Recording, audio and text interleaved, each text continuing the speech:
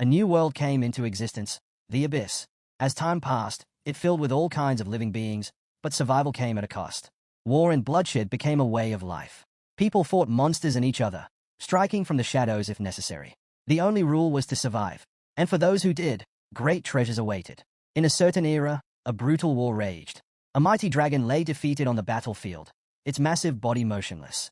Nearby, a man knelt on the ground, coughing up blood.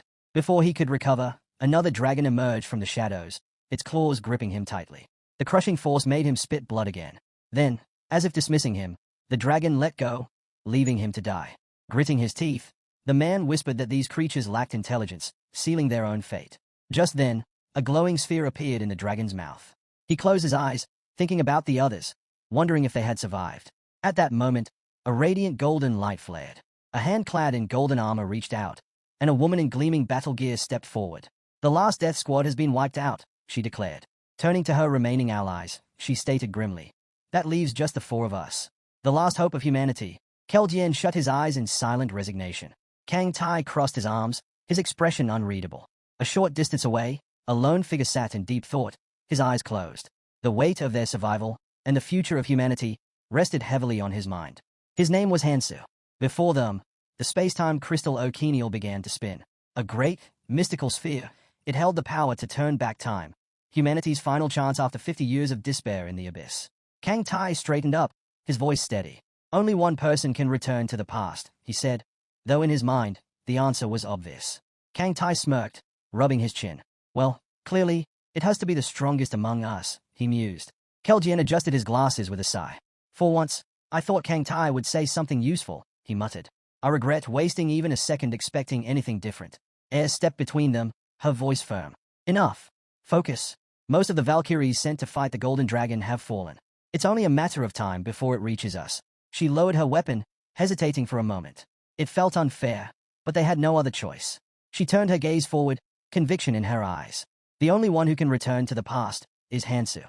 Hansoo looked up at her, his heart pounding. He hesitated, staring at his own hands. Hansoo remained silent, lost in thought. He had been fighting for too long. Day after day, year after year, his hands were drenched in blood, yet he could barely remember why he kept going. Maybe dying like this would not be so bad. Aes placed her hand over his, cutting off his thoughts. She sat beside him, her voice steady. "The fate of humanity rests in your hands. Don't give up, Hansoo." He looked at her tiredly, then glanced at Keldien and Kang Tai. Keldien nodded. "Aes is right.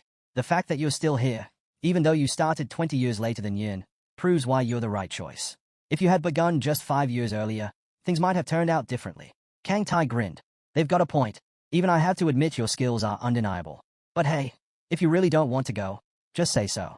His grin widened as he added, "Think about it. Going back means getting everything you missed out on." Then, realizing how that sounded, he quickly corrected himself. I mean, you would be the one getting them, obviously, since you're the only one who can go back." Hansoo let out a faint chuckle. Then, finally, he stood up. He walked toward the massive, glowing sphere. The moment he stepped closer, an overwhelming pressure crashed down on him. The others tensed. A shadow loomed over them from a nearby crevice. The dragon had arrived. Darkin's roar tore through the battlefield, shaking the ground. Golden flames burst from its mouth. Keldien shouted, "Hansoo, stay focused. We'll hold it off." He raised his hands, summoning a powerful shield that shimmered above the party. The moment the flames struck, an explosion erupted, forcing everyone to brace themselves. "Switch," Keldien commanded. Aes and Kang Tai moved instantly. "Hold the dragon while I prepare."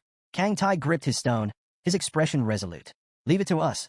He shot a glance at Hansoo. "Now's your chance. Show us what you can do." Aes didn't wait. She charged forward first. Kang Tai followed close behind. Dragons descended upon them from all sides. Aes drove her weapon into the ground, sending powerful shockwaves outward. "Kang Tai, now," she shouted. His weapon ignited in a blazing inferno. Flame surged around him as he raised his sword. "I figured this out a long time ago." With a powerful swing, he struck the earth, causing it to crack and tremble. Then, his eyes widened in shock. A dragon's claw came down hard. He barely had time to react, gritting his teeth as he braced for impact. Hansoo instinctively moved to help, but Keldien grabbed his arm. "Your weapon is broken," he reminded him. "Don't let yourself get distracted." Aes turned to him. "Keldien's right. You have to go." She took a step forward, her gaze unwavering. "I know you think we're annoying, but that's not a reason to turn your back on us now." She turned away, gripping her weapon tighter. For once, Just listen to me. Hansoo smirked. I'll try my best, he said. Air smiled. Even in a moment like this, he hadn't changed. She turned, leaving the rest to Keldien. Adjusting his glasses, Keldien called out, Hansoo. His voice was steady. Listen carefully. Hansoo turned toward him as magic began to swirl around him. As Air said, there's no need for pointless killing, Keldien continued. But don't hesitate to cut down the parasites who threaten humanity. Save only those who deserve to live. His gaze darkened. And whatever you do, don't forget about the Berserker King, Clementine Keen. That bastard needs to die. Keldien's eyes locked onto his. Do you understand? Hansoo gave a firm nod. Keldien smiled. Good. Now, get ready. The massive sphere began to spin, faster and faster. Hansoo took a deep breath, his expression resolute. The others turned toward him, watching as the sphere activated. Keldien clapped his hands together, summoning layers of protective spells that formed a barrier between them and the dragon. White lightning crackled across the space. Then, everything changed. In an instant, Hansoo was surrounded by a massive crowd. Confused voices filled the air as people frantically looked around, trying to understand where they were. A green sun hung in the sky, casting light over the crumbling remains of a city. It had worked. Determination settled in Hansoo's heart. He had to give this everything he had. He couldn't let his comrades down. All around him, panic spread. Where are we? Someone shouted. I want to go back, a girl screamed. A man grabbed another by the collar. You did this, didn't you? I don't know anything, the other man protested. Let go of me. Hansoo watched the chaos unfold. Of course, people were terrified. They had just been thrown into another world. His mind flashed back to the year he was born, the year everything began. It had started with just 100 people. But soon, the numbers surged out of control. Countless people vanished without a trace, swallowed by the abyss. He remembered his own disappearance at 20. One moment, he was holding his phone. The next, it slipped from his grasp as he was pulled into another dimension. This world was the midpoint of the abyss, where countless dimensions converged. Those who arrived first gained skills instantly, driven by raw survival instinct. But this place was nothing short of a nightmare. A lawless, merciless world where monsters ruled. And when enough people from a swallowed world gathered here, the door to the abyss would open. And then, the Great War would begin. Stretching his arms, Hansoo exhaled. 5 years. That's all I've got to get strong. He took his first step forward. Then he paused, glancing down at his hands.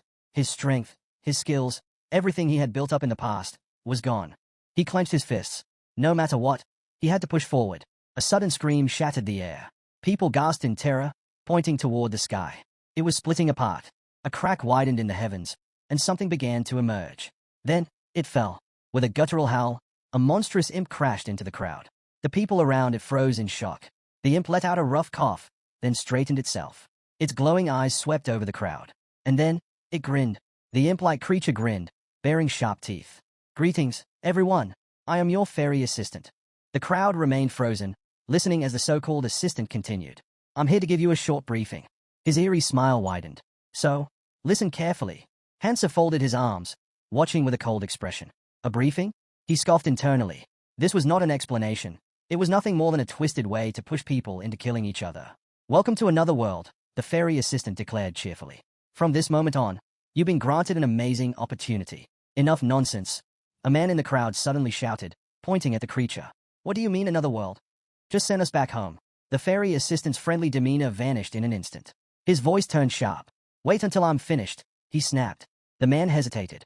The sudden shift in tone unsettled him. But the assistant continued as if nothing had happened. Now, where was I? Ah, yes. You've all been granted absolute freedom. The creature's eyes gleamed as he listed, no laws, no order, no morality, no ethics. Does not that sound like a dream? His smile stretched unnaturally wide.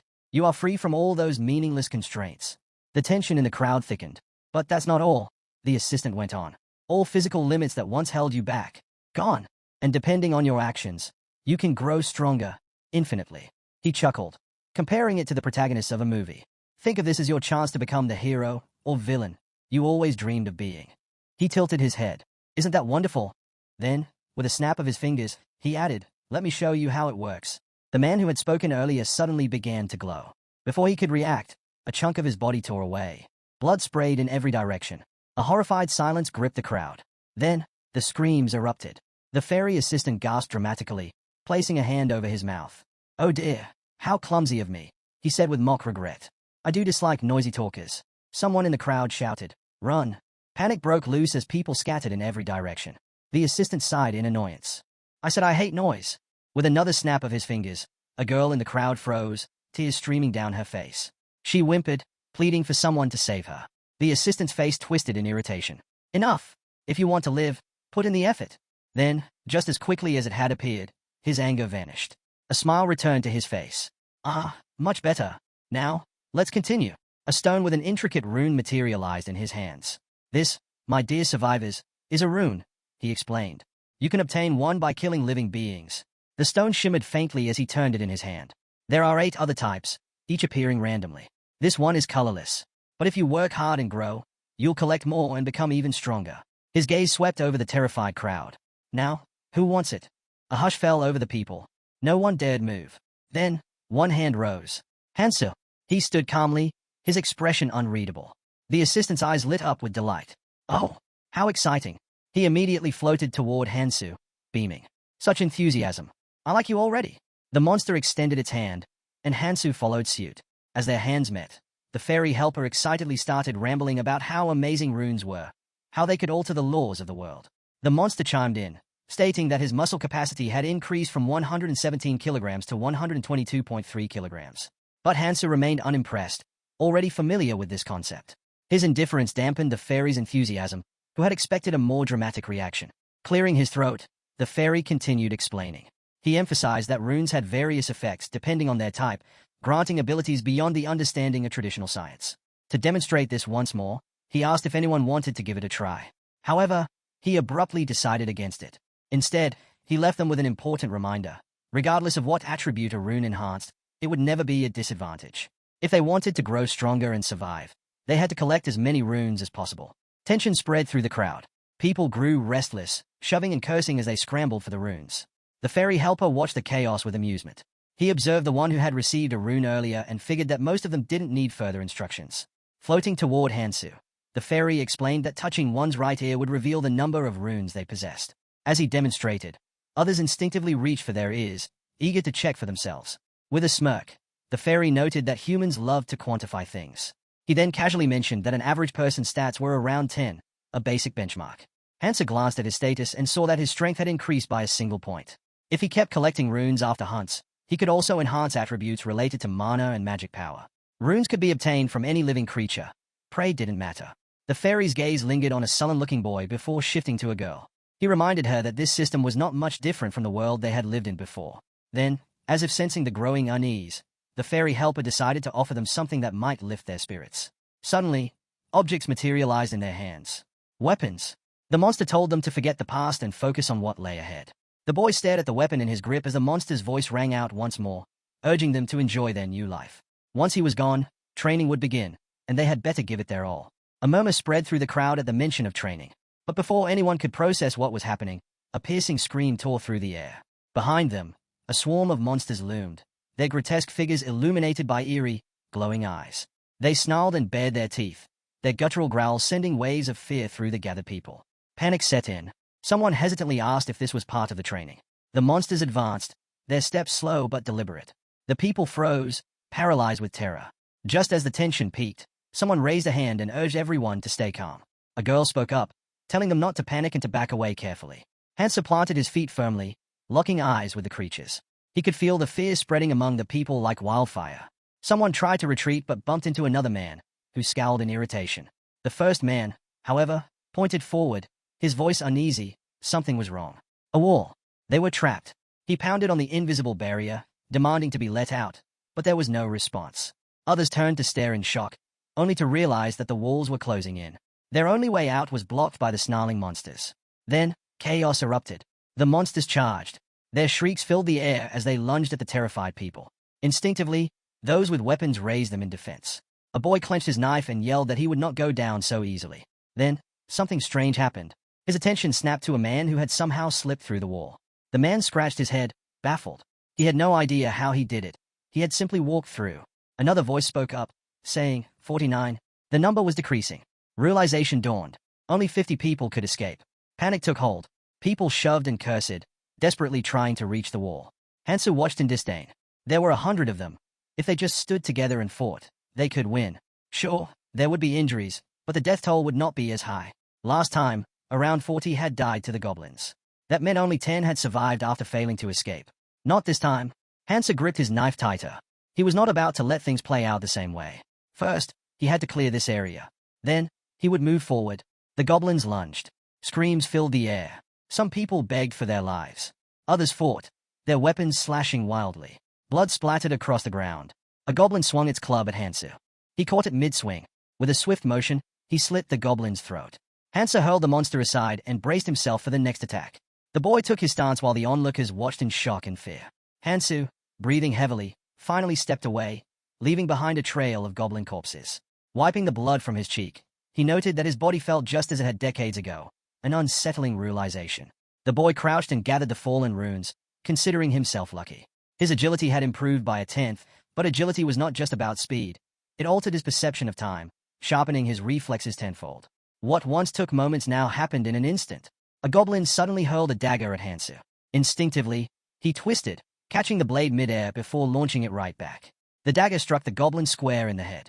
Dropping to one knee, Hansoo barely had time to recover before the remaining goblins charged. They sensed his exhaustion and attacked, their bloodlust driving them forward. Hansoo tightened his grip on the cleaver, anticipating their frenzy. As soon as they saw blood, they lost all restraint.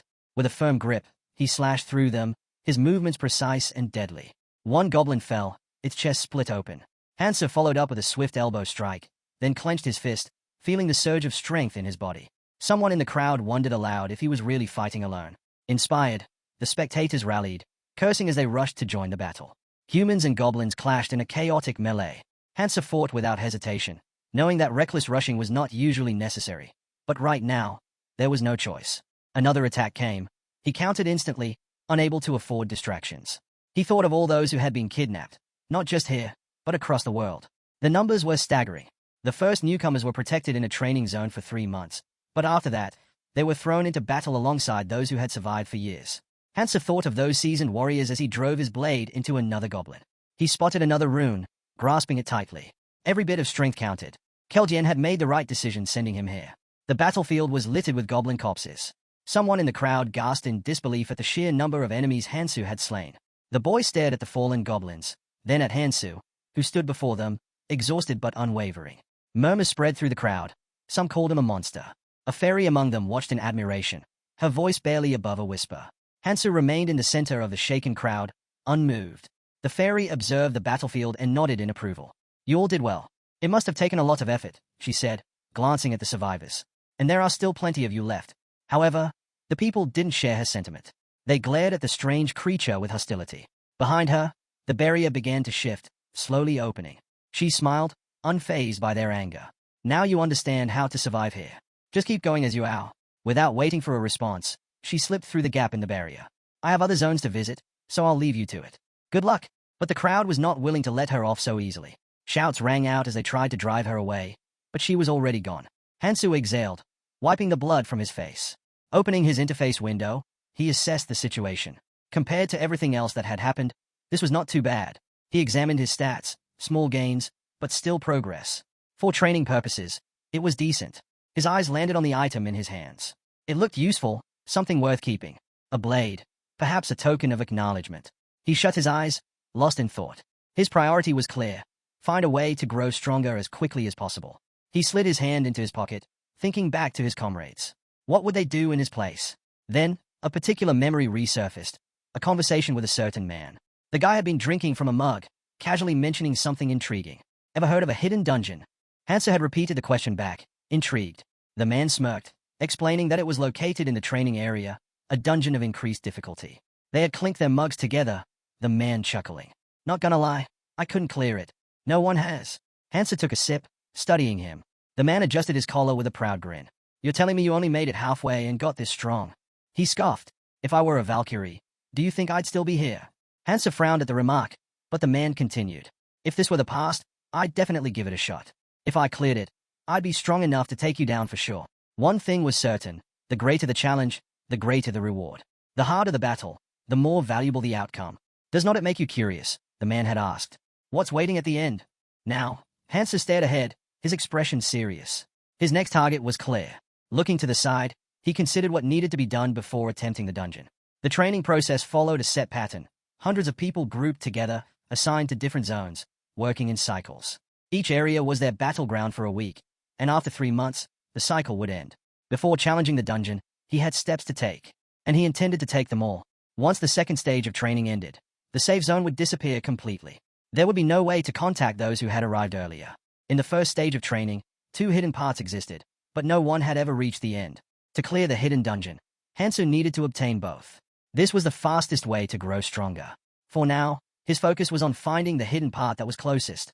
His eyes scanned the area, stopping on a moss-covered sign. This was where he needed to search. Before he could begin, a voice interrupted. "What are you up to?" Hansoo turned to see a man and a woman in a heated argument. The man insisted he had only suggested they go together, while the woman firmly refused, saying they would be fine on their own. Then the man grabbed her wrist. All around, similar conflicts were breaking out. The so-called strong were taking advantage of the weak. The man smirked. "If you want to survive, you need to cooperate," he said, ignoring the fear in the girl's eyes. "Isn't that what you want? For all of us to make it out alive?" Hansoo exhaled sharply. He had no time for this. He needed to find the hidden part within a week, or it would be gone.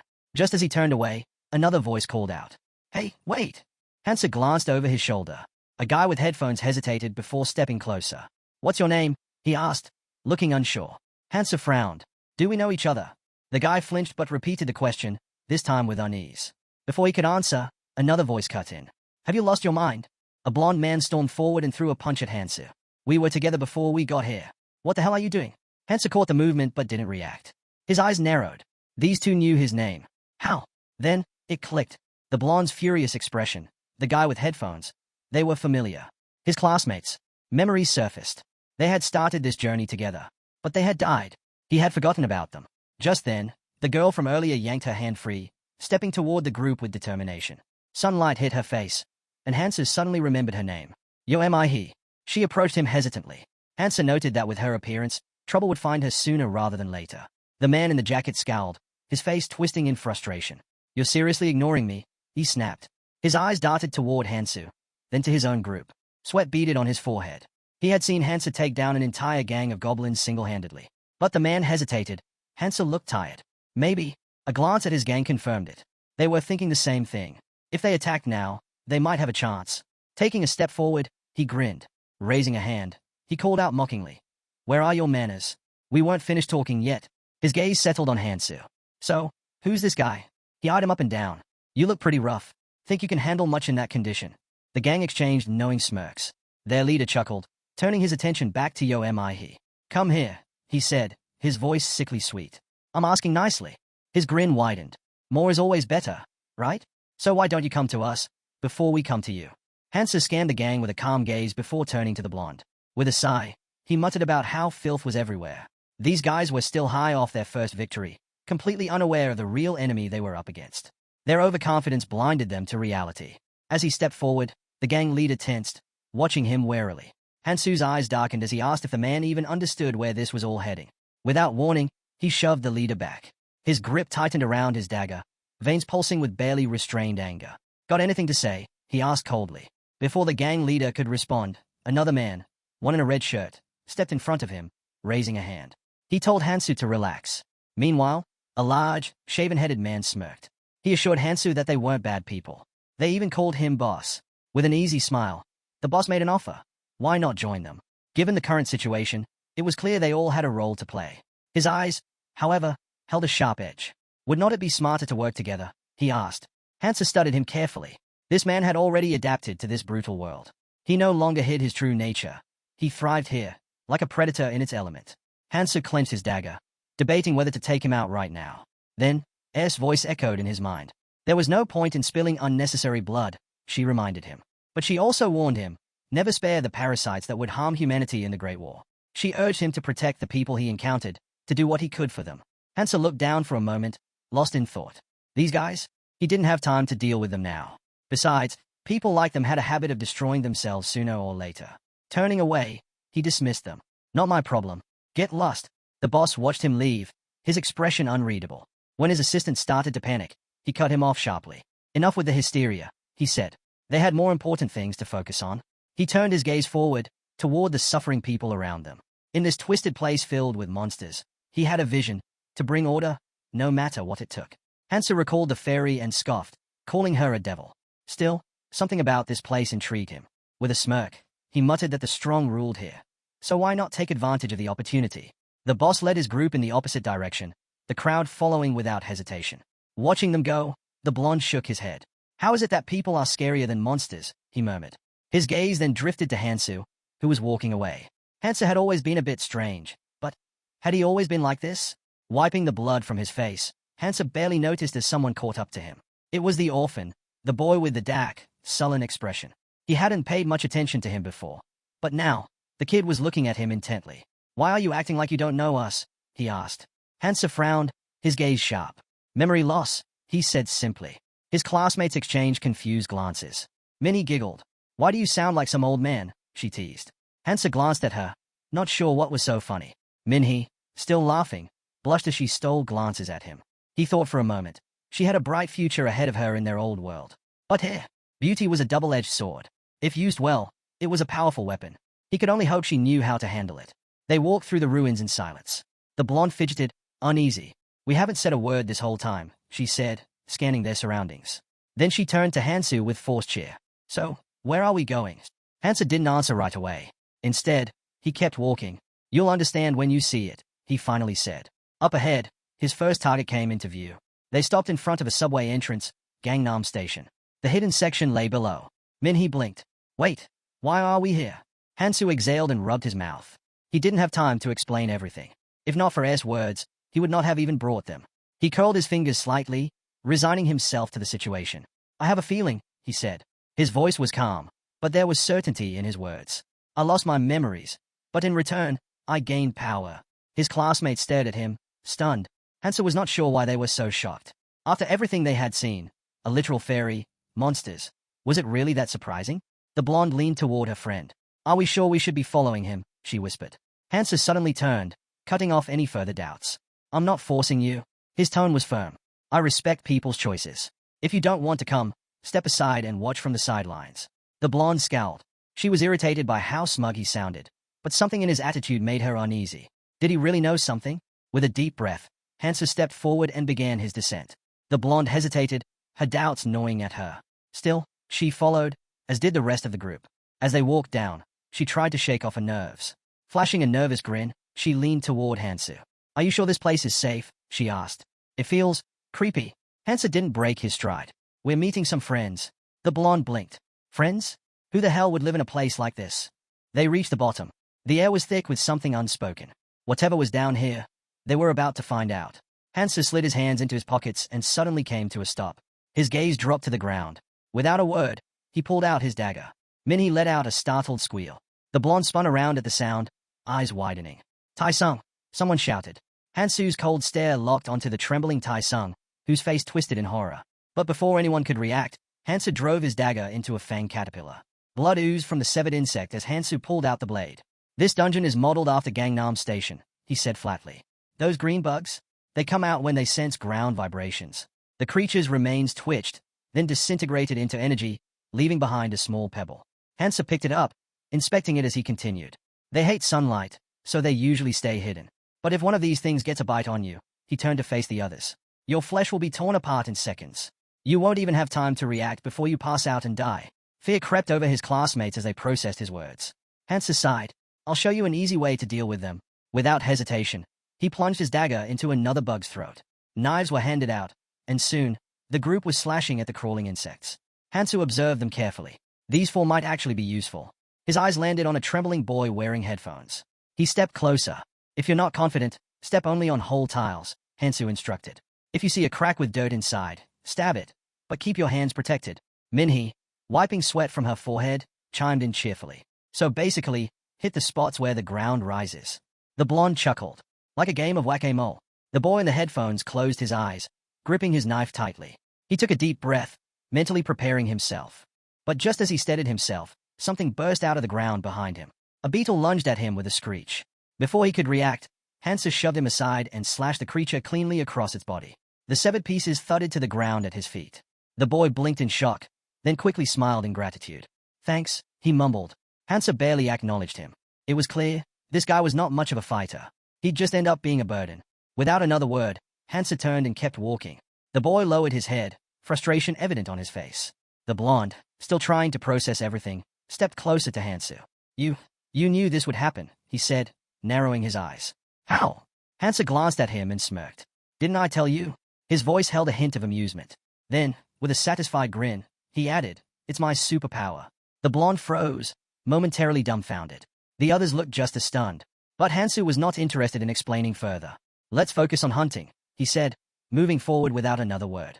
While the others hesitated, Hansoo turned away, casually spinning the fallen stone in his hands. He glanced back at them and asked why they weren't picking up the runes. He gave an awkward smile and admitted that they thought it would be better if the hero collected them instead. In return, he could protect them, just like in the games. She trailed off, embarrassed, quickly adding that it was not as if picking up the runes would suddenly make them as strong as Superman. Hansoo frowned. He's reasoning was flawed. Relying on him in exchange for safety was not a smart decision. With a sigh, he turned back to them. Your prey belongs to you alone, he said firmly. If you want to travel with me, you'll need to follow the basic rules. Those who had survived in the abyss for decades had established a simple code to ensure cooperation. Your prey belongs to you alone. In group hunts, resources are distributed based on need and contribution. In times of crisis, relationships built on goodwill fall apart. His classmates stared at him in confusion, but Hansoo knew it would not take long for them to understand just how brutal this world was. He met their uncertain gazes and added, first, rely on your own skills. If you're useless, I won't hesitate to leave you behind. The group tensed at his words. But this was just reality. Taesung glanced at the blonde beside him, who nodded in silent agreement. Hansoo looked at them with irritation but let it go. Sooner or later, they'd understand. Soon, they'd be fighting over runes like starving dogs over scraps. Without another word, the group began collecting loot from the fallen bodies. That's when Taesung called out, "Hey, check this out." In his hands, he held a strange-looking rune, a deep purple stone that pulsed faintly. His instinct screamed that this was different. If he took it, something inside him would change. This was the essence of the Akrul troll tribe. Taesung glanced at Hansoo, remembering what he'd said earlier about distributing loot.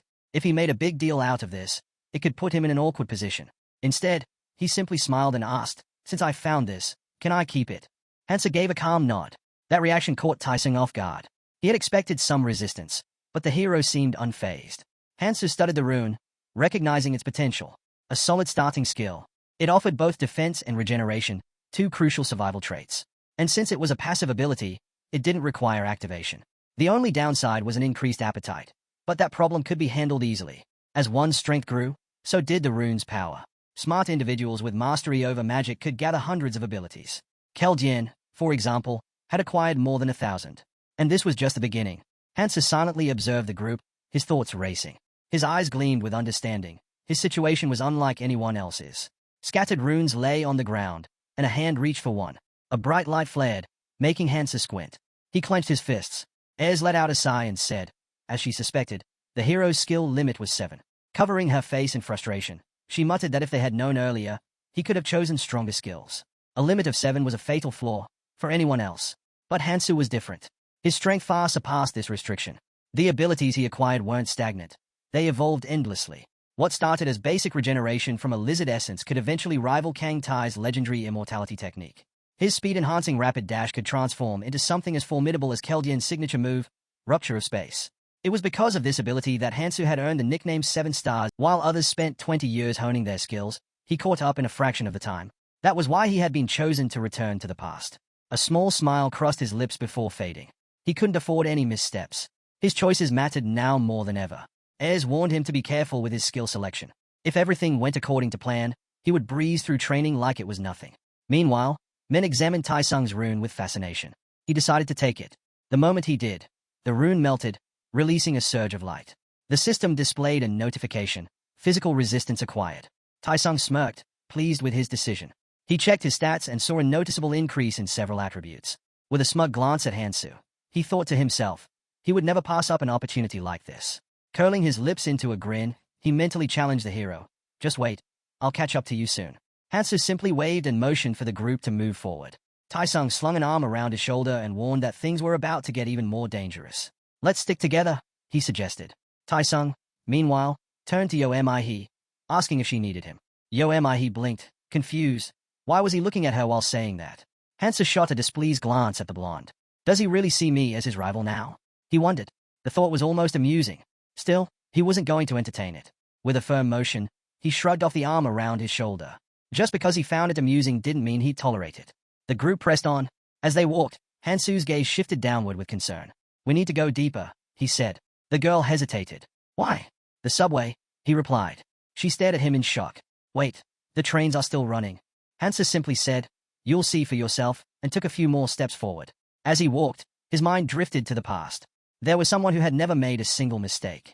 He recalled sitting down for a drink with a stranger. The man had boasted about his dungeon experiences, confidently stating how many he had conquered. But before he could finish, another voice cut in. Those dungeons you're talking about? They are nothing compared to the ones I've been to. The braggart turned sharply, glaring at the interruption. Who do you think you are, butting into other people's conversations? A dark-haired man calmly folded his hands together. He had overheard enough. The so-called expert was spewing nonsense. Without hesitation, he pushed the braggart aside and took a seat next to Hansoo. Leaning in slightly, he spoke with quiet intensity. If you really want to get stronger fast, there's one thing you need to find. Hansoo remembered the way his eyes gleamed with excitement. It's in the training area. Somewhere in the subway. The stations varied in design, but structurally, they were the same, at least until the third floor. There, a portal sat in the center of the stairs. If you stepped through and followed the path to the very bottom, a train would be waiting. Catching it was the real challenge. But if you managed to board, that was it. Your path to power would be set. The only problem? Reaching it was near impossible. And the train only left once a day. Now, standing at the entrance, Hansoo stared ahead. I had to make it there today. No matter what. They approached the portal. Mihe's eyes widened in surprise. Wait, this isn't Gangnam Station. She had been to Gangnam plenty of times, but she had never seen an entrance like this before. Anxiety crept in as she instinctively touched her neck. Are you sure about this? She asked. You don't even know what's waiting for us in there. Hansoo remained unfazed, his gaze steady. I'm going where my instincts tell me to. Like I said before, if anyone wants to leave, now's the time. Taesung grinned. You think I'm gonna back out now? I'm in. Mihe hesitated for a moment, then pressed a hand to her chest. I'll go too. Hansoo glanced at her, reading her expression. She's worried, and she knows exactly what kind of danger she's in. Someone like her, someone vulnerable, had even more reason to grow stronger, even if it meant sacrificing everything. Mihe, on the other hand, looked ahead with barely contained excitement. The blonde shrugged and waved a hand dismissively. We'll stay here. Nothing's stopping us from just continuing to hunt. And with that, their paths split. Sangjin, though trembling, declared that he would go with them. Down Taesung chuckled, questioning where Sangjin suddenly planned to go when just moments ago, he had been too scared to move. Sangjin shot him a glare and snapped that it wasn't any of his concern. Taesung raised an eyebrow in surprise. But before he could say anything, Sangjin doubled down, stating that whatever he did was none of Taesung's business. Taesung scoffed, saying there was too much talk coming from someone so useless. He was about to continue when Hansoo cut him off with a sharp enough. Closing his eyes, Hansoo told them to quit the pointless bickering. He slipped a hand into his pocket and reminded them that time was short. They could do whatever they wanted. Taesung turned away, his veins bulging with frustration. Internally, he seethed, wondering how they dared to humiliate him in front of Mihe. Meanwhile, the hero stepped into the portal, focusing on the training area. Thousands of mobs roamed the landscape, and though the environment varied, some elements remained consistent. He glanced at the group behind him, then froze. Sangjin and Mihe, standing behind him, looked just as shocked. Before them stood a convenience store. Confused voices echoed as people wondered how it got there. Without hesitation, they entered. Sangjin immediately browsed the shelves while Hansoo made his way to the refrigerator. The rumors had been true. There really was always a store on the second floor of the subway. Could this be some kind of hidden reward? Dais picked up a knife, wondering if he should take different weapons. Meanwhile, Hansoo approached the counter, scanning the items. He recalled someone mentioning that this place was more like a supermarket than a convenience store. It really had everything one could need. Picking up a pot, he placed it on a scale. The cashier, puzzled, asked what he was doing. Hansoo, weighing the bag in his hand, simply replied that he was cooking. Mihe, surprised, asked what exactly he was making. Without hesitation, Hansoo poured greenworm blood into the pot. She immediately recalled how he had collected it, by squeezing the blood from corpses with his bare hands. Now, with a faint smirk, Hansoo began tearing into the green goblin's skin. The moment their flesh made contact with the green blood, it became highly toxic. Goblins had evolved to resist the poison of green worms, making their own venom exceptionally strong. Dais grinned, inhaling deeply. Smells amazing. Give me a piece, he said eagerly. Hansoo shot him an annoyed look. It's poison. Dais instantly recoiled in fear. Why didn't you say so earlier? Hansoo scoffed. You were the one sniffing around for the scent. Mihe watched him curiously. I never would have thought to do something like this, she admitted. How do you even know how to make poison? Hansoo glanced at her before replying flatly, it's my ability. My head is full of knowledge. Taesung narrowed his eyes, sensing that Hansoo was dodging the question. In reality, Hansoo's mind had nearly burst while trying to memorize everything. He recalled Keljien's words from the past. Going back in time would be meaningless without knowledge. Keljien had slammed his hand on the board, emphasizing that this information was crucial. It wasn't just about finding items. It was about knowing how to strengthen them. Keljien tossed the pointer over his shoulder and said that if the hero had any brains, he would understand why all of this was important. He warned him not to share this information with anyone. Slamming the board again, he told them to memorize everything. Knowing the future wouldn't prevent destruction, it would only accelerate the downfall of the abyss. Then he looked directly at Hansoo. You must not become Prometheus, he warned. Only share your knowledge when absolutely necessary, and only according to the plan. Hansoo stared at his reflection. Without knowing the exact proportions and brewing time, this recipe was worthless. That was fine. He poured the thick purple liquid into a bottle and smeared poison from a small tube onto his dagger. Mihe's eyes widened as she watched the venom drip from the blade. Can we have some too? She asked hesitantly. The hero extended his hand. Sure, but it'll cost you half a power or stamina rune per use. Tai-sung glared at him. You're seriously charging us? Why are you being so petty? Hansoo turned his back to him. I could give it to you for free, he admitted. Then, lowering his head slightly, he added, but in the long run, I don't think that would be a good idea. The group fell silent. Hansoo understood. One-sided relationships never lasted. Mihe hesitated before nodding. Fine, I'll give you the runes later. But at least let me try it first. Hansoo turned to her abruptly, handing her the tube. Be careful, he warned. If this gets on your skin, it's going to hurt. A lot. Tai-sung clenched his jaw. If the hero kept acting like this, he wouldn't even get a chance to steal the poison. He eyed Hansoo carefully. What if I use it first and give you the runes later? Sangjin cut in. Same for me. One by one, the group took turns passing the tube around. Hansoo ignored them and focused on his own preparations. After a while, he slung his backpack over his shoulder and picked up his bags. This should be enough. As he turned, Mihe approached. We're ready, she said. Then she noticed his expression. Why are you looking at us like that? Hansoo scanned them from head to toe. His classmates were loaded down with supplies, bags, weapons, anything they could carry. He sighed. Are you guys heading out to fight? Or trying to become bait? He sat down and crossed his arms. If you don't want to spend the rest of your lives fighting, bury most of that stuff now. If you take everything, others will come after you. The group hesitated, realizing the truth in his words. Mihe glanced at him. At first, she had thought he was just quiet. But now, she could see it. He wasn't just strong. He was an exceptional fighter. Embarrassed, she quickly patted his hand. Then, as if just realizing something, she looked up at him. Hey, why don't you have superpowers? Mihe reached for the bag on the ground, lost in thought. Hundreds of millions of people had vanished, yet not a single one had ever been found. Until yesterday, she had held on to hope. But now, she realized she might be stuck here for the rest of her life. The weight of that truth crushed her. Falling to her knees, she clenched her fists. I don't want to die. Her hands trembled, but she forced herself to look straight ahead. If survival meant doing whatever it took, then so be it. She glanced at Hansoo. Standing next to him, she felt something. But before she could process it, he met her gaze. Embarrassed, she quickly looked away. They both turned forward again in silence. Tai-sung shot Hansoo a look of irritation. You act like the center of the universe, he muttered before tossing his bag to Sangjin. Hey, carry it. Then, stepping ahead, he turned back toward Hansoo. That superpower you mentioned earlier. He narrowed his eyes. Can we get one too? Hansoo glanced up. Maybe. The three of them froze, stunned. Their faces flushed with anticipation. Seriously? Hansoo nodded. Yeah, some people develop abilities here that they never had before. His gaze darkened as he recalled a warning from Keldien. Be careful. There were people in this world who had awakened powers they didn't possess in reality. Keldien had spoken at length about it, but in the end, his message had been simple.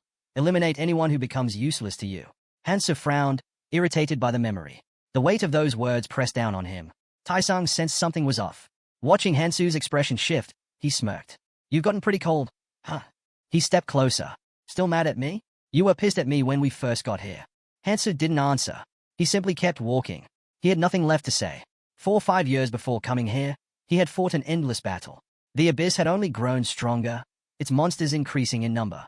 At first, there had been hope, but eventually, that too had faded, buried beneath despair. Covered in blood and bruises, Hansoo had stared ahead, feeling nothing. No fear, no hope, just exhaustion. Now, he looked away, silent once more. Tai-sung watched him, confused. What's with him? Annoyed, he turned away. Damn superpowers. He refused to make a fool of himself next to Hansoo. Tai-sung rubbed his chin, deep in thought. I'll get stronger. Then, he decided, I'll start dating Mihe. I'll get rid of Sangjin. And Hansoo, I'll make him follow my orders. But before he could dwell on that plan any further, Hansoo suddenly barked, "Stop. Everyone, stand still." Without hesitation, he crouched down and reached for the ground. As the blonde struggled to grasp the situation, Hansoo examined the slime on his fingers. It didn't have the sharp, sour stench of a sword snail, and there were no half-dried entrails nearby, meaning it wasn't from a chopped-up zombie. That left only one possibility. San quickly put the pieces together. Land mermaids. Just as the realization hit, the creatures emerged from the darkness, slithering toward them. Hansoo studied the slime again and checked the tracks. There was no doubt. These were land mermaids. They moved slowly, but once they injected their prey with paralytic venom, they would drag it through the tunnels. However, Hansoo knew that if they acted fast, they could take them down in seconds. A sinister grin flickered in the shadows, but Hansoo wasn't fazed. He had a plan. Taesung narrowed his eyes at him. "Quit acting like you know everything." Hansoo ignored him and turned to the group. "You guys are in for a surprise," he said, motioning for them to follow. As confusion spread among them, Anu stepped forward with Molotov cocktails, pouring the homemade mixture into bottles. They did not have gasoline, but it should still do the trick. Sangjin and Yo Mi exchanged looks. The girl sighed. "Don't tell me you made this with something you found in a store." Taesung took a bottle and turned it in his hands. "If this is part of a superpower, then I gotta admit, it's pretty useful." Then he glanced at Hansoo. "You like it here more than your old world, don't you? You can do whatever you want." Hansoo smirked. Taesung stepped back. "What? Why are you looking at me like that? Did I say something wrong?" In Hansoo's mind, Keljin and Es were still arguing over whether Tun even deserved to exist. Shaking off the thought, Hansoo grabbed a stick and started sketching a rough plan in the dust. "One of us throws the Molotov. As soon as it hits, the rest rush in and attack." He added 3 more figures to his drawing. The group silently watched as he mapped it out. "The one in the vanguard gets priority when we distribute runes," he continued. Taesung lifted his chin proudly. "I'll go first. Someone competent has to lead." Hansoo glanced at the others. "And who's throwing the Molotov?" Sangjin and Yo Mi exchanged awkward glances. Neither wanted to challenge the other. Yo Mi suddenly put on a pitiful, cat-like expression, and Sangjin flinched, looking away. The sight of her pleading gaze practically set him on fire. Before things got out of hand, Hansoo cut in. "We'll take turns." Shadows stretched across the station floor as the squad moved forward. Sangjin tried to gauge how far they had come. He did not want to turn back. But deep down, he wondered, did they really want him here, or was he just tagging along to avoid being left behind? The group moved forward in silence. Sangjin nervously gripped the Molotov in his hands, then fidgeted with the straps of her backpack. Noticing her unease, he glanced at her just as Hansoo came to an abrupt stop. "They're close," Hansoo warned. The sickening sounds of something slithering through the darkness reached them. Hansoo shifted into a fighting stance. Yo Mi flinched. "Throw it," Hansoo ordered. Her hands shook as she lit the cloth, repeating to herself that she couldn't afford to slow them down. The flames quickly spread, the fire consuming the fabric. She took a deep breath, steeled herself, and hurled the bottle forward. The glass shattered just as a mermaid lunged from the shadows. Flames exploded over its body, and it screeched in agony. "I did it," Yo Mi whispered, barely believing it herself. Hansoo didn't waste a second. "Move," he commanded, charging into the fray. "These things spit paralytic poison," he reminded them as he plunged his knife into the nearest monster. Taesung watched, stunned, as Hansoo leapt from one mermaid to the next, slicing through them with terrifying efficiency. Runes burst from their bodies. That bastard's trying to take them all. Taesung thought bitterly. He was still fuming when another mermaid lunged at him. Snapping back to reality, he swung his sword, slashing the creature down. Blood splattered across the ground. He glanced at the corpse, then at his blade, a smug grin forming. "Damn, this poison works well." Nearby, Hansoo gathered the runes. "That poison was worth it," he said, unfazed. Taesung caught his reflection in his knife and smirked. With this power, he'd catch up to Hansoo in no time. Another bottle smashed into a mermaid's skull. Another was sliced apart. The battle raged on, fire and blood mixing with the monster's shrieks. Hansoo thought to himself that using Molotovs against creatures covered in flammable poison was the perfect strategy. The dull edge of his blade didn't matter. He drove it deep into a mermaid's shoulder. It let out a piercing scream as its wound began to smoke. "That's exactly why I prepared the poison," he thought. Behind him, Taesung fought with exhilaration, his focus shifting as 2 runes dropped near a corpse. He reached out greedily. They were his. A sudden splatter of slime hit his leg. Pain shot through him as he collapsed to the ground. His leg convulsed violently, and humiliation burned through him. Everyone saw. The mermaid loomed closer, its grotesque face growing larger in his vision. Fiery, predatory eyes flickered in the darkness. "Get away from me!" Taesung yelled, trying to scramble back. Yo Mi rifled through her bag. "I'm out of Molotovs," she muttered, then turned to Sangjin.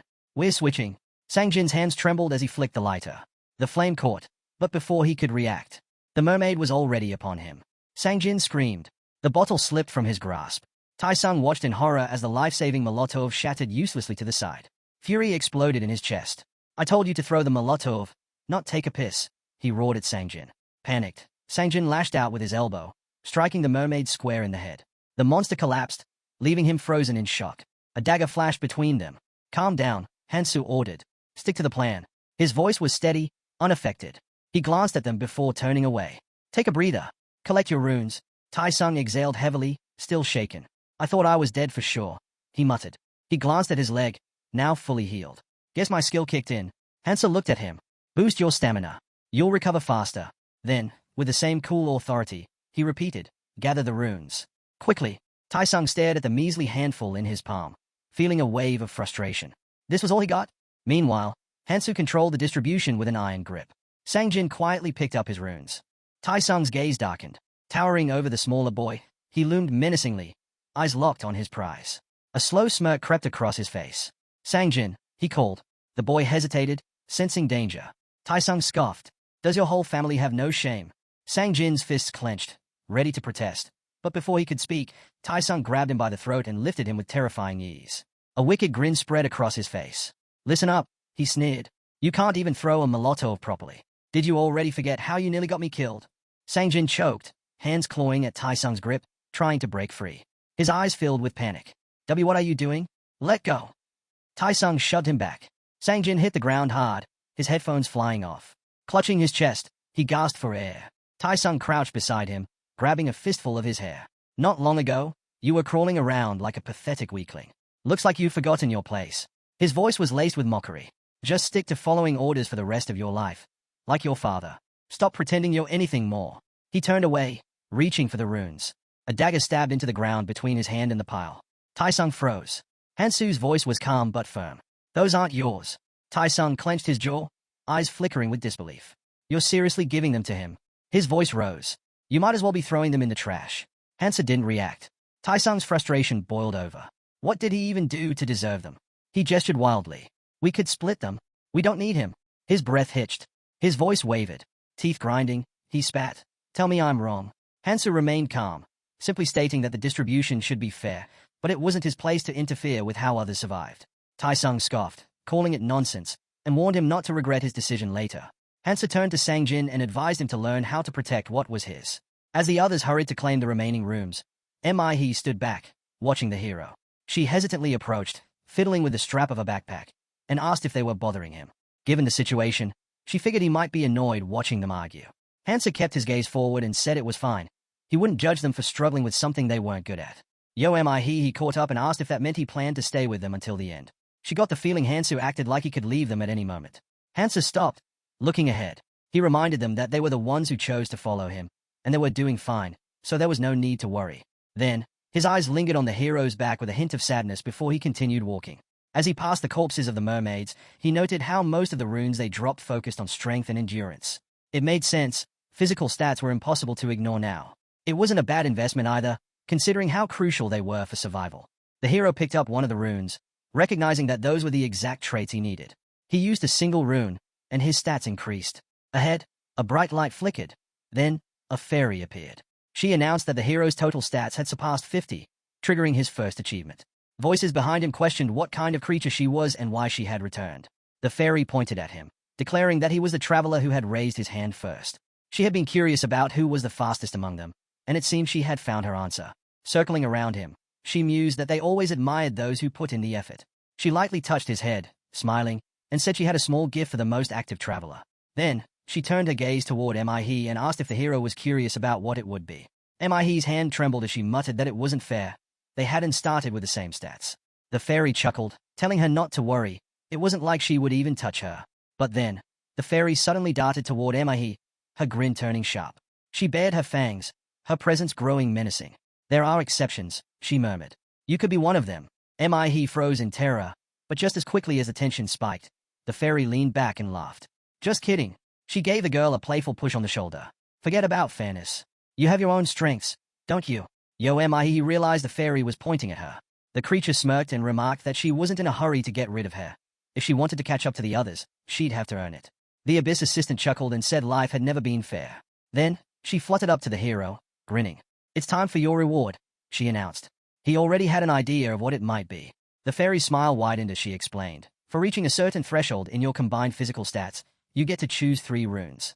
Hansoo remained calm, staring ahead. The fairy snapped her fingers, summoning the options. Agility, perception, healing, she listed, holding up the healing rune. This one's expendable, but it can patch up a hole in your stomach and cure most poisons. It's like having an extra life. The hero considered it. If a limb was torn off, it wouldn't be of much use. The others were stunned.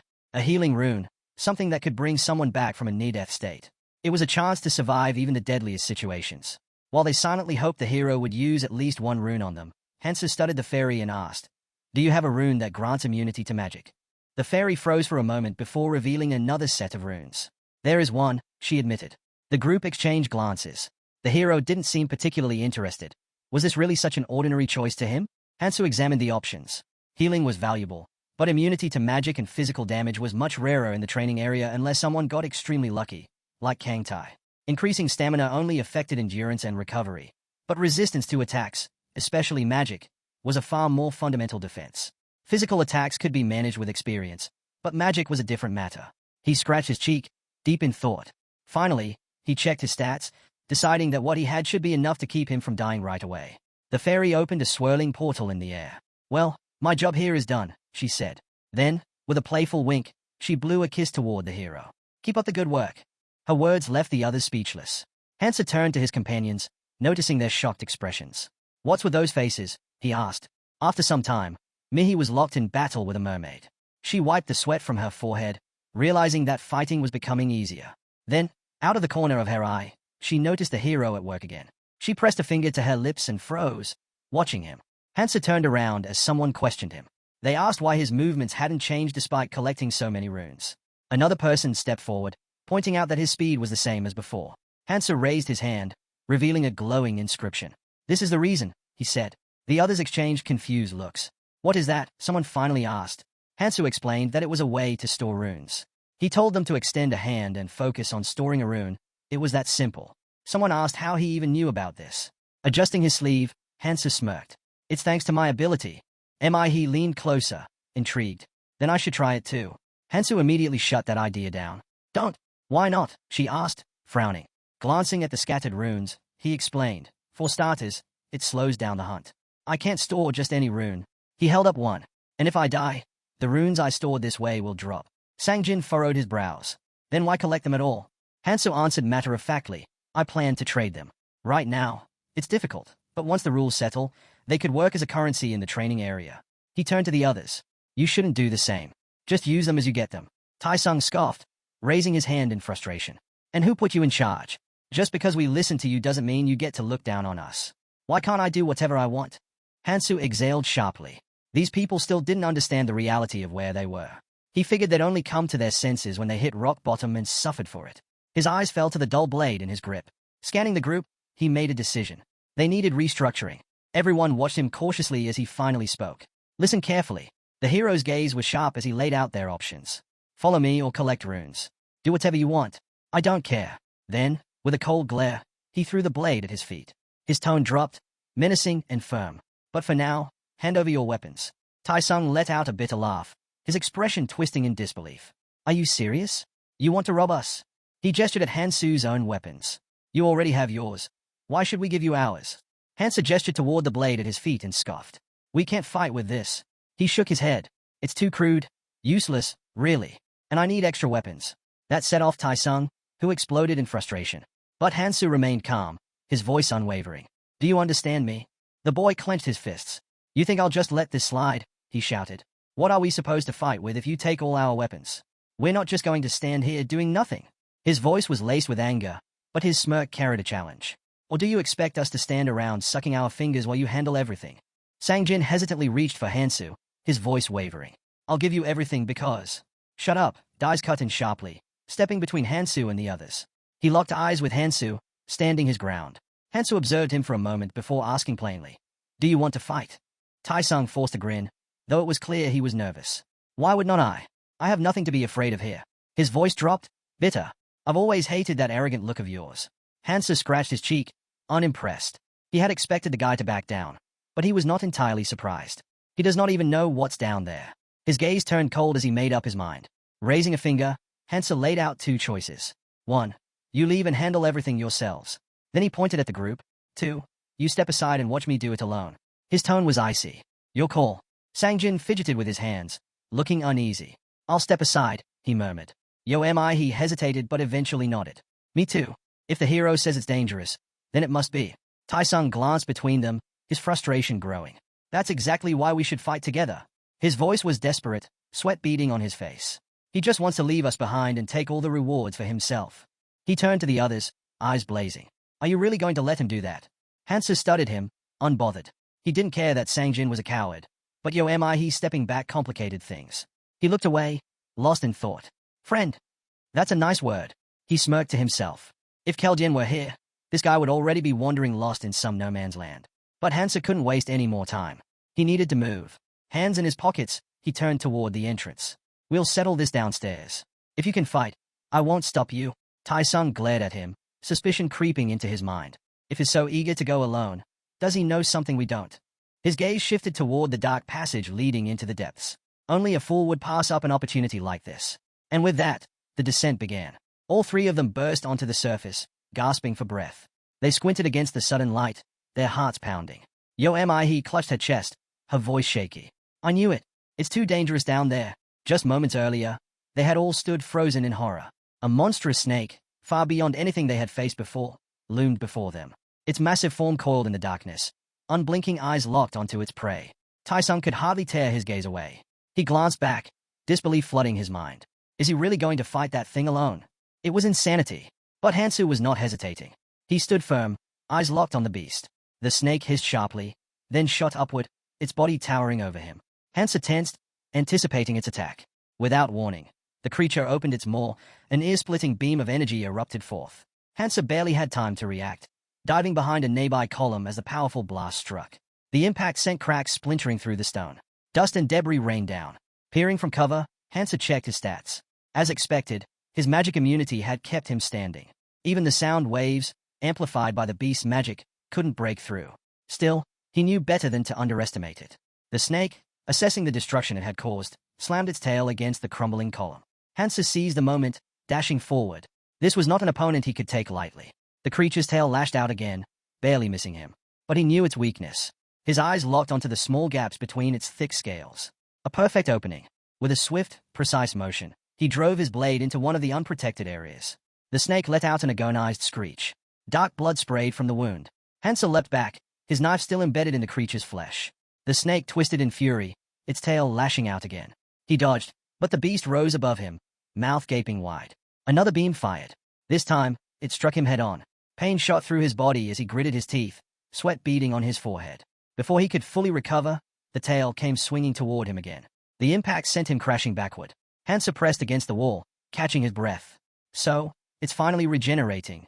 He watched as the wound he had inflicted began to close. The snake scanned the battlefield, searching for him. This was a training area, and despite his physical resilience, he was not immune to poison.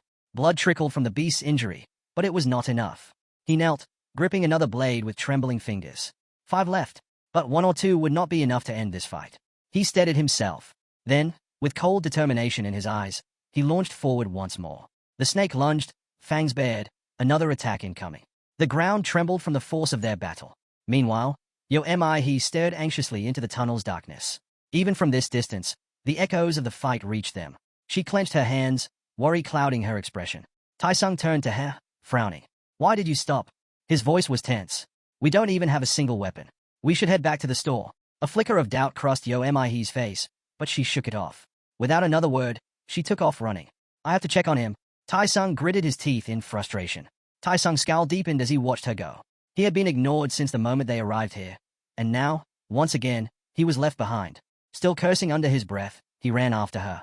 The three of them ran forward in silence, their footsteps quick and tense. Then, as they got closer, He's breath hitched. Her eyes widened in horror. Are you? She couldn't finish a sentence. Her body stiffened. Hansoo was dangling in the air, the massive snake's fangs sunk deep into his arm. Many let out a horrified scream. Hansoo grimaced, feeling the crushing force of the beast's jaws.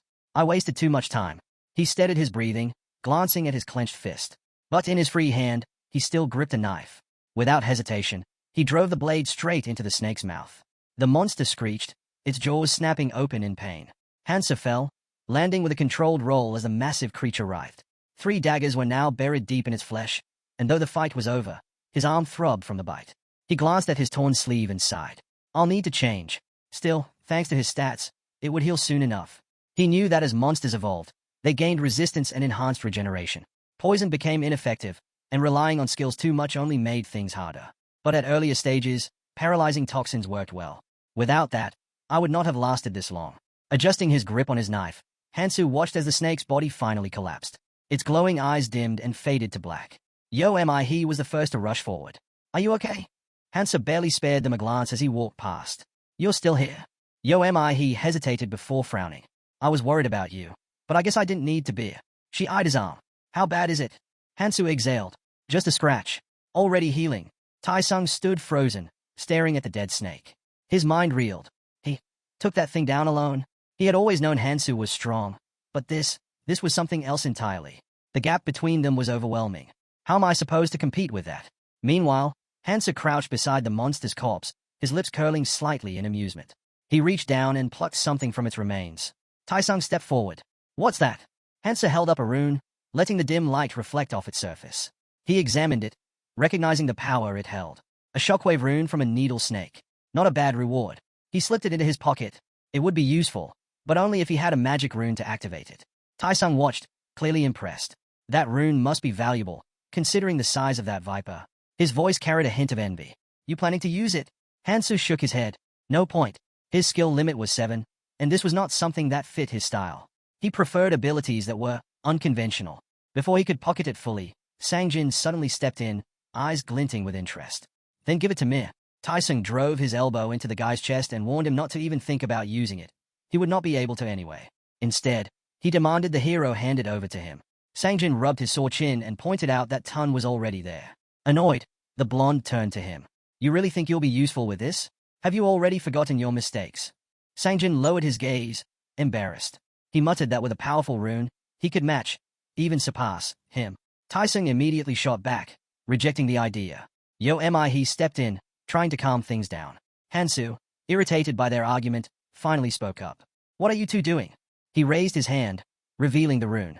Did I ever say I was giving it to either of you? If I'm parting with this, I'd rather sell it. If you want it, fine. I'll even give you a 5% discount. He smirked. Make me an offer. The 3 were stunned.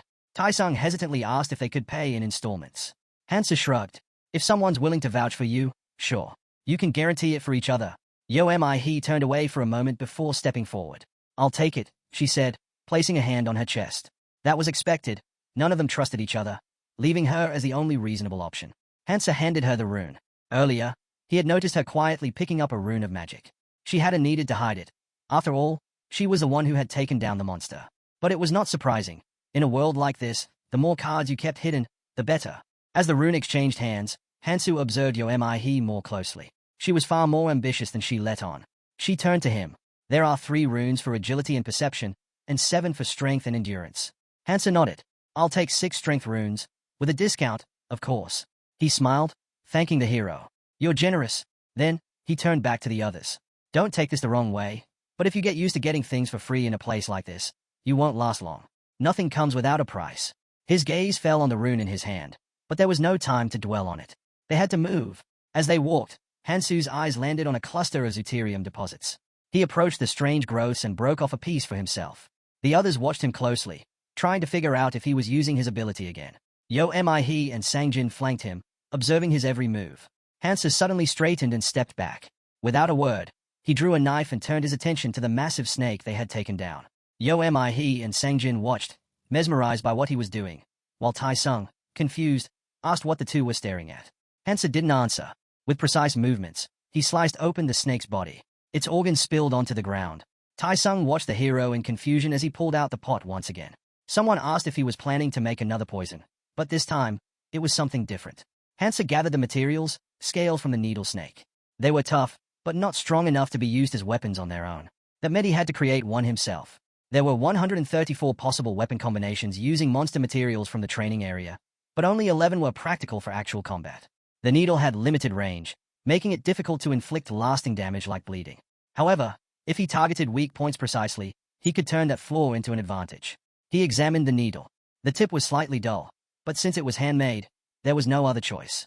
Sweat dripped down his face as he combined the ingredients. A bright light flared, signaling the fusion process. The hero knew how much effort alchemists put into discovering the best weapon combinations, especially early on. It had taken them countless hours, but the result was worth it. He sharpened the blade, reinforced it for better armor penetration, and made a few modifications to ensure it could pierce the monster he needed to defeat next. Finally, he wrapped the handle in leather and took a step back, assessing the finished product. Now this looks like a real weapon. As he stood, Tai-sung stared at him intently. If you had used a cocoa lizard instead, you could have made something even better, he commented. But the needle snake isn't bad either. Honestly, I doubt you'll find anything stronger than this for now. He eyed the sword, clearly impressed. Then, after a moment of hesitation, he spoke again. Can I buy that from you? I'll give you all my runes for it. He could tell how much effort the hero had put into making the weapon. Based on that alone, he was certain it was better than anything he had. Hansoo considered it for a moment before replying. This isn't just any weapon, but since you're that interested, I'll sell it. Then he added, I can't make another one. I'm out of materials. Tai-sung clicked his tongue in irritation. Selfish, he muttered, running a hand through his hair as Hansoo packed up his things. Hansoo, unfazed, simply thought ahead. There's something better waiting for me. I just have to be patient. His eyes drifted toward the glowing doors ahead. That had to be their next destination. The carriage doors opened. Inside, there was electricity and an empty space. Their ever-confident Mr. I can do anything had gone quiet. That could only mean one thing. There would not be any fights this time, which meant a reward was waiting for them. As the group stepped into the carriage, the hero frowned and asked why they were even getting in. Need to get out. Irritation flashed across his face as he turned to them again. I said, this carriage is for one person. Get out. He calmly took a seat, making it clear the conversation was over. Sangjin furrowed his brows. You're mistaken, right? There's plenty of space in here. How could it only be for one person? He ran a hand through his hair in disbelief. Tai-sung threw up his hands. And what rule says you're the only one who gets to go? After everything we've been through together, why do you get to decide? Hansoo let out a long sigh, exasperated. Tai-sung clenched his fists. If it weren't for us, you would not have even made it here. Hansoo scanned their faces, unimpressed. Pathetic. He understood why they wanted to take this opportunity, but they were missing one crucial thing. He stood up, his expression unreadable. You're right. There's no rule saying I have to be the only one. Then, with a loud clang, he slammed his sword against the floor. Because there are no rules in this world. He gestured toward the exit. So, you can either leave now, or stay here and argue with me. Then, turning to Tai-sung, he pointed the needle at him with a smirk. If you want, go find a lawyer and try to file a complaint against me. His grin turned sharp, almost mocking. Now, make your choice. Tai-sung's jaw tightened as fear crept into his eyes. He hesitated, his mind racing. The train pulled away, leaving the three of them behind at the station. Tai-sung clenched his teeth, testing their strength. A string of curses left his mouth as he glared in the direction the hero had gone. His thoughts swirled. Was that guy really serious? He looked around, taking in his companion's uneasy expressions. He acts like he's in his 40s, but everything he does is absolute madness. A thought crossed his mind. If the three of us attacked him together, we might stand a chance. If we won, we'd get all his items. His fingers twitched toward the handle of his knife. And if we lost, we could just beg for forgiveness. He would not actually kill us, right? It was worth considering. Then, he recalled the hero's cold gaze, the sheer presence that made him freeze in place. His body refused to move. A shiver ran down his spine as realization sank in. No, he would not hesitate. He'd kill me on the spot. With a deep breath, he forced himself to relax. As they parted ways, he muttered, we'll see each other again. Beside him, Mi absent-mindedly stroked her hand. We shouldn't have pushed him so hard, she said quietly.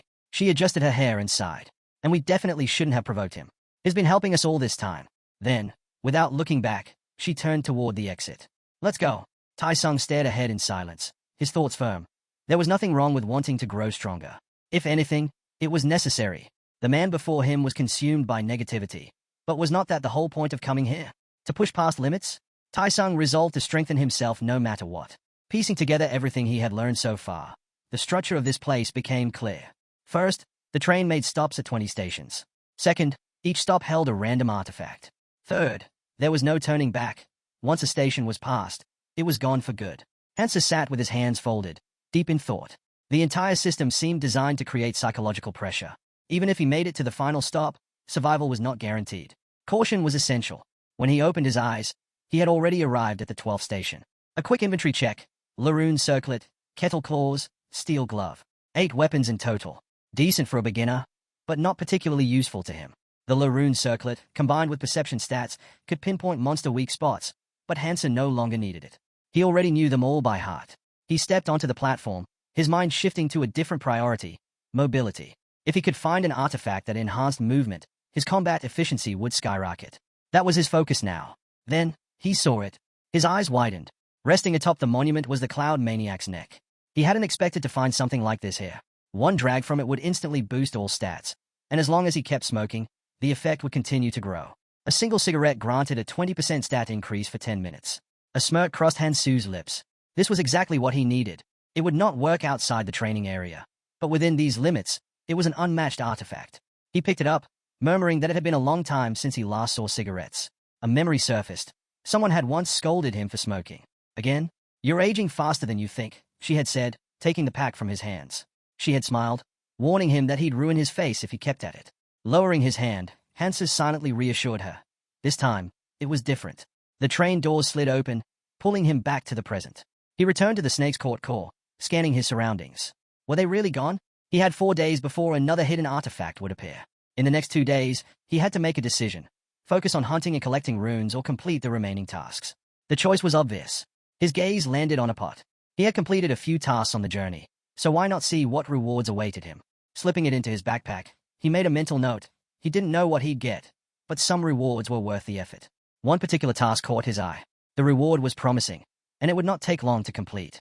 If he succeeded, he could obtain a Sage Stone, along with a clumsy mage as a follower. Hansoo rubbed his chin, thinking. The Sage Stone was a powerful artifact, one that boosted all stats by 10, including its own, and could heal fatal wounds. A rare find, not just in the training zone but even in the red zones. However, the kind of person who completed this quest had to be unhinged, and he knew exactly who had done it before: Envy, a member of the Death Squad. She had been thrown into the abyss alongside criminals while volunteering at the prison. At first, she had her most trusted people with her, but once the training began, they turned on her. Betrayed and enraged, she unleashed her full strength. For 7 days, she hunted them down, tore them apart, and ate their hearts. In the end, she had wanted to take her own life, but then, this quest had appeared. Hansoo exhaled sharply, rubbing the bridge of his nose. This quest was not for him. It clashed with his goal: saving as many people as possible. He decided to let it go. A different thought came to mind. It should be nighttime by now, which meant it was time for a quest with a solid reward. He recalled one that involved getting food from a selfish, wealthy man. Not a bad deal. Moving forward, he focused on his priorities: completing the quest and managing his stamina. There would be no time to rest. He entered a looted store, hoping to find something to eat. The shelves were stripped bare. As he moved further in, he noticed a hole dug into the floor. He muttered that his so-called companions were nothing but scoundrels. Tossing his backpack over his shoulder, he glanced up at the sky. The moon would be rising soon, and they had the audacity to pull something like this. He smirked. Let's see how brave they really are. The sun had set over the ruined city. In the dim light, people in jackets were unloading boxes while a group of survivors watched from behind cover. Someone whispered, frustrated, "How can they just take everything?" A girl clenched her fists. "We have to stop them." A blonde-haired guy hissed back. "We don't have time for that. The second they hear us, they'll run. I didn't even get a chance to grab anything. They even took my cash." He shook his head. How did they move so fast? From behind a stone, another survivor peeked out nervously. "They might be stronger than us." "Usually quiet," murmured. "There's too many of them. They outnumber us, even if our stats are higher." Someone else muttered, "Hansoo isn't back yet. We shouldn't take risks." The blonde girl gave her boyfriend a stunned look. Since when does Sangho talk this much? Meanwhile, across the way, a man named Sango waved at them with a smirk. The entire group tensed, stepping back. The blonde narrowed her eyes. "Is he waving at us?" Tai-sung scoffed. "They're just trying to provoke us. Ignore them. There's no point in taking the bait." He turned and started walking deeper into the alley. "Let's go. We need to find food and supplies somewhere else." The others hesitated, watching him with uncertainty. The blonde girl still didn't understand why that guy had waved, but regardless, he had done his job well. Suddenly, someone emerged from the alley. Sangho squinted, trying to make out who it was.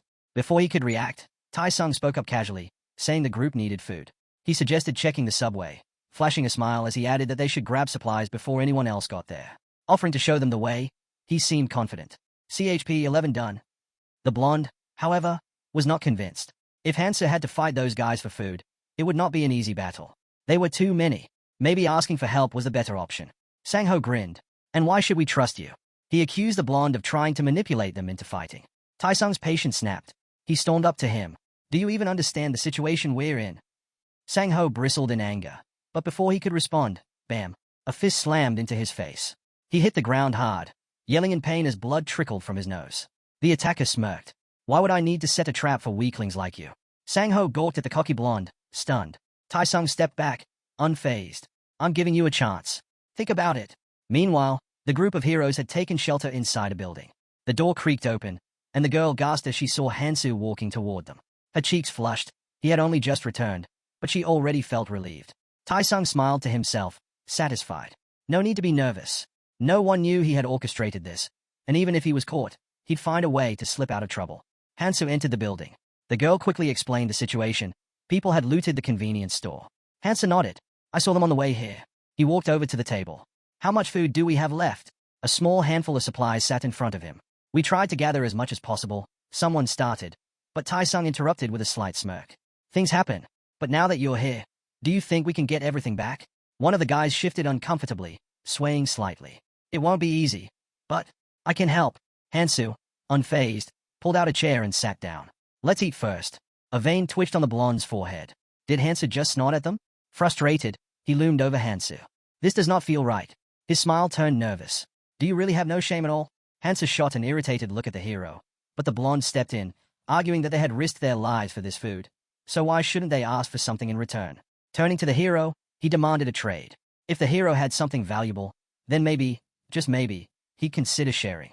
Then, with a smug grin, he casually mentioned that the food was gathered for everyone. Taesung raised a hand in disbelief. Were they really just going to give it away for free? He reminded them again. This food came at a cost. Their lives were on the line for it. With a smirk, he added that even among friends, fairness was important. Meanwhile, Hansoo, who hadn't lifted a finger in the struggle, chimed in. Nothing comes for free, he said bluntly. The pair in blue jackets nodded in agreement. Taesung saw an opportunity.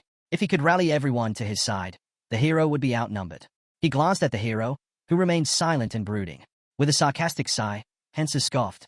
Too bad, he muttered. Then he turned to the hero and pressed him. If he had nothing to offer, what was he planning to do? Taesung's grin widened. Come on, you must have found something useful in there, he pressed. The blonde eyed the hero expectantly.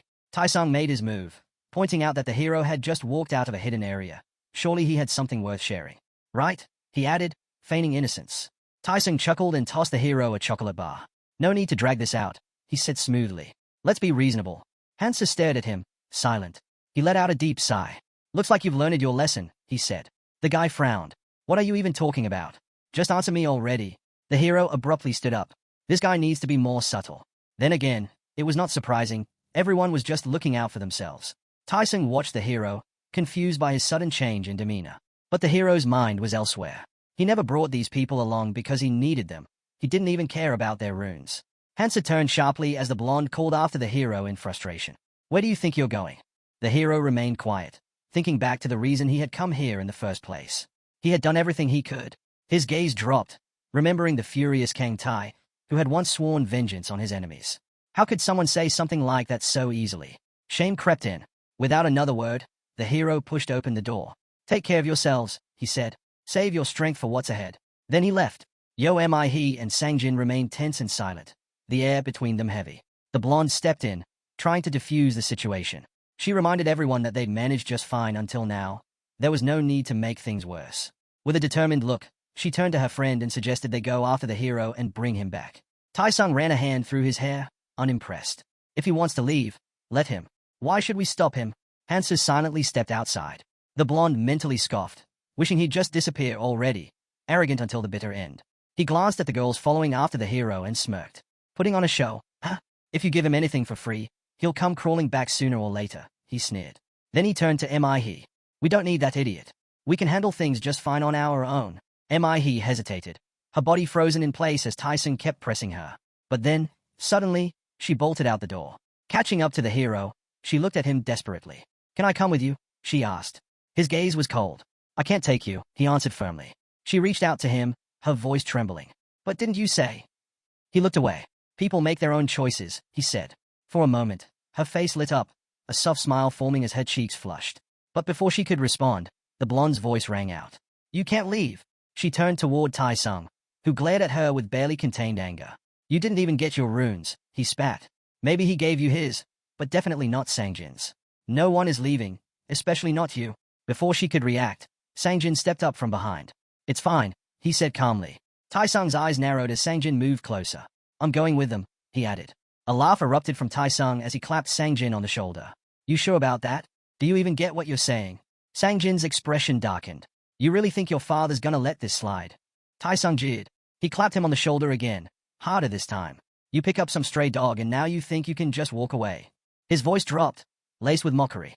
Don't tell me you've forgotten who your master is. Sangjin clenched his jaw and adjusted his headphones. And what exactly are you gonna do about it? He shot back. You can't even step outside without a problem now. No one even knows I'm alive. So tell me, Tai-sung, how are you going to explain anything to my father? Tai-sung stared at him, momentarily stunned. It does not matter anymore. Sangjin continued, his voice firm. He shot a sharp glare at the blonde.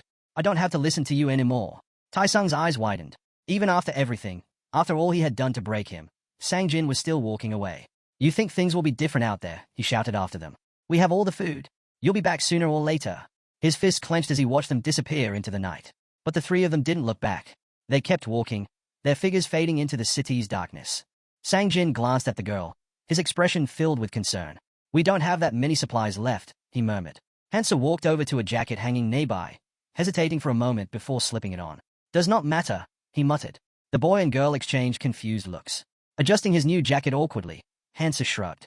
We still have things to take care of. His gaze shifted to the hero, puzzled by his silence. What is he even thinking? He watched him closely. The hero had the strength to do anything, so why was he just standing there? If Hansoo got into trouble, everything would be pointless. Hansoo observed him in return, easily guessing what was on his mind. Not surprising, considering he does not know about the moon. With a sudden grin, Hansoo spun around. It's almost midnight, he said casually. Yo am I? He turned to him, confused. A chill ran down her spine. Slowly, she pointed to the sky. Something's wrong with the moon. Above them, the moon pulsed with an eerie glow, its surface swelling unnaturally. Then, without warning, it split open, revealing a massive, cosmic eye staring down at the city. Yo am I's breath hitched. She stared in disbelief, trying to process what she was seeing. Her gaze dropped to Sangjin's hands. His chocolate bar was crumbling into dust. What? His voice wavered as he stared at it in horror. The chocolate disintegrated completely, slipping between his fingers like sand. Frantic, he reached into his backpack. No, it couldn't be. But when he pulled his hand back out, all he found was sand. His heart pounded. This can't be real. A faint glow flickered ahead. His eyes darted up. Silhouettes of people, everywhere. On the streets, rooftops, scattered across the entire city. They stood, eerily visible against the night, their glowing forms cutting through the darkness. A chill spread through him. Are we glowing too? Panic crept into Yo am I's voice. This means people can see each other, even through walls. She whispered. This is insane. It's forcing people to fight. Sangjin turned to the hero, his voice shaking. Did you know this would happen? Hansoo let out a short laugh. Don't be ridiculous, he scoffed. I might have powers, but even I couldn't predict something like this. His way too calm. Suddenly, a chorus of screams tore through the night. People were shouting, accusing each other of stealing their supplies. Then, chaos erupted. From the glowing figures, it was obvious, fights were breaking out everywhere. And it was only getting worse. Hansoo watched the people argue over food, his gaze distant and uninterested. With a sigh, he muttered to himself about how terrible this world had become. He looked up at the sky, reminding himself why he had warned them not to take too much. The moment the moon appeared, the strange celestial body unique to this world, all food would vanish without a trace. As Hansoo turned to leave, Sangjin called out, asking where he was going. Hansoo replied in his usual calm tone, saying he had things to take care of. Meanwhile, inside the building, the remaining group watched in shock as their supplies crumbled into sand. Tai-sung, in disbelief, stated that all their food was completely gone. A frightened girl panicked, wondering what they should do now. Should they search for more? Her boyfriend, staring blankly ahead, pointed out that most of the stores had likely been picked clean. Tai-sung leaned on the table, deep in thought. His mind raced, recalling how Hansoo had known everything from the start. He clenched his fists, frustration bubbling under the surface. Did Hansoo set them up? Did he want to see them suffer? Cursing the so-called hero's abilities, Tai-sung seethed in silence. Near the window, a blonde girl froze. Outside, glowing figures wandered through the darkened streets, restless, searching. Sung-ho and his men were on the move, hunting down Tai-sung for deceiving them. One of the gang members growled, demanding to know how that coward dared to trick them. Tai-sung peeked out cautiously, heart-pounding. If they were caught now, they would not stand a chance. Should they flee? Or wait for the group to separate and attack when they were weaker? The blonde turned to Tai-sung, suggesting they go find Hansoo instead. Tai-sung scoffed, jabbing a finger at her face. That bastard, the one who abandoned us and begged for help. He sneered. Have some self-respect. She snapped back, asking what he planned to do. Do you really think we can handle this alone? She yelled. Just sitting here won't change anything. Frustrated, she shoved her boyfriend's arm. Think, if we don't find them first, they'll go after Hansoo. If we offer to help him, maybe we stand a chance. Her boyfriend chuckled. If they outnumber us, fighting isn't an option. But maybe we can negotiate something. Tai-sung turned away, irritated but knowing they had a point. A temporary alliance was not ideal, but the idea of putting Hansoo in his debt was tempting. With a smirk, he admitted they were right. Fine, let's go. Tai-sung glanced at the street. If we move quietly, they won't notice us. I know where to go. Just follow me. But before they could move, something oozed over his feet. Green slime spread up his legs, pulling him down. He struggled, clawing at the substance, his voice rising in panic. Help me! Pull me out! A voice interrupted. Are you sure you want to bring him along? The leader of the gang, draped in his usual jacket, approached with a calm demeanor. He observed the struggling Tai-sung with amusement. I doubt any of you are getting away. He took a step forward. Come on over. Let's have a little chat. Fear shot through the couple. Without hesitation, they turned and ran, leaving Tai-sung behind, his screams echoing after them. The gang leader crouched beside him, tilting his head. Such rude words for someone so young, he mused. That, my friend, is Oren's duct tape. While you were busy scheming, we weren't exactly sitting around either. He sighed, almost disappointed. Things are so much less entertaining when there's no challenge. Straightening up, he glanced around. Enough talk. There are only 3 of you. Where are the others? Tai-sung remained tense and silent, but the man in front of him didn't hesitate. He swung his leg. Pain exploded through Tae-Seung-ji's body as blood splattered onto the ground. A scream tore from his throat, his leg now badly wounded. Tai-sung, panicked, threw up his hands. I'll tell you everything. Anything you want to know, I'll talk. He stammered, promising to reveal where the others had gone. The boss turned to Sang-ho. Good. At least he understands his position. He smirked before adding, but first, someone wants to have a word with him. Sang-ho's grin widened. The boss suggested they settle this before moving forward, and Sang-ho eagerly stepped closer. Looming over the injured Tai-sung, he taunted. How's that leg? Feels pretty bad. But I won't feel better until I return the favor. Tai-sung gritted his teeth, cursing the so-called friends who had left him behind. The boss gave a casual nod. Just don't overdo it. Sang-ho laughed, motioning to his men. You heard him. Don't go too far. A moment later, Tai-sung was on the ground, blows landing relentlessly. He shielded himself as best he could, watching through blurry vision as the couple vanished into the distance. He couldn't believe they had abandoned him so easily. His mind burned with fury. I'll kill them all. Meanwhile, the couple hurried forward, unsure of where they were headed. Then, in the middle of nowhere, they spotted something unexpected, a pot of meat soup bubbling over a fire. Hansoo and his group sat around it, eating in silence. The couple stopped, staring at the scene. What are you guys doing? The man asked. They glanced at the steaming broth. Is this a picnic? The blonde suddenly realized what was happening. Her lips twisted into a bitter smile. He knew. Hansoo had known about the food situation all along. She took a step forward, but before she could get too close, Hansoo stood up. Without hesitation, he raised his sword and flicked it toward her face. She froze. The blade hovered inches away. Mouth still full, Hansoo spoke through bites. Don't come any closer. He turned his back on them, uninterested. The couple bristled. What's with this childish act? The man demanded. The blonde snapped. What did we ever do to you? This was all Tae-Seung-ji's fault. The man narrowed his eyes. What happens if we step forward anyway? Hansoo smirked. Then my ability says things won't end well for you. The man scoffed. Oh yeah? Does this ability of yours tell you everything? Lowering his sword slightly, Hansoo responded. It tells me enough. Like the fact that you just led danger straight to us. The couple spun around in alarm. From the darkness, a voice chuckled. You're pretty sharp, hero. A squad of men in jackets emerged, their boss wearing a slight smile. Hansoo watched them silently.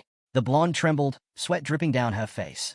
Hansoo's mind drifted to the strange rules of this world. He pictured a bag of food, one held by a selfish, wealthy person. The conditions to claim it were simple. Cook and eat as much as possible while the moon was in the sky. It sounded easy, but there was a catch. Beside the fire, freshly sliced meat lay on a wooden board. Only the person who ate the most, without sharing a single bite, would be granted the reward. In a world where people fought tooth and nail for scraps, The task's cruel humor was evident. Those who refused to share would win, and those who did would lose everything. Hansoo casually stuck his knife into the soup, pulling out a piece of meat and bringing it to his mouth. Even with all eyes on him, he remained calm. This was not the time to show hesitation. Footsteps approached. The jacketed gang members dragged in the battered Taesung, his body covered in fresh bruises. The blonde gasped, "Are you okay?" But Taesung cut her off with a furious scream. "Shut up!" His glare burned with rage. "Why did you leave me?" The couple shrank back in fear. The blonde stammered. We ran to get help." Taesung scoffed. "Help? Don't give me that crap. If it weren't for you two, I would have." Watching from the side, clicked his tongue. "Calm down." The gang boss stepped forward, giving Taesung a friendly pat on the shoulder. "Relax a little," he said with a smile, then turned to Hansoo. "Nice to see you again." His eyes swept over the scene. "You've got some skills, I'll give you that." He gestured toward the pot. "But tell me, where'd you get that meat?" Hansoo didn't even look up. He simply pointed at the scattered remains around them. "Meat's everywhere. Why ask me?" He scooped another bite. "I don't need to explain what it looks like, do I?" The gang members exchanged confused glances. They had forced prisoners to eat this meat before. Those poor souls had suffered extreme dehydration and poisoning. But Hansoo? He was eating it like it was nothing. The boss stepped in closer, eyes narrowing. "So, you figured out how to cook it safely." Hansoo swallowed and replied flatly. "Boil it in goblin blood, and it's fine. Try it yourself." For the first time, the boss hesitated. He knew Hansoo had some kind of special ability. Taesung had mentioned it before, and he also knew Hansoo had gotten something valuable back at the station. A thought crossed his mind. This is the perfect chance. No matter how skilled Hansoo was, he was still just a 20-year-old civilian. Against a group like theirs, the difference in experience would matter. The boss smirked. He's used to fighting monsters, but that does not mean he knows how to fight people. Taesung, standing nearby, glanced nervously between them. What are you waiting for?" The boss grinned, tilting his head. "Relax. We're just going to grab a bite to eat and have a friendly chat." Taesung scowled, clearly annoyed. He hated being ordered around, but he was not dumb enough to act out in front of an entire group. Hansoo rose to his feet, his gaze steady. He watched him, fear creeping into her expression. Taesung stepped forward, forcing a smirk. "Let's talk." Before he could take another step, he screamed. Don't cross that line." Taesung clenched his fists, telling everyone to shut up and wait. Hansoo slowly raised his sword, declaring that this was the end. In his mind, he asked her not to blame him for what was about to happen. Taesung looked at the hero in confusion, only to be struck down. His legs gave out beneath him, and he collapsed to the ground, trembling. Panic set in as he stared at his severed limbs, his breath hitching. A blood-curdling scream erupted from him as he clutched the stumps. The jackets recoiled in shock, the couple among them instinctively jumping back. Taesung howled in agony, demanding to know how the hero could call himself human after doing something like this. How could he be so ruthless? Regret and fear filled his eyes as they shut tightly, but his screams didn't stop. "All this, just for a piece of meat," he cried out. Sangjin's mouth fell open, sweat beading on his forehead. The blonde turned to the group and warned them to tread carefully around the hero. If he was willing to do this just to avoid sharing food, what would he do when he got even stronger? Did they really believe he would not eventually turn against them? Taesung whipped his head toward the jackets, shouting that the hero would kill them all for the runes. They had to act now. If they didn't stop him, he would come for them next. Kill him now. Or do you really think you can take him on when he's stronger? The boss's expression darkened. "Get ready," he ordered. Sangho hesitated, watching the hero closely. He couldn't argue that the guy was wrong, but there was something unsettling about him. Right now, he was not looking for a fight, but if he gained enough power, he could wipe them all out without effort. The group drew their knives. Under the moonlight, there was no way for the hero to escape. Sangho knew this was their best chance. If they wanted to survive, they had to eliminate him now. Hansoo met their stares with an icy gaze. Sangho tried to wrap his head around it. What kind of student had eyes like that? What had he been through? Hansoo exhaled, glancing at the crowd. A memory surfaced. Ayers and Keldian used to argue constantly, even after deciding to work together. Ayers always warned him not to make unnecessary enemies. But Keldian had a different philosophy. If an enemy stands before you, crush them completely, because if you don't, you'll be the one crushed. Hansoo smirked. He looked down at his hand, runes glowing faintly against his skin. With a grin, he pulled them out. The jackets shouted in alarm. "What kind of trick is this?" Sangho barked an order. "Kill him." The men charged. Hansoo gripped the hilt of his sword tightly. If they wanted to start this, then before the night was over, he would finish it. He pushed off the ground, landing on his toes before launching himself toward them. His movements were so fast that Sangho winced, unable to comprehend how he was moving like that. Hansoo spoke calmly. "This will hurt." Without hesitation, he struck the first enemy, then charged into the crowd, knocking them aside like ragdolls. Pain groans filled the air as bodies hit the ground. The boss stood frozen, his eyes darting around the battlefield. Had the hero absorbed all the hidden runes? If this continued, panic seized him. "Don't run," he screamed at his men. "We outnumber him. Use it to your advantage." But before he could finish, Hansoo was suddenly in front of him. His grip tightened on his knife as he raised it, his voice shaking. "You think I'll back down?" Hansoo stepped forward, slow and deliberate. "Think about it." The boss let out a nervous laugh. "Do you really believe you'll be fine after taking a life? Killing a human isn't the same as killing monsters." Hansoo kept advancing. The man's expression twisted in fear. He screamed, accusing Hansoo of murder, his voice growing louder and more desperate. "You're just a kid. Do you even understand what you're doing?" A blade swung. The boss froze. Hansoo walked past him, his sword dripping crimson. Blood gushed from the man's stomach as he collapsed, his breath shallow. Around them, wounded and lifeless jackets lay sprawled on the pavement, groaning in pain. Another bandit fell. The rest of the group looked on in terror. Hansoo didn't stop. He drove his sword into another man's back without hesitation. His gaze flicked toward the remaining couple. "They're still here," he noted with a smirk. "Does that mean they want to fight?"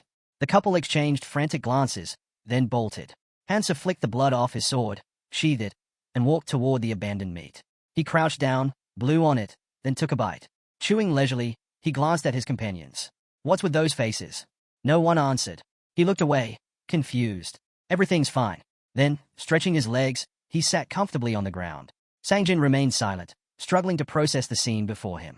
The bodies, the blood, the quiet stillness of dawn breaking over the city. Above them, the moon, having witnessed the night's slaughter, slowly closed its eye. Hansoo stood up, slinging a bag over his shoulder. He had eaten nearly 3 days' worth of food in one sitting, his stomach turning from the excess. He stared ahead, expression dark. Every task that focused on people, he had failed. But it had been worth it. His fingers tightened around the bag. The fairy's voice echoed in his mind. "The bag protects food from the moonlight's gaze. Anything placed inside it exists in subspace." Hansoo knew its true capacity. Despite looking small, it could hold nearly 2 weeks' worth of supplies. Behind him, the couple hesitated. "Are you sure this is okay?" one of them asked, concern in their voice. Hansoo turned slightly. You didn't kill us," the girl stammered, eyes filled with uncertainty. He didn't respond right away. Then, with a small sigh, he smiled. "Who's the scary one here?" She blushed, flustered. "I am not scary. I was just worried about you." Hansoo chuckled, turning away. The girl watched his back, her thoughts swirling. In the end, it was not surprising he let them live. There was nothing they could do to stop him anyway. And soon, he would only grow stronger. He stepped forward, pushing away thoughts of the others. If Hansoo had killed them, he would have taken their runes and gained even more power. Her gaze dropped to the pouch at his waist. She exhaled. In this world, only one truth mattered. You either rise, or you fall. And judging by how Hansoo saw things, she realized she fit into this new reality just fine. Hansoo looked away, his expression grim. He could have done it, killed them all and taken their runes if his only goal was to grow stronger. But that was not why he came back. His purpose was not just power. It was to save as many people as possible, to minimize conflict, to unite forces. The most important thing was establishing rules. And the first of those rules? No killing for runes. Sure, he could have taken their runes. But their worth was not just in their strength. What they could contribute mattered more. The real challenge would be enforcing these rules. If power dictated order, then someone strong had to be the one setting the example. That's why he couldn't let people see him mindlessly killing. A purge was inevitable, but not here. Not now. Too many eyes were watching. Behind him, Sangjin trailed closely, hugging his arm. Hansoo figured it would not be long before someone stumbled upon the runes left behind. Then, Sangjin suddenly stopped. "I'll stay here," he said. Hansoo turned to him. "What are you talking about?" Sangjin hesitated, scratching his arm awkwardly. I don't think I can keep going. Not with the others." He glanced at the boy, concern flickering across his face. "Why?" Hansoo didn't look back. "Do whatever you want," he said flatly. "I respect personal choices." Sangjin turned away without another word. She watched him go. Hansoo spoke again. "Why don't you just do what you really want?" He flinched. The hero suddenly turned to her, his sharp gaze locking onto her.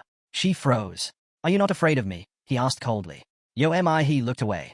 I am, she admitted. But the image of him standing among the bodies flashed in her mind. She clenched her fists. "I just know not to cross that line." She stared at her feet, then gathered her courage and met his eyes. "If I leave now, you won't let me come back, will you?" Hansoo was silent. He took a shaky breath. "Then I'll stay. Until the end." The hero studied her for a moment. "Good instincts." He smirked. "Then let's go." Without another word, they descended into the subway. Some time later, Taesung trembled, desperately trying to shove a body off of himself. His hands were slick with blood as he thrashed beneath the weight.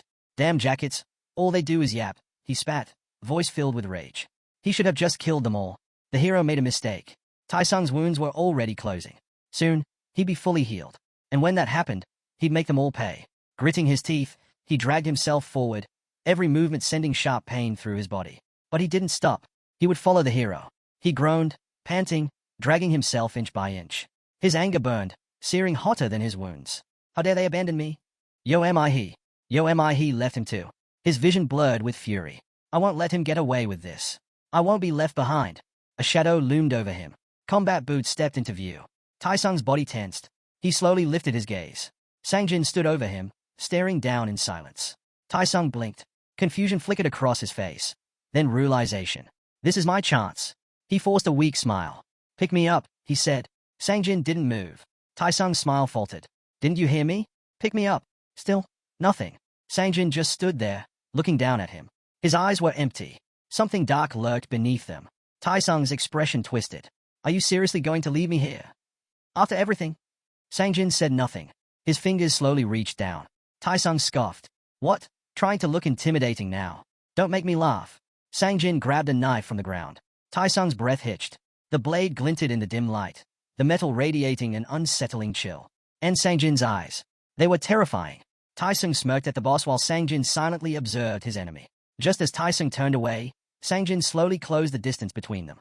Taesung frowned, puzzled by Sangjin's approach. Before he could react, a hand shot out, gripping his collar. Taesung immediately grabbed the man's wrist. What the hell are you doing? He demanded. Sangjin's expression darkened. Now I understand, he muttered. Taesung's mind raced. When had Sangjin become this strong? Sangjin yanked him closer. I should have done this a long time ago, he said, his voice eerily calm. Taesung scowled. What the hell are you talking about? Let me go. But Sangjin's gaze was chilling, his grip unrelenting. In the next instant, Taesung felt a sharp pain beneath his ribs. His pupils shrank. His trembling hand reached for the headphones around his neck as he cursed under his breath. Taesung's voice wavered with rage. How dare you? The headphones slipped from his grasp, clattering to the floor. Sangjin's voice was cold. You told me to know my place. Now it's your turn. A tremor ran through Taesung's body as Sangjin sneered. You think you're someone? All you've ever done is hide behind your father, using him to humiliate me. Sangjin let out a low chuckle as the blooded knife fell from his grasp. He dropped to his knees, covering his mouth, then suddenly struck himself in the face. His breathing was unsteady. Pull yourself together, he muttered. This is nothing. It's nothing. Beneath him lay the fallen runes of the dead. Sangjin stood. The boss reached out a hand. Let's talk, he offered. Spare me, and we can work together. Sangjin was not listening. He turned to the wounded man, whose voice droned on. And then it all made sense. Hansoo hadn't followed him. He had known. The man reached toward Sangjin, desperate. Sangjin scoffed. You're pathetic, he said. If you were brave enough to stand beside me in battle instead of cowering in fear, maybe things would have been different. He thought of who? Of his distance. Can I still stay by your side? His fingers closed around Taesung's runes. If he had been stronger, the hero would not have pushed him away. That had never changed. His mind drifted back to the past, to school, where he had walked through life like a minefield, shrinking at every step because of one person. Not anymore. This time, he would prove himself. Sangjin stared ahead, determination burning in his eyes. He would grow stronger, just like the hero. If he had to use fools to catch up, so be it. As he walked forward, leaving a trail of blood behind him, he muttered to himself, one day, he'll see me differently. Above the ruined city, mutated birds circled. One of them let out a piercing screech. On the ground below, He stood firm. Taking a deep breath, she unleashed a powerful scream, shaking the air. The birds around her plummeted to the ground, lifeless. Just as she turned at the sound of rustling wings, she spotted a lone bird still in flight, diving straight at her. A blade flashed in front of her, slicing through the creature before it could reach her. The protagonist stepped forward, flashing a sheepish smile. He exhaled, relieved. Looks like I'll be needing your help again. As she approached the fallen bird, Hansoo spoke. Being independent does not mean doing everything alone, he said, handing over the runes. If there are gaps in your skills, it only makes sense to rely on a comrade. Taking the remaining runes, the young man added, try to understand your strengths and weaknesses better. He smiled to herself. He was always strict about distributing resources. Tucking a loose strand of hair behind her ear, she realized 2 days had already passed since their arrival here. Standing in front of her status window, she had an idea, buying skills from her ally that increased mana and stamina recovery. Without them, Catching up to his level would be nearly impossible. She glanced away, feeling slightly embarrassed. She was still struggling not to rely on him. With a deep sigh, she focused on her stats. The Reincarnator had raised all his attributes to 42. Scratching the back of his head, he figured maintaining balanced growth was the best approach. There was no need to exchange runes since he lacked strength and stamina anyway. A distant voice broke their thoughts. Survivors, return to the starting position immediately. Latecomers will be punished. The protagonist frowned, clearly displeased. He hesitated, her expression uneasy. Hansoo glanced at her. Come on. The two of them made their way through the destroyed city. As they walked, he stole quick glances at him, her cheeks growing warm. Hansoo noticed. What's with that look? She hesitated, then took a deep breath. Do you have a girlfriend? Hansoo flinched, smiling nervously. He immediately regretted asking. Was that too personal? It was not the right thing to ask, but still, her ally had been unusually generous. Hansoo looked down, tension flickering across his face. He clenched her shaking hands. She had wanted to ask something else entirely. Glancing to the side, the Reincarnator realized she was nervous but speaking honestly. He thought about Kang Tai. He'd probably find this question amusing, even if it was just small talk. An image flashed in his mind. His embarrassed comrade, the unimpressed Keldian, and the exasperated S. At first, he had been too afraid to even speak. She opened her mouth to ask something else, but in the end, she simply looked down and stayed silent. The protagonist introduced his beloved. Though, in truth, they had not yet met. Even so, he couldn't afford to lose her again. He raised an eyebrow, puzzled by his words. I don't remember that, she said. Her friend gave no response. She lowered her head, and the two walked forward in silence. They arrived at a parking lot where the survivors had gathered. He glanced around, recognizing many familiar faces among the crowd. Her eyes widened, something felt off. A fairy beamed, surveying the group. Is everyone here? Nearby, a devil spread his arms and sighed. Unfortunately, we got here too quickly. Wasting no time, the assistant stepped forward. I have two pieces of good news for you travelers, he announced. The crowd tensed, eyes filled with dread. Raising a single finger, the monster closed his eyes. First, if you can hold out for 72 more hours, you'll be free to leave. The fairy clapped his hands together.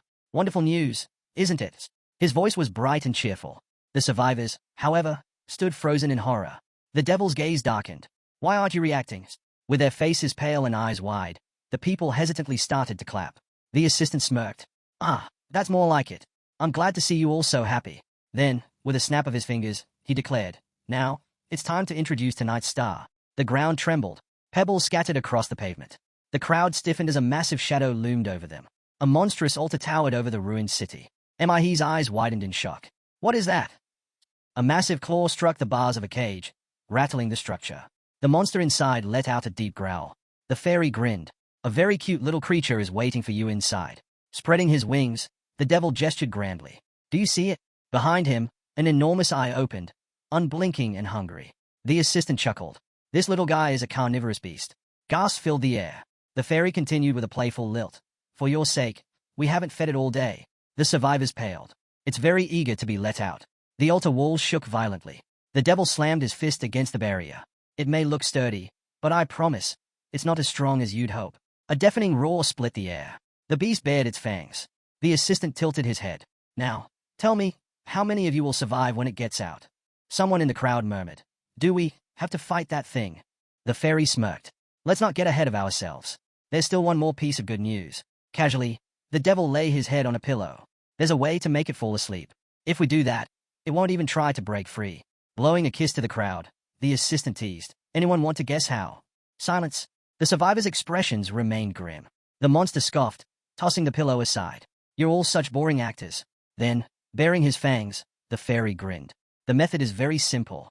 The devil casually declared that feeding the monster 5 people a day was the simplest solution. The girl frowned, while the assistant quickly did the math.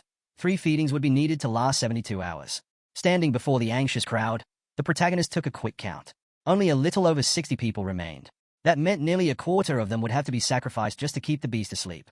With a snap of his fingers, the fairy reminded them that the choice was theirs to make. Then, to silence any doubts, he played a recording. A massive creature filled the system window, trampling buildings beneath its enormous feet.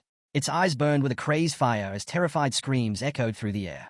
People tried to flee, but one man was lifted high into the sky before being tossed into the monster's gaping mouth. Hands behind his head, the devil smirked. He explained that the footage was from another training area, one where the survivors had foolishly attempted to fight back. Their fate was clear. Hansoo glanced around. The other survivors were already arguing. The assistant sighed and pointed out the obvious. Fighting the monster was a joke, one that would not end well. A man in a red cap hesitantly raised his hand. His voice trembled as he asked how they were supposed to decide who to sacrifice. The fairy tilted his head. Why ask me? He mused, watching the man flinch. The devil explained that it was up to them, whether they picked their victims by force or left it to chance. His gaze darkened. Either way, he added, as long as they are still breathing, it works. The assistant spread his arms. You have 1 hour. Make a decision, and you'll be safe for the next 24 hours. After that, you'll have another hour to choose your next 5. A bright timer appeared on the system window, counting down. The monster watched, waiting for the travelers to make their choice. The survivors stood frozen, uncertainty hanging thick in the air. He turned to her friend. Which choice do you think is better? He closed his eyes. Does it even matter? The outcome is already decided. The man in the hat raised an eyebrow. Let's at least be honest about it. He lifted his hand. We should draw lots to decide the first 5 sacrifices. Someone scoffed. And why should we do that? All eyes turned to the speaker. Fear spread through the crowd. The girl's mouth fell open. Sangjin frowned. Why be honest? The boy took a step forward, scanning the crowd. Do we even have a reason to be? The man in the hat crossed his arms. Then what's your plan? You can't just reject an idea without offering a better one. The boy smirked and turned away. Sangjin suggested using the most practical method. Just as the boy placed his hand on a nearby pole, it suddenly snapped in half. A wave of fear rippled through the travelers as the traffic light crashed to the ground with a loud clang. Raising his hand, one of the survivors spoke up. We should start with those who are useless, he said coldly, scanning the crowd for potential sacrifices. The people shrank back in fear. Mihi stared at her former ally in horror. Meanwhile, Sangjin smirked. He had power now, and everyone was listening to him. He liked it. Spreading his arms, he reminded them that they had no time to waste. Another 100 people had already vanished, and those ahead of them were out of reach. Taking them down one by one would be impossible. The protagonist crossed his arms, his gaze fixed on the burning altar that trembled in the distance. The boy stepped forward. We need to stick together, he said. If we end up fighting that monster, we'll need every advantage we can get. The survivor scoffed, gesturing toward a weaker man in the group. Then we shouldn't waste resources on dead weight. Sangjin frowned. Isn't it only logical to send the weakest into the beast's mouth first? Hansoo looked up when they turned to him for his opinion. The heroes stood facing each other, tension thick in the air. The boy thought back to Tis, his past self, and realized he was not the same anymore. He had changed. Looking at his former comrade, he knew he didn't want to make an enemy of him. If he wanted a fresh start, he needed allies. A smirk formed on his lips. Sangjin was sure his friend would make the right decision. His judgment had always been perfect. Raising his hand, the boy said, That's not a bad method, but I have a better idea. He stroked his chin thoughtfully before continuing. If we follow my plan, no one needs to be sacrificed. The group fell silent. What? Someone blurted out, eyes wide in shock. The man in the hat narrowed his gaze. Are you saying, we should fight that thing together? His voice was laced with disbelief. The recording had already proven that was a death sentence. The monster only grew stronger with every person it devoured. Outnumbering it would not work. The boy shook his head. I never said anything about fighting it. The survivor's expression darkened. Then what do you suggest? His voice wavered with fear. The Reincarnator smirked. Simple. I'll fight it alone. A stunned silence followed. Mouths fell open. Sweat beaded on tense faces. It was impossible. No. Insane. The fat man threw up his hands. What nonsense is this? This isn't some goblin horde. Pointing at the boy, he reminded everyone that time was running out. The blue system window displayed the countdown. 49 minutes left. Sangjin clenched his fist as the others debated their next move. His gaze flickered toward the boy, wondering, had his former comrade truly become strong enough to face that monster alone? The survivor studied the protagonist, waiting for an answer. Hansoo rolled his eyes. I want to fight it, but right now, it's not that simple. Sangjin's expression shifted. Even someone like him needed help in this situation. A grin spread across his face. Then let's do it together. The strongest among us should step forward and fight. The boy scowled. At least let me finish talking first. He pursed his lips, trying to organize his thoughts. The survivor raised a hand. All right then, what's your plan? The young man closed his eyes, considering his options. Meanwhile, a girl glanced at her friend, silently wondering if she'd be included in the plan. But deep down, she already knew the answer. There was no chance. Finally, the Reincarnator spoke. If I boost my strength and endurance by 30 points, I can take this thing down one-on-one. Murmurs spread through the crowd. Eyebrows raised in surprise. A woman's eyes widened. Two survivors narrowed their gazes, skeptical. Then, the protagonist made his offer. Give me your stat-boosting runes, and I promise I'll destroy the monster. From the altar, the creature stirred, parting its massive jaws. Hansoo placed his hands on his belt, waiting. The travelers hesitated. He needed 60 runes, but who was willing to give theirs up? The boy remained confident. If he used his items and maxed out his stats, he could pull this off. A pack of cigarettes rested in his breast pocket, a familiar reminder of his past battles. He had the experience. He knew this monster's weaknesses. And if he succeeded, he could claim the second hidden treasure. Even seasoned warriors like Keldin and Kangtai had failed to obtain it. Clementine had figured it out. But even the king of berserkers, despite being perfectly suited for the challenge, had barely survived in the end. Clenching his fist, the boy told himself, this time, he had to be faster, stronger. The treasure was at stake. Looking down, he said, I don't care who hands over the runes. Just give me what I need, and I'll head to the altar immediately. The timer ticked down. 41 minutes left. The fat man scowled. Wait a second. If these weaklings have that many runes, why aren't they stronger?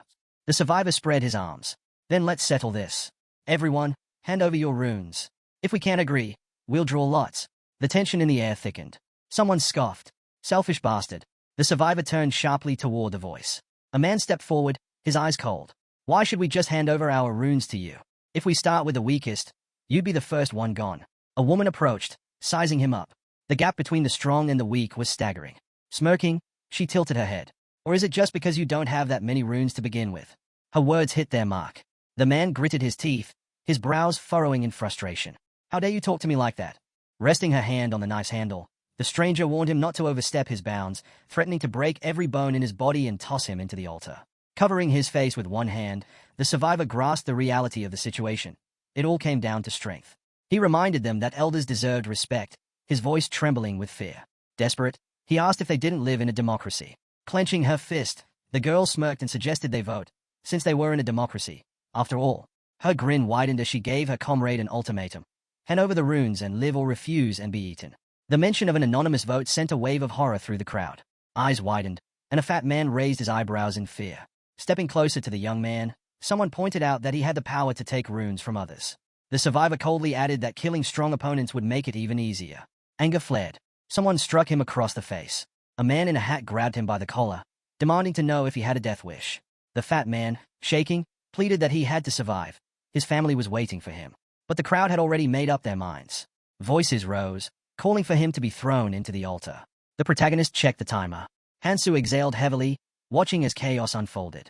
The travelers had lost control, attacking one another with no thought of stopping. It was clear, he had to intervene. As tensions reached a breaking point, Hansoo raised a hand and called for order. The crowd hesitated, turning toward him. Calmly, he laid out their choices, pointing at the others as he explained that they had 5 options. This was how the week would be structured. The fat man's mouth fell open in disbelief. The man in the hat, his face pale, demanded to know if they were seriously considering sacrificing people to the monster. Parents clutched their children tightly. A voice rang out, asking if the weak were really about to be thrown to their deaths. A young man smirked. The timer showed only 30 minutes remaining. He stood before the altar's entrance, frustration clear in her stance. Behind her, a man scoffed, saying she could have joined him if this was how she planned to act. Sangjin approached his former ally, suggesting she had a chance to get closer to the boy. The girl flushed, embarrassed, and shot back, asking if he still hadn't figured out what Hansoo was really like. The boy pursed his lips in displeasure. With her hands behind her back, the woman spoke up. She wanted to go with him too. He chuckled, pointing out that she couldn't just follow him around and hide behind him forever. The survivor turned to her. What are you going to do now? She stepped forward, determination in her voice. She was not going to just stand there and wait. Looking back at the crowd, she added that if she did, she'd only earn the scorn of her friends. And that would make her no different from the rest of them. The protagonist glanced at the group and asked what they were doing while others were out there handling the real challenges. The survivors looked up, fear evident in their eyes. Hansoo spoke up, his tone firm. It didn't matter how bad their situation was. What mattered was understanding the consequences of their choices. With a serious expression, he explained that the leaders hadn't abandoned them because they were weak. Rather, they simply hadn't been strong enough to keep up. Did they really expect to be taken care of here? The weaklings averted their eyes in guilt. If they wanted to survive, then each of them had to claim 2 runes. Folding his arms, Hansoo told them to decide who they would hunt over the next 3 days. They needed to find the runes and settle their debts. Smiling, the Reincarnator warned that anyone who tried to escape without paying would regret it. He turned away, remarking that her friend always kept his promises. He could handle things on his own. With a determined look, she decided she needed to pick up the pace and catch up to him.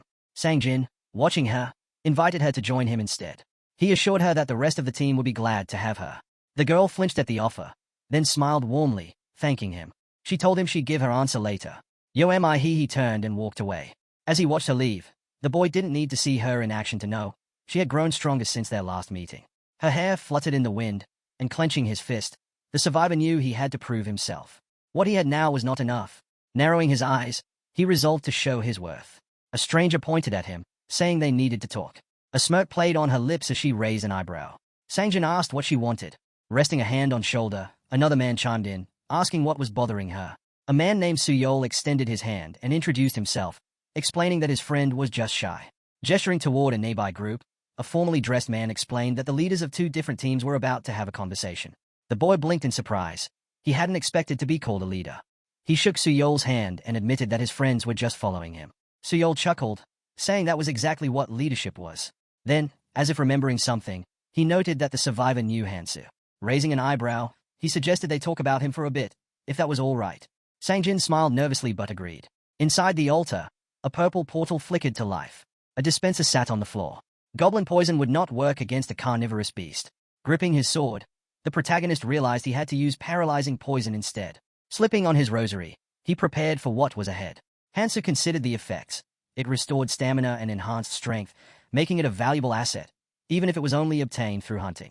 Tossing the rosary into his mouth, he decided it would help in the upcoming battle. As he descended the stairs, he assessed his chances. The odds weren't in his favor, but there was no other option. What he had now was not enough to take on this creature. The monster opened its mouth wide, releasing thick steam. Reaching into his pocket, Hansoo pulled out a pack of cigarettes. He was going to need plenty of cloud snacks for this fight. He clenched one between his teeth, looking down for a moment. It had been a long time since he had done this. Slipping the pack back into his jacket, he could only hope that he was making the right call. A bright energy flared around him as he looked away. With a decisive frown, he realized that a rune perfectly suited for this world had finally been formed. The once gray rune shimmered, shifting through different colors, a phenomenon that occurred when its stats exceeded 100 units.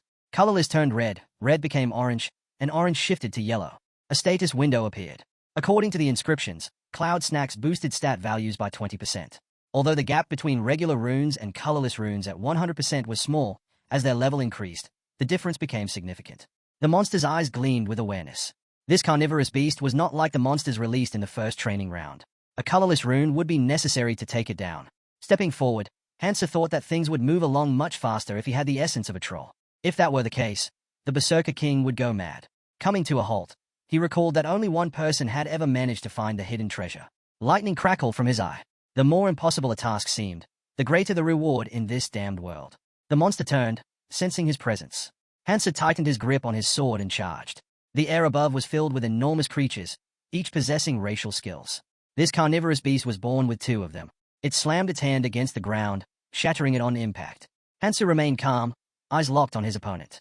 The monster lifted its head, and its gaze burned with a sinister light. Its first skill, intimidation. Hansoo narrowed his eyes and raised his sword. The beast lunged forward, its massive hand reaching for him. Claws rushed in to seize his prey. At the last second, Hansoo dodged to the side. Jumping back, he recalled the effect of intimidation. It paralyzed its victim with fear, making them easy prey. The creature would then devour them, using carnivory to restore its stamina. Lighting another cigarette, Hansoo smirked. Despite everything, his habits hadn't changed. In a way, he was glad that his strength hadn't dulled. The monster's tongue shot out as it let out a deafening scream. Usually, after carnivory, the next skill followed, blood-drinking swamp, a technique that drained every drop of blood from its victim. The beast's red eyes widened, locking onto him. It was time to see who would survive. Hansoo swiftly dodged to the side, narrowly avoiding the incoming strike. He knew this enemy would be tough to handle. A quick glance told him that reckless attacks would not work, but he had a strategy in mind. Instead of blindly striking, he needed to restrict the creature's movements. Lightning crackled over the body of the carnivorous beast as Hansoo halted and turned. The monster lunged, claws swiping toward him. He sidestepped and gripped his sword tightly. Random stabs would not be enough. He had to target its nerves, injecting poison into the joints. With a swift motion, his blade struck, leaving small punctures on the creature's arm. Lightning surged from the sword's tip, and the beast let out a piercing roar.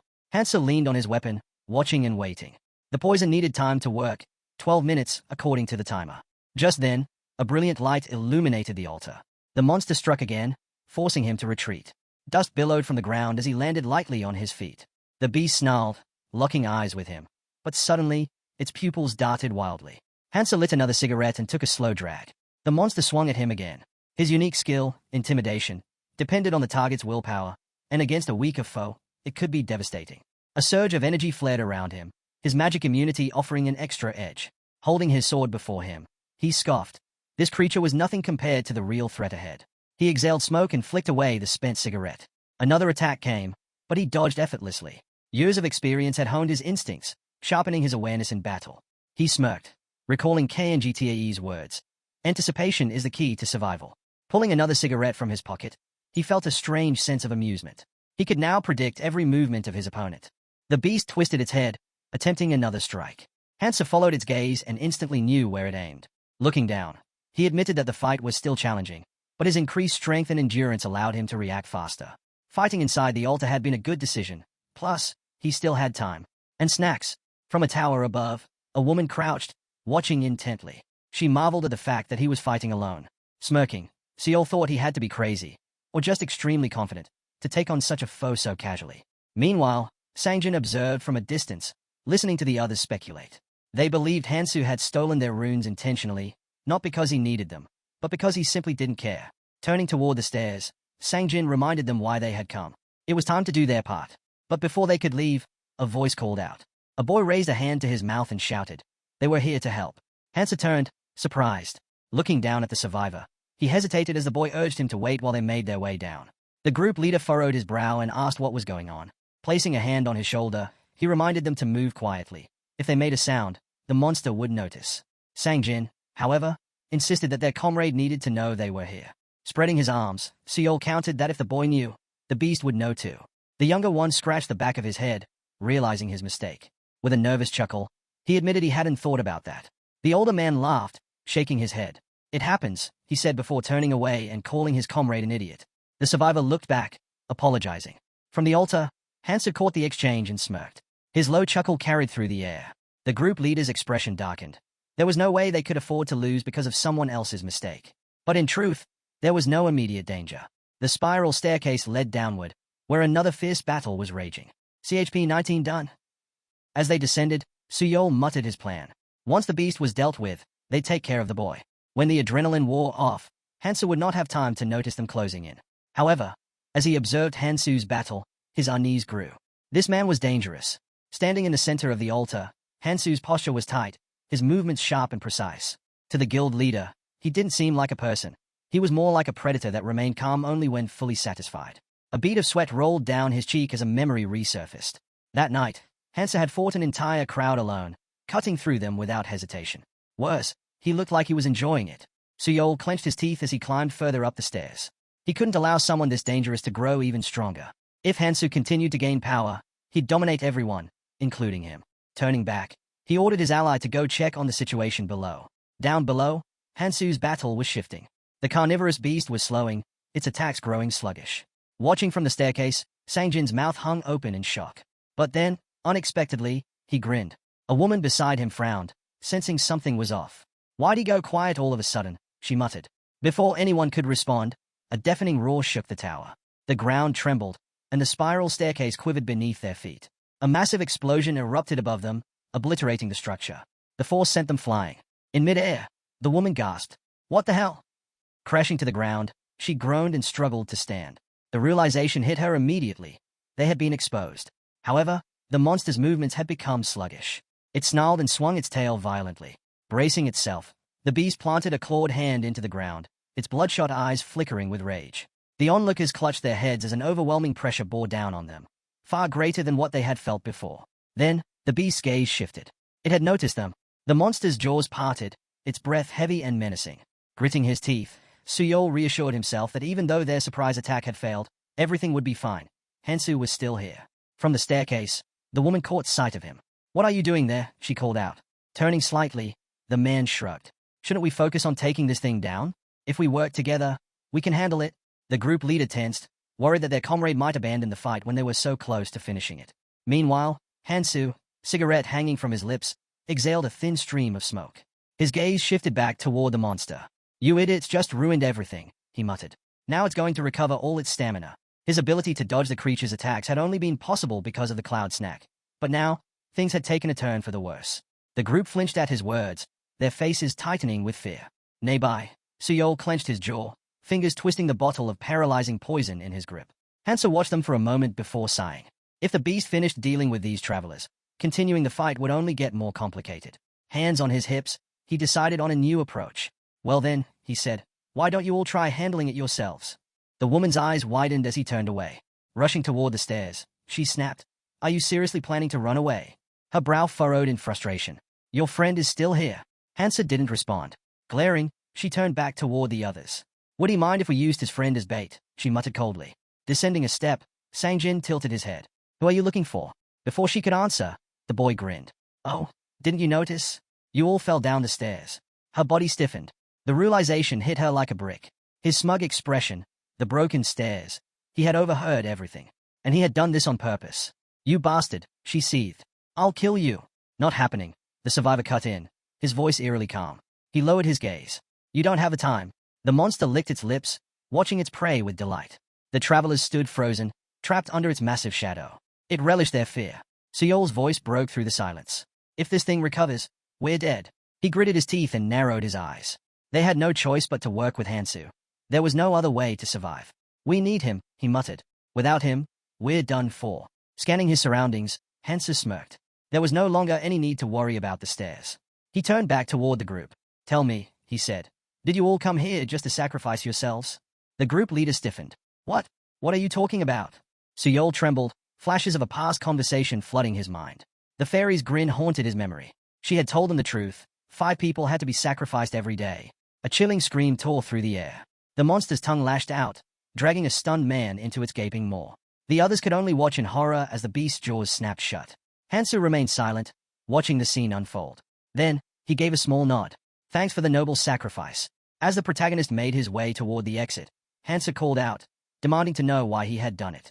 Squinting slightly, the boy admitted he had already figured out Hansoo's intentions and warned him to be more mindful of his words. Lowering his gaze, Sangjin muttered that he had come to a realization. Then, a small smile crept onto his face as he lifted his eyes and declared that he could be useful. Hansoo's expression hardened. He told Sangjin to prove it. The young man placed his hands on his hips, looking at him in disbelief.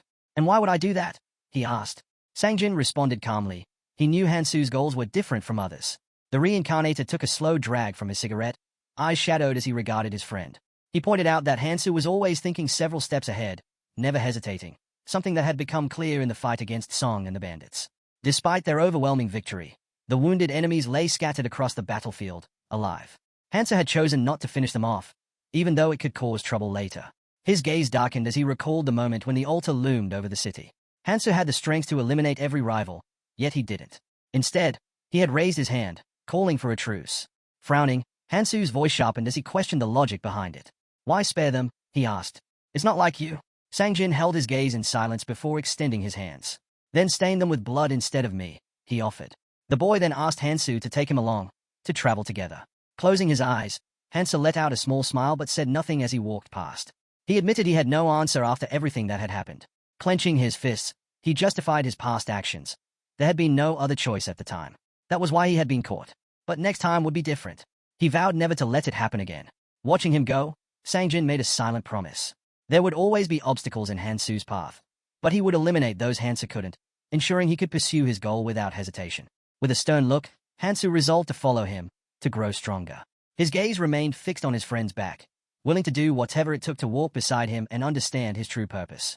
Then, as if sensing his thoughts, Hansoo suddenly turned around, eyes narrowing. And if circumstances don't allow it, he asked, what if you fall behind? The two locked eyes in heavy silence, as if foreshadowing a trial ahead. A knowing smile tugged at Sangjin's lips. Then I'll become stronger, he promised. And when I do, you'll accept me as an ally. Hansoo closed his eyes for a moment before giving his final words. Then leave. The boy froze in shock, unable to comprehend why his friend was still refusing. Desperate, he rushed after him. Just give me one chance, he pleaded. Let me fix my mistakes. Hansoo crushed a cigarette under his boot, glancing back. You misunderstood me, he said calmly. Without another word, he turned and continued toward the exit. Just before leaving, he suggested they meet here again tomorrow. Taking out a fresh pack of cigarettes, he added, the monster won't be here by then. Sangjin furrowed his brows. What do you mean? He asked, confused.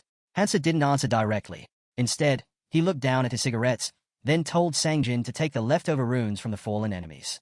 With a faint smile, he repeated, "See you tomorrow." Left alone, Sangjin collapsed to his knees, frustration washing over him. The Reincarnator remained uncertain about him, but perhaps he could be useful in the future. Just then, S knelt beside him.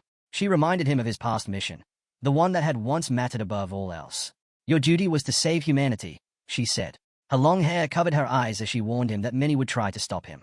"For that, you'll need a punisher," she explained, "someone who can act in your place." Surrounded by warriors, the woman in armor continued. Every monarch had a punisher, someone to stain their hands in blood so their master could remain focused on the goal. She raised a dagger before crossing her arms over her chest. Hansoo had once considered Andy for that role. Sangjin had already been a punisher in his past life, wielding a glowing rune just as he did now. Despite his doubts, Hansoo decided to give him a chance. When the second training began, the survivors would be scattered, dissolving into blue particles and flung to distant places. Hansoo knew that when that moment came, his perspective might change. He glanced back with a smirk. If he could secure a punisher with multiple hands and 8 cloud snacks, then it was a worthwhile investment. Turning away, he reminded himself that failure was not an option. His focus now was obtaining the second hidden treasure. Meanwhile, a massive carnivorous beast roared, its chest struck by multiple blows. The conditions for claiming the hidden treasure were simple, but not easy. Hansoo leaned on the hilt of his sword, watching debris crumble from the ceiling. There was only one requirement. The monster had to be defeated before it could destroy the altar and break free. Clenching his teeth, the protagonist drove his sword deep into the fallen beast's chest. No one else would dare attempt this challenge. At the end of the room, a golden portal shimmered into existence. As Hansoo stepped inside, the system confirmed the hidden task was complete. The boy reached out, his bloody fingers closing around the glowing treasure. A faint smile crossed his lips as he examined what lay in his grasp. The ring of the Vampire King, Manhwa. As he looked closer, a realization struck him.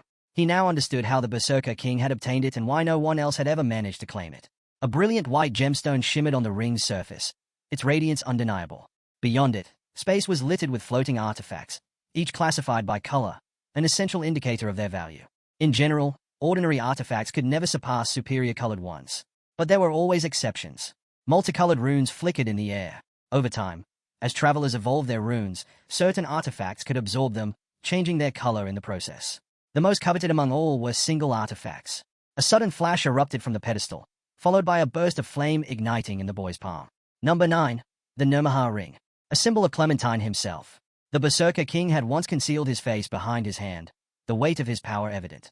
Single artifacts were not named for their rarity but for their exclusivity. Each one had only one rightful owner. The Manhwa ring had become synonymous with Clementine because, under his control, countless foes had been torn apart by its power. Holding the ring, the Reincarnator could hardly believe such a legendary artifact was now his. Slipping it onto his finger, he knew this was not some forgotten relic left to chance. The difficulty of obtaining it proved its significance. He clenched his fist, and the system immediately responded. System notification. The user can wield only one ability at a time. Total abilities, 8. Currently, the ring is colorless, only one ability can be activated. A sudden surge of energy burst forth. Power of destruction. This ability disabled an opponent's skills and traits, even passive ones. A red warning message flickered in the air, indicating the effect's time limit. But that didn't matter. The mere ability to nullify an enemy's power at will gave him an undeniable advantage. A status window appeared, detailing the ring's conditions. To unlock its full potential, at least one of his attributes needed to match the colorless rune. Stroking his chin, the protagonist recognized the challenge ahead. He would need a vast number of magic runes. That, however, was a problem for later. Hansoo stepped through the golden portal, emerging onto the street. Ahead, she spotted him, her eyes widening in delight. "Did you really kill the carnivorous beast?" she asked, running up to meet him. But before he could answer, a low, guttural roar echoed through the air. The girl's expression shifted to horror as a massive shadow loomed over her. The timer had expired. The altar that once stood before them had vanished. Hansoo simply looked at her, his voice calm. "I thought I told you about this." A smile played on his lips as he reminded her. "I promised I'd take responsibility for destroying it." A faint blush dusted her cheeks before she quickly turned away, flustered. Sangjin looked up at the sky, reassured that he had been right to trust his decision. Then, glancing down, he said, "We still have some time before the next training begins." Turning toward the gathered survivors, he made his next move. "Let's go hunting," he told her. She hesitated, lowering her gaze. "I was thinking of going a different way," she admitted. The protagonist glanced back in surprise but didn't lift her gaze to him. The woman spoke calmly, saying she was not good enough to stay by his side forever. Eventually, she would have to rely only on herself. Closing her eyes, she added that the boy had suggested they go together. Looking over at his team, the survivor confirmed that she could join them. Everyone would welcome her. Hansoo turned to his friend, realizing this was the right moment for them to part ways, no matter how difficult it was. With the second training about to begin, they would have been separated anyway. Accepting this, he raised his eyebrows and called it a good decision. The girl watched him in silence as he walked away. Taking a step forward, she suddenly called out for him to stop. Her brows furrowed with determination as she made a promise, not to give up when they met again. Smiling, he agreed, suggesting they meet once more. A faint smile crossed the boy's face before he turned away from his friends. Just as he was about to leave, Sangjin flinched at the sound of his name. Without looking back, the Reincarnator reminded him of his offer, making it clear that the choice was his. The boy's face lit up with a smile, his cheeks slightly flushed. A week later, the fairy spread her arms wide before the gathered travelers, announcing that they had waited long enough. The second training was finally about to begin. The devil covered his mouth with a hand and cleared his throat, scanning the participants. The assistant noted that there were more people than expected. With a mischievous grin, the monster declared he had been looking forward to this moment for a long time. The protagonist kept her eyes on him. Then, with a snap of her fingers, the fairy changed the scene. A sudden burst of bright light erupted from the ground. Sangjin looked down in alarm, his voice shaking as he asked what was happening. A girl clung to her father's hand. Hansoo, gazing upward, understood. It had begun. The man touched the ground and found himself materializing in an empty room. People around him murmured in confusion, wondering where they were. A schoolgirl began crying from the tension. Meanwhile, the system's voice echoed through the space, confirming everything was in place and suggesting a recalculation before the training could proceed. A brunette raised an eyebrow in surprise, asking what that meant. Several men clenched their teeth in frustration. The voice calmly explained that moving forward, each room could only hold 7 people at most. The training would resume once this rule was followed. A group of people gathered in a circle. Adjusting his glasses, a man realized with a grimace. They had 8 members. The voice clarified that while each team's situation would be different, everyone had to start under the same conditions, meaning they were free to discuss and decide among themselves. Crossing his arms, the brunette remained unfazed. Lately, things had been too easy anyway. His gaze drifted to a strange needle-like weapon hanging from a competitor's belt. The guy stood confidently in the center of the survivors. Though the traveler had never seen him fight firsthand, he had heard rumors. This person was a valuable ally. Raising her hand, a stranger spoke up. No matter what, they had to work together. However, they couldn't ignore the reality. One of them had to leave. Closing her eyes for a moment, she suggested they introduce themselves, emphasizing that first impressions mattered. Stretching out her arms, she added that their introduction would prove their worth. Taking the first step forward, a man with a fiery blade in hand spoke. He introduced himself as Daecheol and confidently stated that no one in the room had a skill strong enough to defeat him, making him the most valuable asset. A sharply dressed man lifted an eyebrow in concern. Narrowing his eyes, another young man quickly recognized the name of the skill Daecheol was referring to. QI Art. A red aura flickered around the blade in Daecheol's grip. QI Art was a runic ability that used magic to enhance a wielder's stats and weapons. It was unique and powerful but not particularly suited for their current environment. Unshaken, Daecheol tightened his grip on his blade, a faint glow illuminating his fist. Kaminit introduced himself as a healer, stating that if they were discussing essential skills, his abilities were just as crucial. Unimpressed, Hansoo crossed his arms declared that he had a combat skill specializing in horror. The man in the suit hesitated before asking if they truly had to eliminate someone, pleading for an exception since his family members were present in the room. Before anyone could respond, the warrior raised his hand.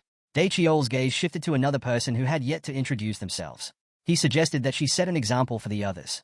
Narrowing her eyes, the stranger closed them briefly before introducing herself as Jimin. A wild grin spread across her face. Without hesitation, she decided to demonstrate her ability. Gritting his teeth, a man nearby instinctively stepped back and asked if she really needed to approach him. He warned that her actions would not be well received. Ignoring him, a purple energy surged around Jimin as she moved closer. In an instant, blood splattered. The tip of her blade had found its mark. The warrior gasped as the knife pierced his chest from behind. Hansoo's mouth fell open in shock. The man in the suit immediately shielded his family. The blonde warrior crumpled to the ground, lifeless. Jimin, still smiling, picked up a red stone from his body. She explained that the chances of obtaining such a rune were incredibly low. Holding it up, she gestured to the other runes and suggested they divide them among themselves. They needed to be extremely cautious around someone who could kill so effortlessly.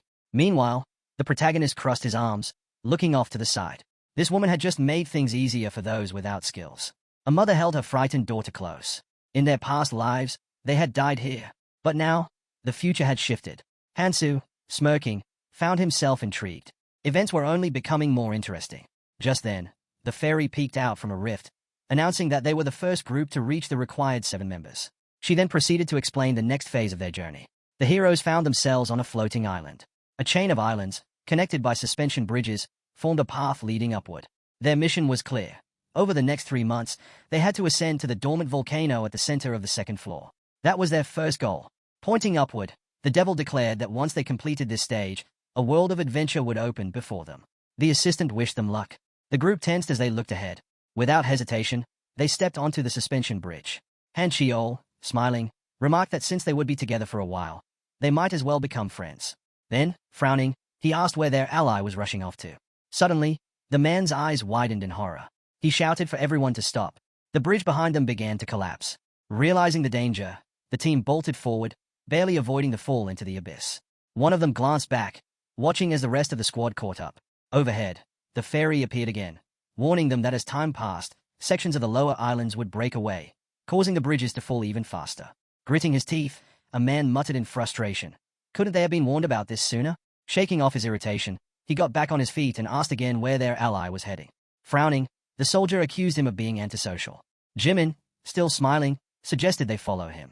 His confident stride made it seem like he knew exactly where to go. The Reincarnator fixed his gaze ahead as the survivors continued along a forest path. The bright sun shone down on them as they pressed forward. Hansoo sighed, complaining that they had been wandering for hours without spotting a single bridge leading upward. He started to doubt whether their comrade even knew the right path. A girl casually waved away a fly and admitted she had no idea. Hansoo frowned, convinced they had passed this area before. There was nothing here. Noticing their leader chewing on something, the soldier asked what he had been eating all this time. The protagonist held up a piece of oak bark, explaining that it acted as an antidote for fawn. Hansoo raised an eyebrow. Why would you need an antidote now? Before he could answer, a massive snake slithered along a tree branch, its tail suddenly dropping down. At that moment, Hansoo grabbed his ally by the collar and yanked him back just as the serpent lunged forward, mouth wide open. Squinting, Hansoo smirked. Found it. The team managed to dodge in time. Looking up at him, one of them asked how he had known the beast would attack. Still chewing on the bark, the young man shrugged. Superpowers.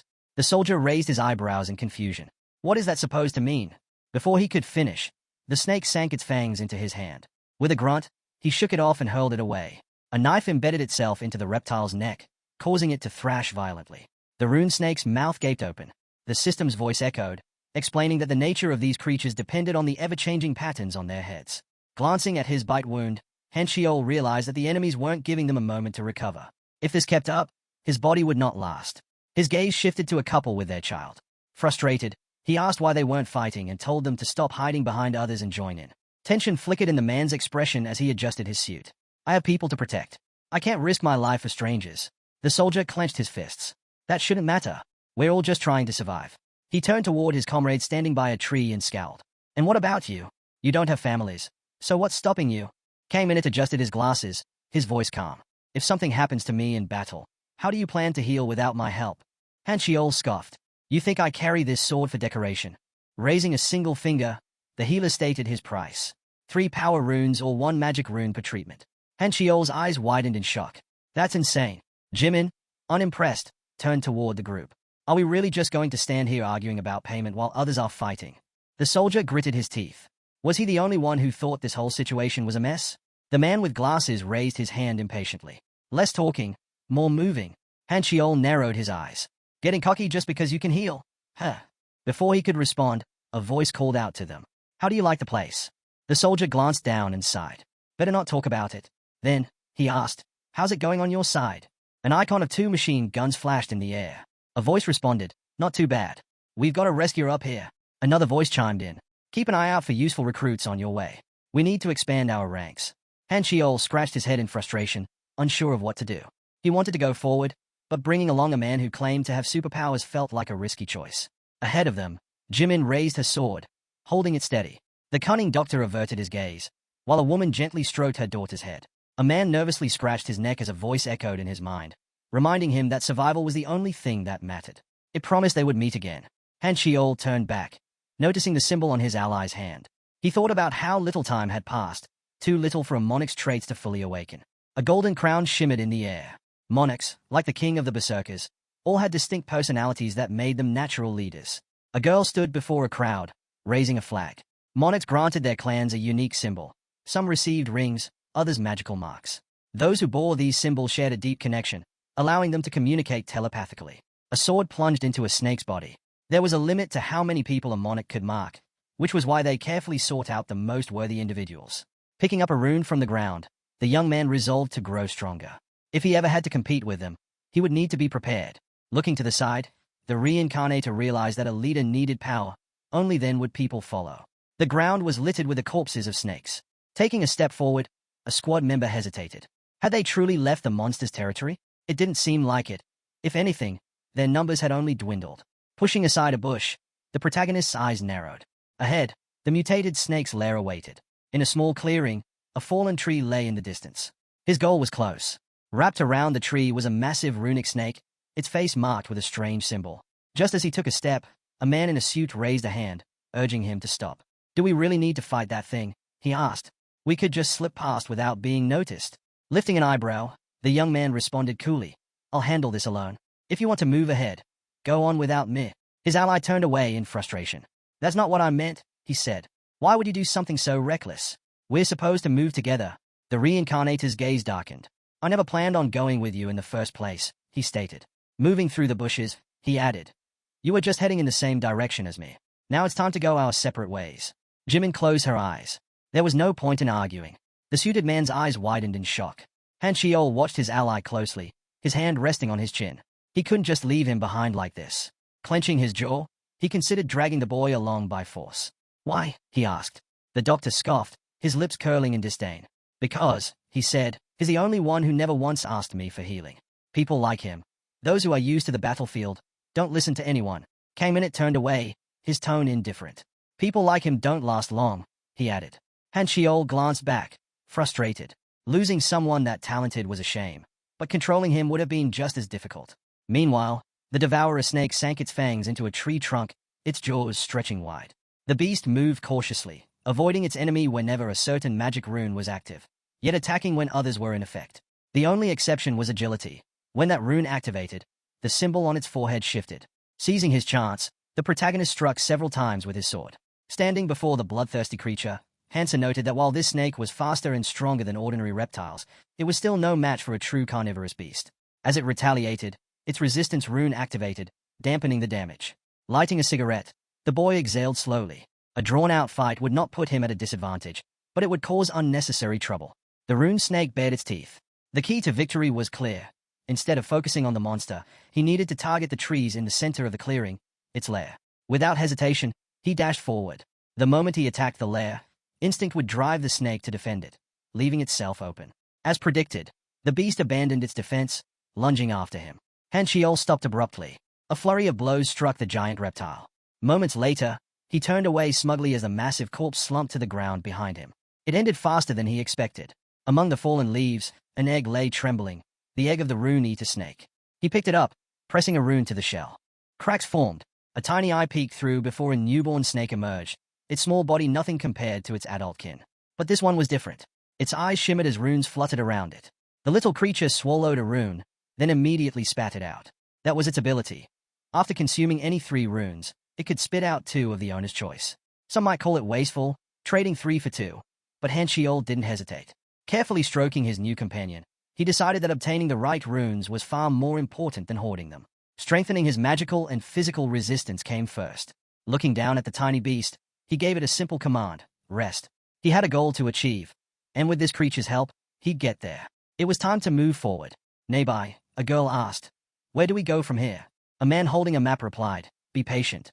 The maps they had received after leaving the room weren't detailed. Staring at the paper, the suited man frowned. "We can't just wander forward without knowing what's ahead, or where we'll find a safe zone." If they hadn't been abandoned, things would have been different. A sudden rustling from the bushes made a woman tense. Covering his family protectively, a survivor stiffened. Was it a monster? Or another traveler? Then, from the bushes, the protagonist emerged. The group's tension eased immediately, their faces lighting up with relief. Walking up to them, "What are you all doing here?" A man grinned. "You made it out. Did you escape from that monster?" Scratching the back of his head, "Caught it." The man in the suit stared in disbelief. His friend had survived with just a single scratch? Impossible. Meanwhile, the survivor hesitated when asked about the others. A while ago, Caminit had simply crossed his arms and urged the family to leave. The man furrowed his brows. What are you talking about? He asked, concern creeping into his voice. Splitting up was too dangerous, and besides, there was no reason to do so. Hansoo smirked. So, are you planning to just hide behind us and travel comfortably? Jimin glanced back and nodded in agreement. Without a strong fighter in the group, being stuck with annoying companions would only make things worse. The healer shrugged. I don't really care who gives me runes, but I'd rather stick with the strong ones. The suited man's expression darkened. We were left behind. The rest of the squad even blocked the path to stop us from following them. Noticing their comrade turning away, the survivor hesitated. Where are you going? The boy didn't stop. We've wasted enough time. Let's go. The woman frowned, then signaled for her husband to follow. He hesitated but finally raised a hand, gesturing for his family to move. As they trailed behind, the Reincarnator glanced back. What are you trying to do? The suited man raised his eyebrows, recalling his own words. With a sigh, he said, forget it. You go ahead. We'll handle things our way. Closing his eyes, the protagonist shrugged. Do whatever you want. Does not matter. I'll be fighting alone anyway. Hansoo battled several boars. The fights weren't easy, but each one strengthened his stats, keeping him in top form. Releasing the rune-eater snake onto the grass, he watched as it devoured a rune. Strengthening his resistance first had been a smart choice. Taking another stone in his hand, he thought, this should make things easier. From the bushes, his family observed him quietly. He realized they needed food. The girl blushed slightly, embarrassed at how much stronger he had become. The woman, on the other hand, was simply relieved. At least he didn't seem to care about them. The schoolgirl hesitated. Should we fight too? Her father shook his head. That would be foolish and reckless. Staying safe is what matters. The fact that we're still together, that's already a blessing. Ahead, the Reincarnator ran forward, and the others hurried after him. Where are you heading now? Stopped in front of a dark tunnel. Sunlight streamed down, casting a glow on his face. The survivor shielded his eyes from the brightness, squinting at the sight ahead. There were more people. Many more. The man stared. Wait, have they been heading here this whole time? Behind him, the family broke into smiles, relief washing over them. They had survived. Hansoo turned around, and Hansoo's expression darkened the moment he saw him. The soldier immediately understood. Judging by his condition, the rumors were true. He really had taken down a carnivorous beast on his own. Meanwhile, the fairy leaned on her hand, clearly annoyed by the commotion from the latecomers. Deciding she'd had enough, she slammed the door behind them. With that, the tunnel was sealed off by a massive stone, cutting off any way back. Not far away, the devil snapped his fingers, proposing another large-scale event. Suddenly, the scene shifted, and the survivors found themselves on the shore of a mountain lake. At the first-floor dock, the assistant welcomed them, relieved that about 75 people had made it this far. Then, a monstrous figure appeared, announcing the next event, a battle for tickets. Blue tickets materialized in front of the travelers. These were their only means of escaping the collapsing island and reaching the next one. The fairy spread her arms, explaining the situation. Some islands were overrun with monsters and surrounded by lava, while others, the central and southern islands, held valuable treasures. However, getting there would not be easy. Rules were in place to make things interesting. In the lake, several boats were available, each capable of carrying 3 people. To travel, a group needed at least 3 tickets. However, if 3 people used 3 tickets, they would each end up on separate islands. A diagram displayed the distribution pattern. Some boats would reach the outskirts, while others could land in the central zones. One particular island was marked with a question mark, hinting at an unknown fate. On the other hand, if 2 people used 3 tickets, they would arrive on the same island but would not be able to choose where. Hansoo and Jimin listened carefully as the devil explained one final rule. A single person could go anywhere if they had 3 tickets. The revelation left the family stunned. The assistant peered through his telescope, scanning the islands. He warned that they would begin collapsing from the outer edges inward, and the difficulty of survival varied greatly depending on where they landed. The more advantages they secured now, the better their chances later. The countdown had begun. Only 30 minutes remained before the starting island crumbled. 25 boats were scattered across the crater. The fairy grinned mischievously, reminding everyone of one simple truth. Survival was the only thing that mattered. And the more chaos, the more entertaining it would be. As expected, panic broke out. People started attacking each other, desperate to snatch tickets for themselves. A young man frowned, realizing there was no stopping the inevitable. Before he could act, someone called his name. Nearby, a man in a suit knelt on the ground, his head bowed. He pleaded with his ally, asking him to help his family, just this once. Without lifting his head, the survivor explained that they needed more tickets to safely reach the central island. But his so-called ally only smiled, eyes gleaming with madness. Aren't you strong? He asked mockingly. Shouldn't it be easy for you to get those tickets? Lifting his head, The desperate man insisted that if his ally took a few extra tickets and handed them over, they could all reach their destination safely. Then, pressing his forehead to the ground, he begged him to spare the innocent. The Reincarnator averted his gaze, unimpressed. "It's time you took responsibility for yourselves," he said coldly. "Mind your own business." The survivor scoffed, asking if his so-called ally had no sympathy at all. Before he could say more, Hansoo stepped forward and told him to be quiet. The soldier didn't hesitate. He kicked the traveler aside, then grabbed him by the collar. "Are you really going to waste time listening to this annoying fool?" he sneered. "I just want to grab my tickets and go." Turning to the protagonist, the soldier made an offer. He'd travel with them and even hand over his tickets if necessary. Glancing back at the group, he admitted he didn't like any of them, even though they were supposedly on the same side. Hansoo clenched his fist. "If you're so strong, why not team up with someone on your level?" In response, the soldier raised his hand, revealing a glowing symbol. He explained that this was not just a skill, it was a power awakened by a friend, meaning the boy could gain it too. Hansoo stared silently at the mark as the man continued, saying their leader had already agreed to give it to him. Traveling alone was more hassle than it was worth. But Hansoo only shook his head. "I'm not interested." The survivor's eyes widened in disbelief. "What? Do you even understand what you're turning down?" The man tried to convince him, insisting that he didn't realize the true value of the clan. But Hansoo turned away, his mind drifting to the faces of his comrades. Walking through the forest, he remembered the bond they shared. He couldn't just throw that away. Looking ahead with newfound determination, he made his choice. He would follow the monarch. It was the only way to achieve his goal. Realizing that Hansoo was not going to change his mind, Cho let out a smirk. "So that's how it is." With a flick of his wrist, he tossed his ticket at Hansoo's feet. "I stole this from that worthless man," he explained, gesturing toward the fallen survivor. "Take it or don't, I don't care. But consider this a gift for the future. We'll be seeing each other again." The soldier scowled at his comrade's refusal. "I don't have time for this." Without another word, he turned and walked away. Hansoo eyed the ticket on the ground, unmoved. These tricks would not work on him. None of this mattered right now. But the moment the other travelers spotted the ticket, everything spiraled into chaos. A mob rushed forward, desperate to claim it. Someone managed to grab it first, but the struggle was not over. Hansoo stood to the side, watching silently as the survivors fought over their chance to escape. Then, a flash of silver, a knife. Kian lunged at a man to protect her father, but the attacker grabbed her by the vest, smirking as he realized they were from the same family. "Perfect," he said coldly. "Then you can die together." From a distance, the fairy observed the scene with amusement. The parents wailed for their daughter, their pain woven into the very design of this twisted game. It was deliberate, a cruel spectacle orchestrated by the higher powers. This stage was nothing more than a battlefield of puppets, and the devil was pulling every string. Even death itself was just another part of the show. The young man flinched as a voice broke through the chaos, questioning why he had turned down Hansoo's offer. Jimin crossed her arms, watching him closely. The Reincarnator remained unfazed. "Personal reasons," he replied. "What do you want?" Smiling, Jimin stepped forward. "I have an offer of my own." She removed her glove and extended a hand, inviting him to join her. But once again, the protagonist shook his head. Jimin sighed, as if she had expected that answer. Before turning away, she decided to ask him one last question. "Are you really staying behind because of some clumsy sense of sympathy?" Her gaze sharpened. "You're not that pathetic." Hansoo smirked at her words but said nothing. She was the last one left. Everyone else who had the chance to leave had already taken it. The boats lifted into the sky, and now, only one remained in the crater. No matter what happened here, no one would ever know. Bodies littered the ground, some wounded, many dead.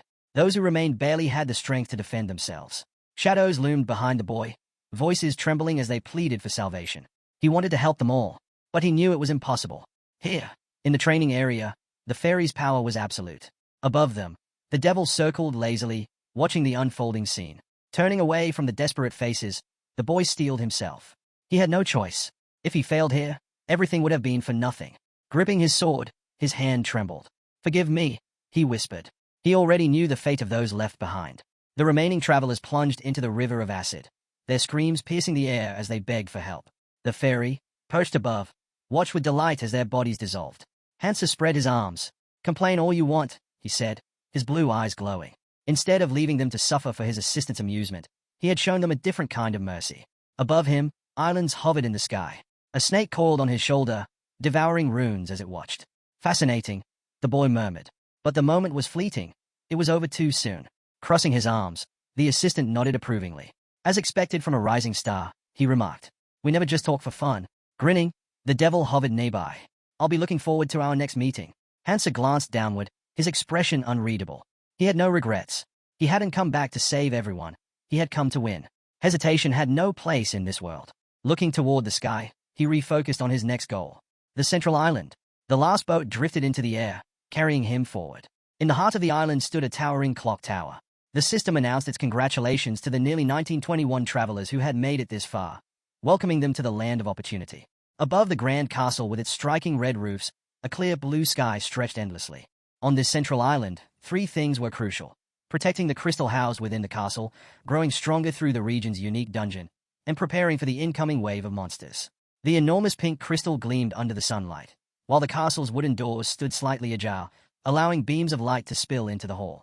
Beyond those doors, an army of skeletons, their eyes glowing eerily beneath protective armor, advanced. The hero issued an order to stop them. From atop the castle walls, defenders fired arrows and swung swords, trying to hold their ground. A boy shouted in panic. They were running out of men. The hero's grip on his sword tightened as he blocked a skeleton's strike. But in the chaos, a skeleton's blade sliced through a girl's neck.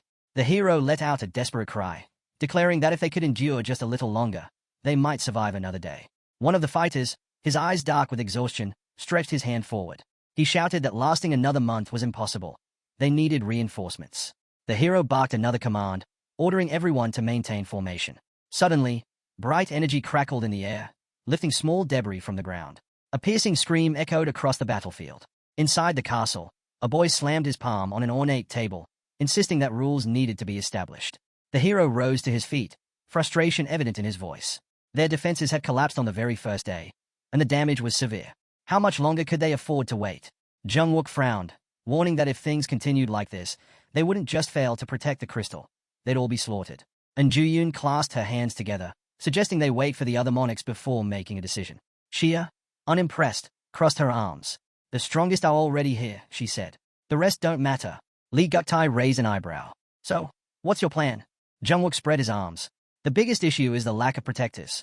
If we want to survive, we need more people, even if it means bringing in those who haven't joined the clans, by force if necessary. Xia's eyes narrowed.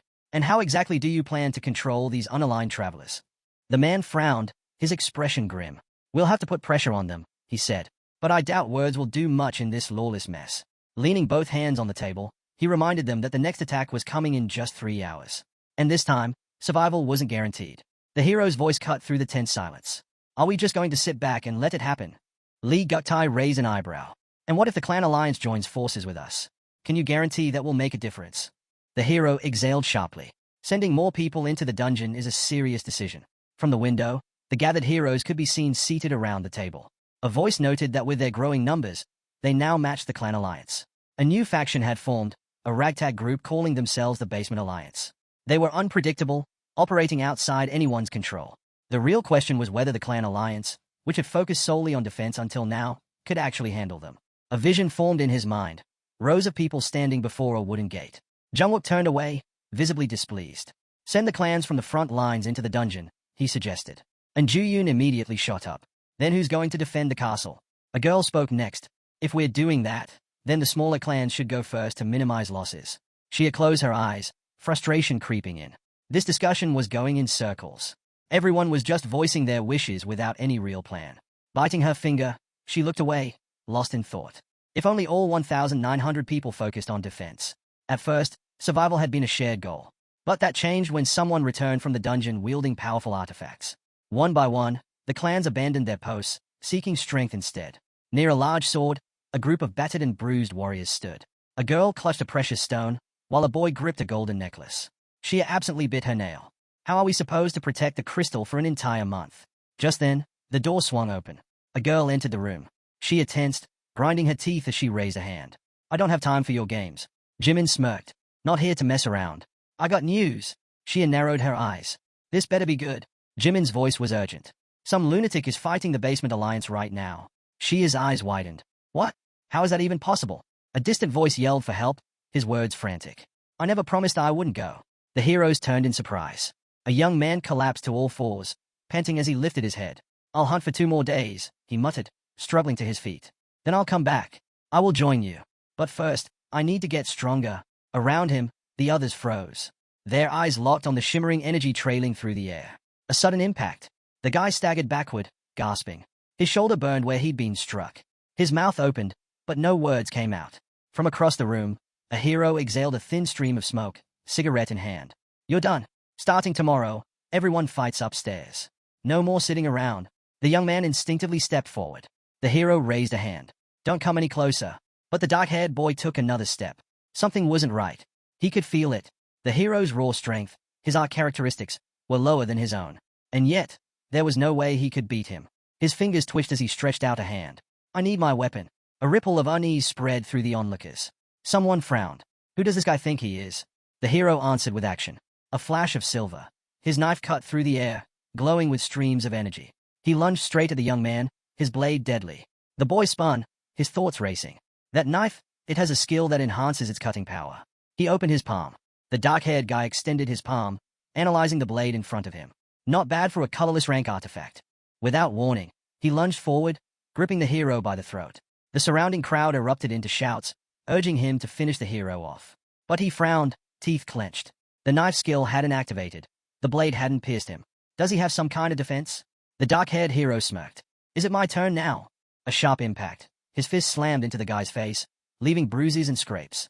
Fighting without killing them was exhausting, but he had no choice. These people were valuable resources. The guy crashed to the ground, his vision blurring. Around him, the onlookers stared in shock. He sighed, realizing there was no point in talking. They wouldn't listen to reason. The dark-haired hero raised an eyebrow, then smirked. Guess I've got one last cigarette left. That should be enough. Meanwhile, Jungwook and Shia stepped outside, only to freeze in place, their expressions shifting in surprise. Who is that guy? A voice muttered. Inside, an unknown figure sat at the table, facing the other monarchs. Shia and Ju-yoon exchanged wary glances. The hero furrowed his brows. So this is the guy Han Sheol mentioned. But what was that magical beast on his shoulder? The dark-haired stranger crossed his arms. Starting tomorrow, the Basement Alliance and the Clan Alliance will merge. We'll alternate between defense and hunting. If anyone has a problem with that, speak now. Hansoo scanned the room, his gaze settling on the assembled leaders. You can't expect people to follow orders without being part of the system. We need to bring in as many capable individuals as possible. If they refuse, we'll make them join. Outside forces will follow our commands, no exceptions. Shia's eyes widened. This benefits us more than it does him. What's he really after? Lee Guktai raised an eyebrow. And what do you want out of this? The guy smirked. Funny, a man with this much power stirs up chaos, yet claims he has no personal motives. The protagonist exhaled, his expression unreadable. As long as the basic rules and systems are in place, I have no reason to interfere. Lee Guktai narrowed his eyes. You say that. But what happens if you change your mind? What if one day you decide to take out the alliance? Hansoo stood abruptly. I don't have time for pointless arguments. His lips curled into a grin. But since you're all so paranoid, his body shimmered. Then, in an instant, he vanished. Jungwook stiffened. He's gone. The heroes instinctively reached for their weapons. Shia's voice cut through the room. Stay alert. He's probably planning an attack.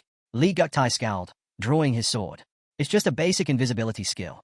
He can't have gone far. A sharp presence. Hansoo reappeared behind him, pressing a blade against the boy's throat. His voice was calm, but laced with amusement. Did you really think I couldn't attack if I wanted to? Lee Guktai's eyes widened in disbelief. Was this really just a trick? Or had the boy actually summoned a dragon strong enough to shatter his senses? He couldn't wrap his head around how easily he'd been deceived. Meanwhile, the protagonist recalled something he had gained just before arriving here. Since the pattern had continued so far, he saw no reason to break it now. Lee Guktai dropped to his knees, his hands braced against the floor. Hansoo closed his eyes and told everyone to calm down. He had no ill intentions. Now was the time for unity. Each of them had a role to play, and if they focused on their part, they could make this work. That was the plan. Lee Guktai slowly rose, pressing a hand to his throat as if still processing what had happened. Hansoo walked down the castle corridor, lost in thought. They had been at odds for so long that forming an alliance wouldn't be easy. But there was still time. He wouldn't force it. This was just the beginning. There were bigger matters to handle later. Just then, Jimin appeared in front of him, stopping him in his tracks. She told him to wait. She didn't like being ignored. Hansoo frowned. Jimin raised an eyebrow, reminding him of their previous conversation. This time, she expected a different answer. Soft particles of light flickered in the air between them. She had asked before if he wanted to join their alliance, but now, she was extending a real invitation. Stepping closer, she placed a hand on his shoulder. What do you think? She asked. Traveling alone must be lonely. Or, do you already have someone? Hansoo's expression darkened, and he turned away without answering. Jimin studied him carefully. I heard you were with a girl named Mi at Gangnam Station, she said, watching him closely. His reaction told her everything she needed to know. With a small smile, she brushed past him. Well, It doesn't really matter, but it'd be nice if you joined our clan. Hansoo froze, weighing his options. Jimin turned back, raising an eyebrow. You're not even going to pretend to listen, she scoffed. Then, with a smirk, she called him an annoying bastard and walked away. From a castle window, Hansoo could be seen sighing. Outside, on the crumbling castle walls, injured fighters sat scattered across the battlefield. A commanding voice ordered the bodies to be gathered. There were still vital supplies they needed. Those with support abilities were told to step aside. Hansoo raised an eyebrow as he turned to the sergeant. The southern wall is holding up, more or less. The man nodded. Good. I've ordered the wounded to be taken below. The rest can get some rest. Then, looking at Hansoo, he asked, how's your clan holding up? Hansoo exhaled. This time, we managed to put up a proper defense. Every post is secure. The battlefield was littered with skeletal remains, their skulls punctured by sharp blades. Initially, the Basement Alliance members had been hesitant to work together, but they had done their part well. The exhausted warriors sat in silence, catching their breath. Hansoo gazed at the destruction before them. Thanks to them, we avoided major losses. The sergeant gave a weary smile. Still, we can't afford to get careless. His gaze drifted to the mountains of shattered bones. If we're up against something worse next time, do we even have a choice? The protagonist stood atop the castle wall, wiping the sweat from his face as he turned away. Incredible, a nearby hero remarked. You fought all those enemies on your own. The sergeant chuckled, imagining himself asking Hansoo directly, but he already knew the boy would just dodge the question. If only the kid had some proper manners, he might have even considered inviting him to join the clan. But, well, that was between him and whatever gods were watching. Still, looking ahead, the sergeant had to admit, at this rate, they might actually be able to fend off attacks time and time again. Suddenly, the boy's voice cut through the moment. Sergeant, there's something in the air. A figure emerged from behind the white clouds. The fairy assistant. She smiled as she stepped forward. Waiting for me? She asked playfully. The group tensed. Her sudden arrival couldn't be a good sign. Have you all enjoyed your rest these past 2 days? She continued. The heroes exchanged uneasy glances.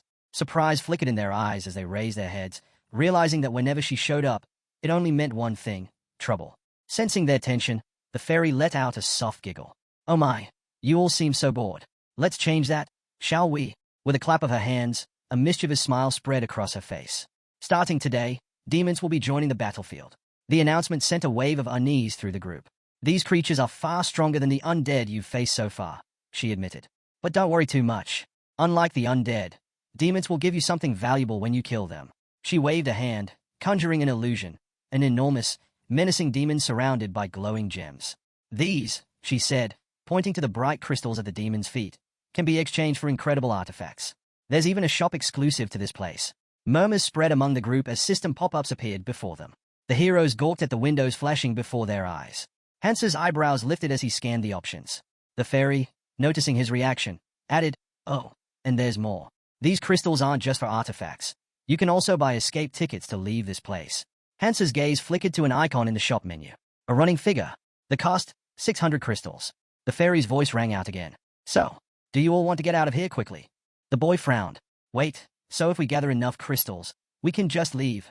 A nearby hero pointed at the details. It says up to 5 people can go together. The fairy let out a gleeful laugh. That's right. So give it your all and start collecting. Before anyone could process her words, a surge of red energy burst forth in front of the castle gates. A demon's hand, long, black claws glistening under the light, emerged from the swirling portal. Then came the smile. Twisted, inhuman, unsettling. The creature arched its back and let out a deep, eerie laugh. Incoming, a hero shouted as the demon took a step forward. The crowd stiffened.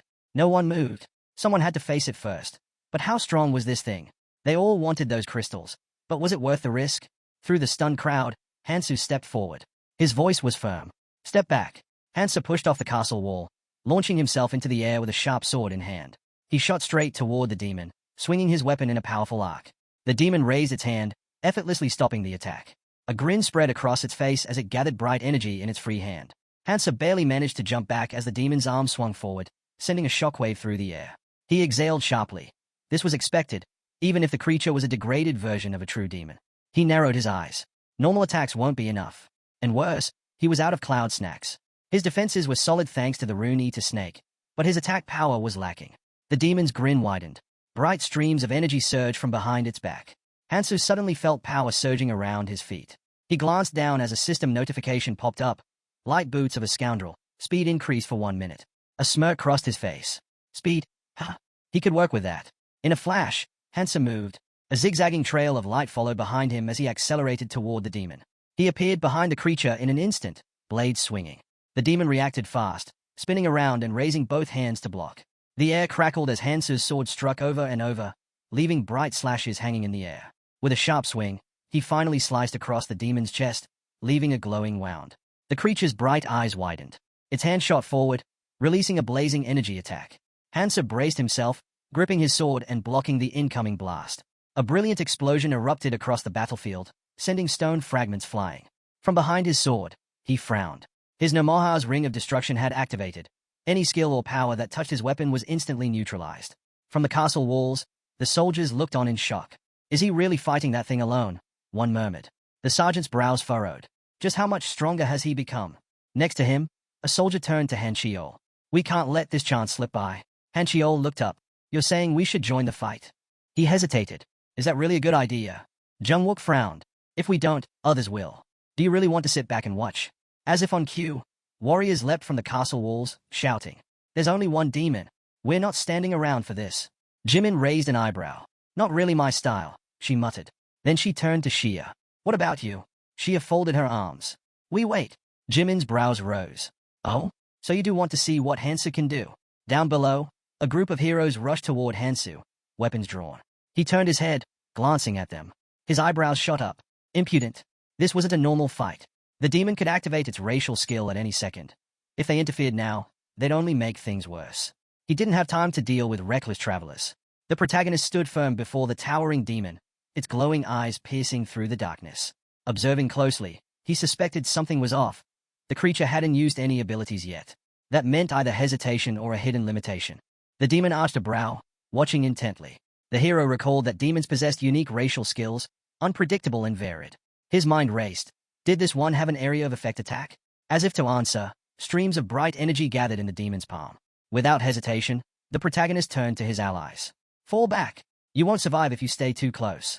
A bespectacled man hesitated, brows furrowed. I got a bad feeling. Should we just stand back and let you handle this? The hero raised an eyebrow. What are you saying? We need to be close enough to land the final blow. The demon grinned, power surging in his hand. Without warning, he unleashed his racial skill, Hellfire. A blazing arc carved through the air, leaving a trail of searing destruction. The hero swiftly raised a shield, calling out, I have an artifact. This should protect me from minor flames. Another fighter scowled. If I deal the final hit, the reward is mine. But before anyone could act, the hero's voice rang out. Run! Flames erupted, engulfing everything in their path. As the fire spread, terrified screams filled the air. The group scattered, fear overtaking them. The demon strode forward, relentless. The protagonist stood his ground, resting his sword on his shoulder. He tightened his grip, then let out a low chuckle. Hellfire! Ha! Nearby, Hansoo tightened his hold on his gleaming sword. It was time to unleash the full power of the ring. He swung his weapon, slicing through the inferno, leaving a streak of light in its wake. A powerful surge of energy burst forth, destruction slash. Gasps echoed around him. What was that?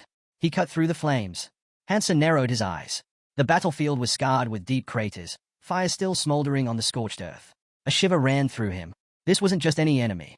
Right here, right now, he was the only one capable of fighting this monster. The demon stretched out a clawed hand, flames spiraling around him. His grin widened, his burning eyes locked onto the protagonist. He lunged forward, his razor-sharp talons slashing through the air. Hansoo's eyes widened, his breath hitching. His hands trembled as he took in the sight. The hero standing firm, sword planted in the ground. He clenched his fists. Is he really just a traveler like us? They had all started this journey together. So why was the gap between them so immense? Hansoo swung his sword, cutting through the incoming stream of fiery energy. They needed a strategy. If this dragged on, they'd lose every advantage they had. Jungwook frowned, scanning the battlefield. Behind him, Sergeant Xia covered her mouth in shock, while Jimin smirked. The demon let out a guttural roar, raising its hands as streams of energy crackled around its body. The protagonist lifted his gaze, locking eyes with the monstrous figure before him. A man in a cloak raised his hand, signaling everyone to prepare for the next wave. The clan members had to regroup. The shift in battle had begun. Jimin leaned against the wall, arms crossed. A voice cut through the silence. If you're waiting for him, you're wasting your time. She turned away. What are you talking about?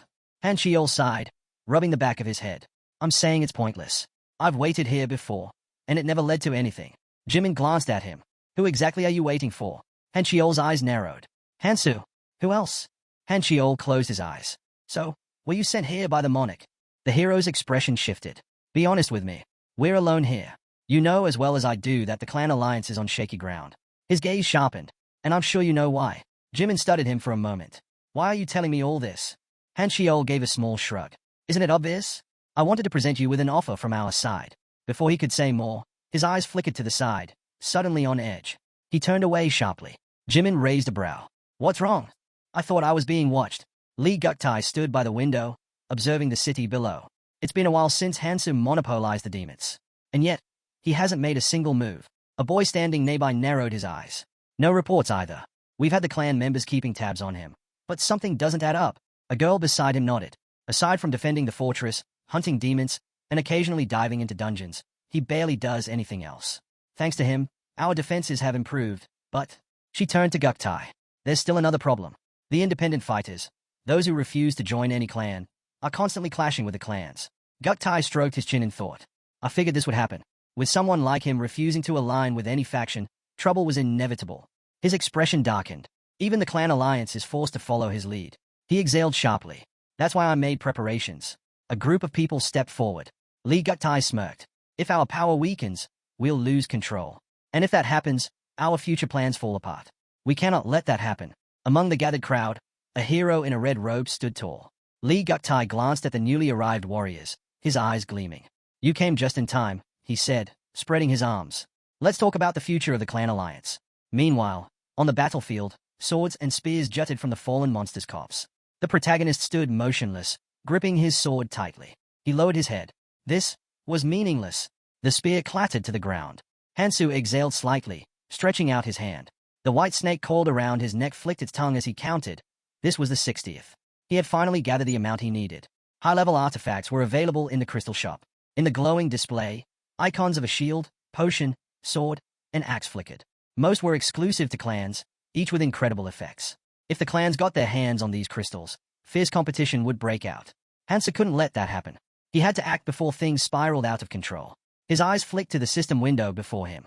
Raising an eyebrow, he muttered, I have a bigger goal in mind. A notification popped up. Exchange complete. 60 crystals deducted. Among swirling streams of energy, iron chains materialized. Hansoo smirked. He had mastered many weapons, but this was his favorite. A sharp sickle formed against the backdrop of chains. Gripping the twin blades, he admired their sleek, deadly design. The system identified them as judgment of the Decrados. Hansoo's gaze hardened. This should make the next fights much easier. He spun one blade in his hand, eager to test it out. The ground was covered in dirt and debris. But suddenly, skeletal figures began emerging from below. Undead. Hansoo grinned. 10 days remained until the siege ended. He was eager to see who would make a move in the final stretch. In his mind, he pictured Lee Guktai's wild eyes and manic grin, along with a group of shadowy figures waiting for their chance. Then, it happened. A small figure appeared. A fairy assistant. Her eerie smile sent a chill through the crowd. This round has been quite entertaining, she mused, floating above them. For those of you who have survived the longest, we've prepared a special event. Before anyone could react, the ground trembled violently. A surge of unknown energy spread beneath their feet. Panic set in. This wasn't the start of a new wave. A dark force enveloped the battlefield. The corpses of slain monsters stirred. Gasps rang out as the lifeless demons' eyes snapped open. Their broken bodies were being pulled together, their remains glowing with an eerie purple light. Inside the fortress, the grotesque fusion continued. The pieces merged into a single mass, shifting and twisting into something new. From the grotesque pile, a figure emerged. A girl. Her horns protruded from her head, liquid dripping from her face. The demon had arrived. The fairy assistant's voice rang out, laced with amusement. And so, your next challenge begins. The demon unfurled her wings, ready to strike. The assistant chuckled, crossing his tiny arms. If you were human, I'd suggest staying far away from the fortress walls. Not that it would help. There's no escape. He raised a finger. That leaves you with 2 choices. 1. Stay and fight against the undead swarm that's heading your way. 2. Escape using a crystal. His grin widened. But be warned, these undead aren't like the ones you've fought before. He hovered in the air, his voice dripping with excitement. So I'd wait for them eagerly if I were you. But, if that doesn't sound appealing, he paused dramatically. You have one more option. His eyes gleamed. Face the demon herself. Inside the fortress, one of the boys was shocked to hear about the Demon King. Another quickly responded that no one had mentioned her before. Meanwhile, The ferry helper casually filed his nails and remarked that he hadn't brought it up because most travelers never lived long enough to meet her. Since few survived that far, it didn't seem worth mentioning. The crowd tensed as they learned that the crystal would activate only 30 minutes after the undead attack began, and it could only carry 500 people. That meant half of them would be left behind. But there was another option. If they managed to defeat the Demon King, everyone could escape. A timer suddenly appeared, and the ferry helper, in an unusually patient tone, explained that since this was a special event, he would wait for their decision. One man cursed, realizing they weren't just holding out for a month as they originally thought. A sudden clap drew everyone's attention. Lee Guktai stepped forward, clenching his fist, and declared that all they had to do was survive for half an hour and escape with the crystal. He urged everyone to hold on and prepare, then ordered the clan alliance to head toward the crystal while the rest defended the front lines. A guy with glasses looked at Lee Guktai in outrage, seeing right through his intentions. He sneered, realizing Lee Guktai and the clans were planning to save themselves while leaving the others behind. Their eyes locked in a tense standoff. Lee Guktai defended his strategy, arguing that survival was more important than reckless action. But the glasses-wearing man shot back, mocking Lee Guktai's words as befitting a clan monarch, someone who only cared about saving those under his control. Lee Guktai, unfazed, turned to him with a threatening look and demanded to hear a better plan. He reminded everyone that even the demon from the first day had wiped out dozens in a single attack. So how exactly did they plan to defeat the Demon King? His expression darkened as he posed the question to the entire group. Would they rather escape together and reach the next island or throw themselves in a certain death like moss to a flame? The glasses-wearing man hesitated. Meanwhile, Ju-Yun smirked, thinking the argument was already settled. Their alliance with the Smog clan ensured their safety. But then, a voice rose from the crowd. Someone stepped forward and declared that the only way for everyone to survive was to defeat the Demon King. Ju-Yun tensed up, his body's rigid with unease. Meanwhile, Hansoo remained calm, stating that if they managed to defeat the Demon King, everyone who survived would be able to escape. Ju-Yun scowled, irritated that Hansoo was interfering yet again. Lee Guktai stepped forward, eyeing Hansoo skeptically. Are you sure you'll survive? He challenged.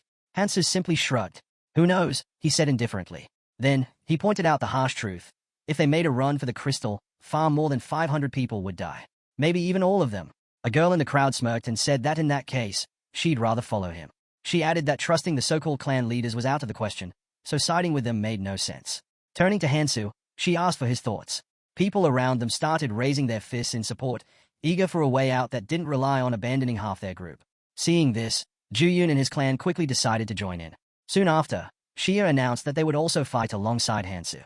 Ju-Yun's expression darkened.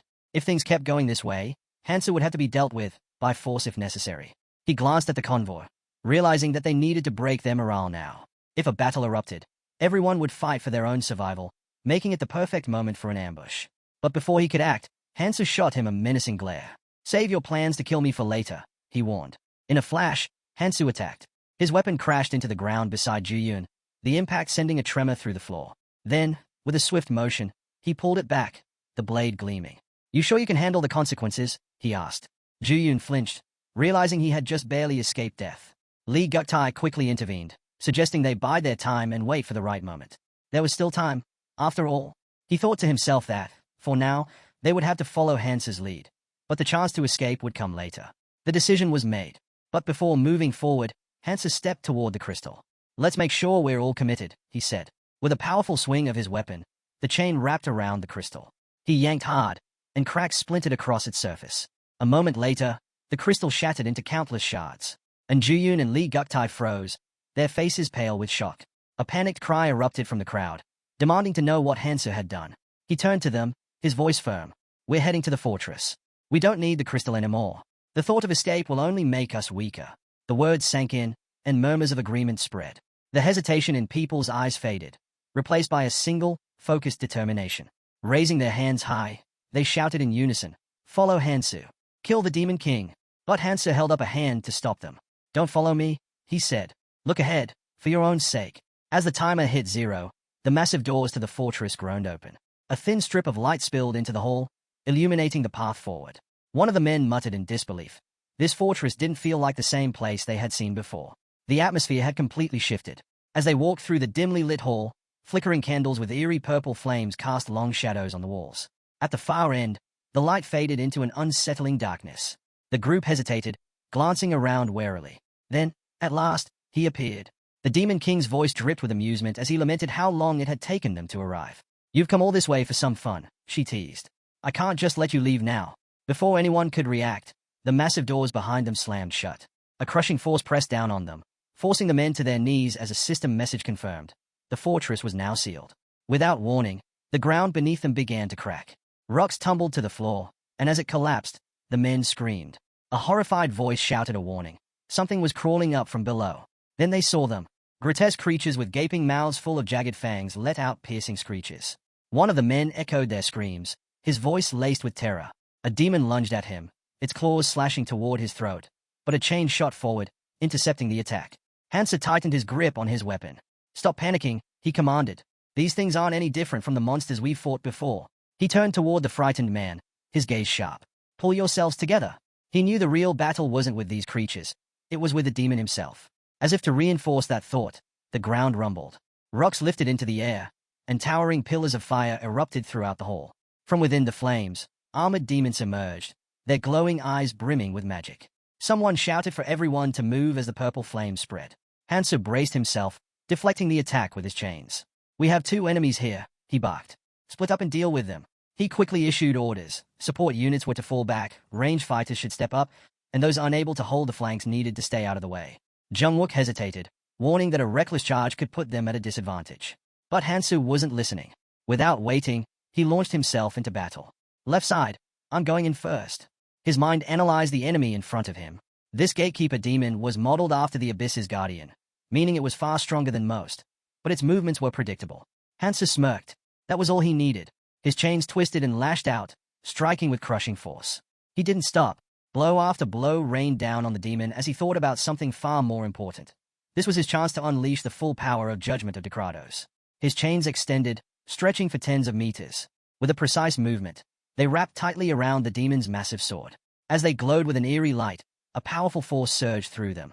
Suppression. Magic pulsed through the chains, binding the demon completely. It struggled, but couldn't move. Hansoo knew what was happening. The spell was siphoning magic from his opponent, draining its strength and lowering its stats with a powerful curse. He exhaled sharply. Using suppression consumed his own energy as well, but it was a price he could bear. A ring on his hand gleamed faintly as he turned to the others. Are you just going to stand there and watch? The warriors around him hesitated, shaken by the sheer force of his attack. Jungwook smirked, refusing to stand by any longer. He commanded his subordinates to prepare for an all-out attack, demanding they bring glory to their clan's name.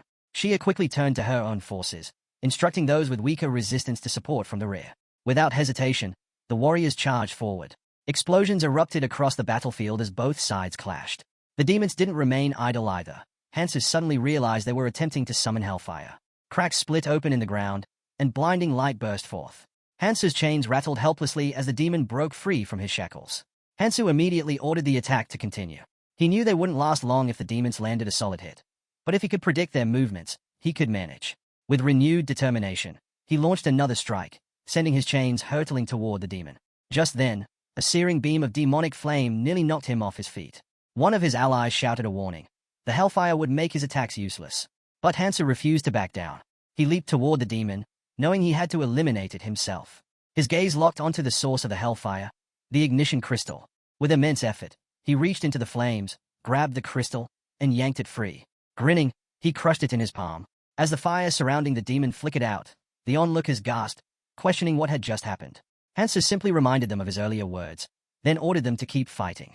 He assured them there was no need to worry. The demon wouldn't be able to use hellfire anymore. A sudden warning cry rang out. Hansoo barely dodged an attack in time. Meanwhile, Jungwook turned his attention to another demon, the one assigned to the non-clan warriors. The scene before them was grim. The fighters lay sprawled on the ground, unarmed, while the demon loomed over them. Desperate, they begged for help. Juyun frowned, questioning why they weren't fighting back. The group hesitated, saying it was too dangerous to intervene. They turned to Hansoo. Wasn't it his responsibility to deal with this? They didn't know what to do. Lee Guktai smirked, sensing their hesitation. To him, this was an opportunity. Stepping forward, he called out to Hansoo, accusing him of sending people to their deaths. It was all his fault things had reached this point. Pointing directly at him, Lee Guktai declared that Hansoo should take responsibility. A warrior still battling nearby snapped at Lee Guktai to stop talking and start fighting. Frustrated, he kicked Lee Guktai aside, yelling that his clan was doing nothing while everyone else fought. Lee Guktai merely smirked, challenging those around him. Did they really think he was holding back because he was weak? He scoffed, ready to prove he was different from the idle chatterers around him. Fine, he sneered.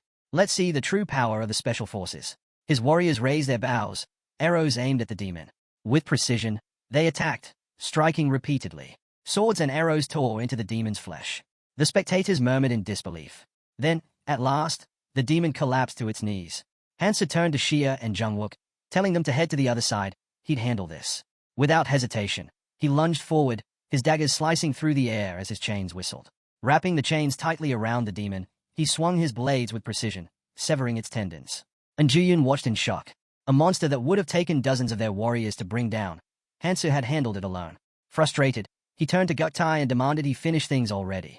Hansoo knew Guktai wasn't the type to form a special squad just to show off, but right now, that didn't matter.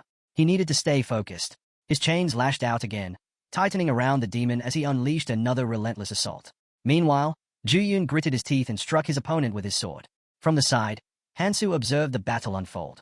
Jimin charged in with a wild grin, twin daggers in hand. Hansoo's chains coiled around the demon's neck, squeezing tighter. With a final, decisive motion, Hansoo spread his arms wide, slicing clean through his enemy's throat. He turned, surveying the aftermath of his work. Wiping dirt from his cheek, he caught Lee Guktai staring, his expression a mix of anger and unease. Hansoo stood over the fallen demon, locking eyes with him. A subordinate approached Guktai, pointing out a crystal among the remains. He suggested they use it to trade for valuable artifacts. And Juyun spoke up, revealing that the clan alliance had formed a special squad, and strengthening it was now the priority. However, another warrior argued that the small clan should be the first to claim the trophies. The young man merely smiled. I might be the temporary commander, but the special squad belongs to the entire clan alliance. No need to worry. Jungwook frowned. When had the alliance created such a squad? As far as he knew, they had been keeping that a secret. Xia shot Lee Guktai a cold look. We managed to control our unruly monarchs and form a proper alliance. The looming crisis only sped things up. Hansoo checked his system window while overhearing her thoughts. There was no point in dwelling on why the squad was created.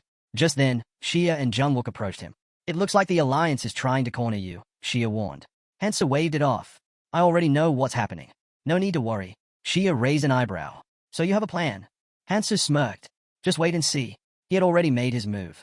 More warriors joined them, announcing that the alliance would now have to take the front lines. That meant their side would have an easier time since the alliance couldn't just stand aside anymore. Jimin narrowed her eyes. Are you sure about that? What if they regroup and refuse to do anything? Even if we help them, they might just ignore us again, making it clear. If they wanted to escape, they had no choice but to fight the Demon King. Survival meant fighting. Xia assessed their situation. Many were injured, some couldn't even lift their weapons, while others were completely out of the fight. Most of them had only prepared to face the Demon King, believing they might stand a chance if they joined a clan. But now, uncertainty filled the air. A sharp voice cut through the murmurs. Enough whining. A girl stepped forward, her tone firm. If you want to live, the only way is to defeat the Demon King. She turned to Hansoo, locking eyes with him. I'm Song. She introduced herself, stepping closer. Her hand reached for his chest, but before she could make contact, Jimin nearly exploded in fury. Only Xia managed to hold her back. Hansoo smacked Song's hand away, glaring. What do you think you're doing? She tilted her head, feigning innocence. Oh, so heartless. I wasn't trying anything, just wanted to introduce you to someone. Turning away, she tossed him a smirk. Let me know if you're interested. Then, as if enjoying the chaos she caused, she added, after all, someone is certainly interested in you. Jimin cursed under her breath. What is wrong with her? Xia pulled Hansoo aside. Just ignore her. Jimin scowled, muttering about how Song had refused to acknowledge them earlier. She only interacted with the clanless, shutting out anyone else. No matter how they tried, she had ignored them completely. Hansoo exhaled, clearly unimpressed. If you're done, let's move. Juyun groaned. Ignoring me again. Huh. With that, the group set off. They arrived before a massive wall, voices rising in debate about what lay beyond. Are we really going to fight the Demon King? Someone asked, their voice filled with doubt. A fairy helper wiped away tears of laughter. Travelers these days are amusing. But don't worry, I've got good news for you all. The crowd fell silent as the fairy continued. You don't actually need to defeat the demon to open the portal to the next island. Gasps echoed through the chamber. All you have to do is hold out for half an hour, the fairy explained. Once that time passes, the crystal on the throne will activate. Wait, so we just have to survive? Someone asked in disbelief. The fairy nodded. That's right. Once the crystal activates, the portal will open, allowing you to travel freely between islands. Then, with a sly smile, he added, of course, if you don't want to wait, you can always buy passage using crystal shards, but that's not the official way. Hansoo narrowed his eyes. He wasn't surprised. The monster had clearly been waiting for the right moment to reveal this option. The fairy clapped his hands. Well then, good luck. I hope to see you all on the next island. With that, they stepped into the Demon King's chamber. The hall was filled with massive cocoons, looming in eerie silence. The demon raised her hand. Rise! At her command, eyes snapped open within the cocoons. Skulls burst from the walls as creatures began to emerge. A satisfied smile crossed the Demon King's face. Hansoo's mind raced. This version of her was weakened, only a fraction of the true horror that lurked in the abyss. But that didn't mean the fight would be easy. He already knew how he would strike. The demon ordered, arise. The skeletons arises and moves upward. The demons let out piercing screams as a system notification popped up. Monocrystals had been used to purchase artifacts. Hansoo's hand glowed as he summoned the chain size of judgment, Decratos, and launched an attack. The demon shrieked in agony. Tightening his grip, Hansoo strategized, preparing to wield two unique skills of judgment Decratos, separation and return. Instantly, multiple copies of his sides appeared before him, and he unleashed them at the Demon King. Though struck, the demon didn't falter. Instead, he smirked as the replicated weapons trembled in his grasp. Waving his hand, he cursed Hansoo, filling the space with red light. The chains, seemingly alive, lunged toward his. But with a confident grin, he struck different parts of the weapons, asserting his dominance. Then, with a commanding voice, he summoned another demon and ordered it to tear the humans apart. More demons swarmed the battlefield. Hansoo turned to the others. I'll handle the Demon King. Take care of the summoned creatures. Guktai, the leader of an alliance faction, ordered his men to stay out of the fight. Jimin, frustrated, scoffed, figures they'd sit back and do nothing. Hansoo understood their hesitation but needed all the help he could get. At least hold the demon off for a bit. Jimin bristled. And how exactly are we supposed to do that without you? The demon let out a chilling laugh, raising her hands. Above her, a monstrous fist of exposed muscle hurtled toward Hansoo. A sudden green glow illuminated his face. One of the warriors had cast a protective dome around him. We can't hold this for long. Hurry up. Meanwhile, another alliance warrior observed the chaotic battlefield. There are too many of them. I can't even tell what's happening. Should we be helping somehow? Another asked, coughing up blood mid-sentence. And Juyun turned in shock as one of their own collapsed. He stared at the attacker and demanded, "What are you doing?" Guktai, with a sinister smirk, replied, "The perfect time to strike is when everyone's distracted." His faction had no intention of fighting the demons. Instead, they were eliminating their own. And Juyun's face twisted in horror. "You think we'll just let this slide? Why aren't you fighting the real enemy?" The answer was chilling. No one could move as a special squad launched a surprise attack. And Juyun, defiant, yelled, "This battle isn't over. We'll wipe you out too." But Guktai only sneered. "You were just disposable pawns, willing to throw yourselves away for the monarch." And Juyun froze. "What monarch?" Before he could process it, Guktai roared, "Time for you to disappear, Juyun," and swung his blade. But before the strike could land, and Juyun collapsed, overwhelmed by fear. Hansoo arrived just in time, his gaze locking onto Guktai. "So, you've finally shown your true colors," he muttered. It seemed the boy's underhanded tactics hadn't changed one bit. Guktai, startled by Hansoo's presence, questioned why he wasn't still fighting the Demon King. But it didn't matter. He was convinced Hansoo was too late. The special squad surged forward to attack, but Hansoo quickly pieced everything together. The Monarch of Disguise had finally revealed himself. These were clear traces of the Black Monarch, a discarded pawn that needed to be erased. Meanwhile, Guktai calculated his odds. Even if they couldn't defeat Hansoo outright, they just had to keep him busy long enough for the Demon to finish off the rest. He was willing to sacrifice himself if it meant taking Hansoo down with him. But Hansoo smirked. "You're mistaken," he said. "I'm not here to stop you. I have an offer to make." Guktai hesitated, his mind racing. Explosions shook the tower as tension hung thick in the air. The waiting fighters grew restless, wondering when Hansoo would return. Cursing under his breath, Hansoo realized he'd lost sight of them. With a powerful push, he launched himself off the floor and struck a demon mid-air. His chains wrapped around the creature's face, and in the next instant, the linked demons were torn apart. She had turned to him. "Where have you been?" she demanded. "Preparing," Hansoo replied simply. Before she could question him further, a sudden explosion sent Jimin flying. The demon sighed. "This is getting boring," she said, clenching her skinless fist. Hansoo dodged her incoming strike, crafting a scythe mid-movement. With precise control, he sent his weapons soaring toward her. Chains coiled around her, scythes swirling in the air. The demon thrashed, her screams filling the space as she struggled against her bindings. "How dare you!" she roared. But no matter how she fought, she couldn't break free. Shia watched in shock, but Hansoo waved her off. "Stay back," he warned. Han Chiol frowned. "Why are you stopping us?" Before Hansoo could answer, a purple flash illuminated the room. A powerful bolt struck Hansoo, sending black smoke spiraling into the air. The onlookers gasped, unable to see through the thick haze. I can't see him. Is he dead? She is breath caught in her throat. There's no way he went down that easily. Then, Jimin's voice rang out. He's up there. Above them. Hansoo had climbed higher, his focus sharpening. More copies of his size materialized, and without hesitation, they hurtled toward the enemy, slamming directly into the rings. The chains tightened around the Demon King, forcing her to her knees. Hansoo struck again, drawing another agonized scream from her. With a swift motion, he severed one of her arms. Looks like that worked, he muttered.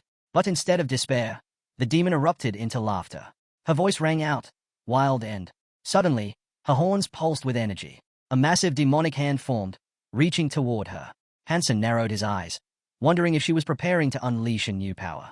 He yanked his scythe back. He wasn't about to let this drag on. Clenching the white stone, he focused. It had enough energy to finish the fight. The demonic hand trembled, and then exploded. Hansoo leaped back as Hansoo charged forward. Without hesitation, Hansoo swung his chains again, binding the demon tighter. The demonic hand clenched into a fist. Now! Hansoo called out. A great sword. Now! The weapon was thrown to him just in time. The demonic hand nearly crashed into him. But before it could strike, it collapsed to the ground. The entire battlefield froze. The earth beneath the fallen hands crumbled into dust. Hansoo suddenly appeared nearby, shocking the Demon King. She had no idea how he moved so fast. But there was no time to react. Hansoo swung his sword, striking her. She let out a furious scream, unleashing magic from her mouth in a desperate counterattack. Hansoo didn't flinch. He drove his sword into her, and blood splattered onto the floor. The Demon King's head lowered, her voice trembling. How dare you? Someone hesitated. Is it over? But the crystal remained still, unmoving. Hansoo, breathing heavily, shook his head. No, it's not. Just then, the demon twitched, and then straightened up. It's been so long since I felt pain like this, she murmured. Spreading her arms, she unleashed a powerful force, sending Hansoo flying. An explosion followed, and as the dust settled, she formed a dark sphere in her palm. For you, Hansoo, she sneered.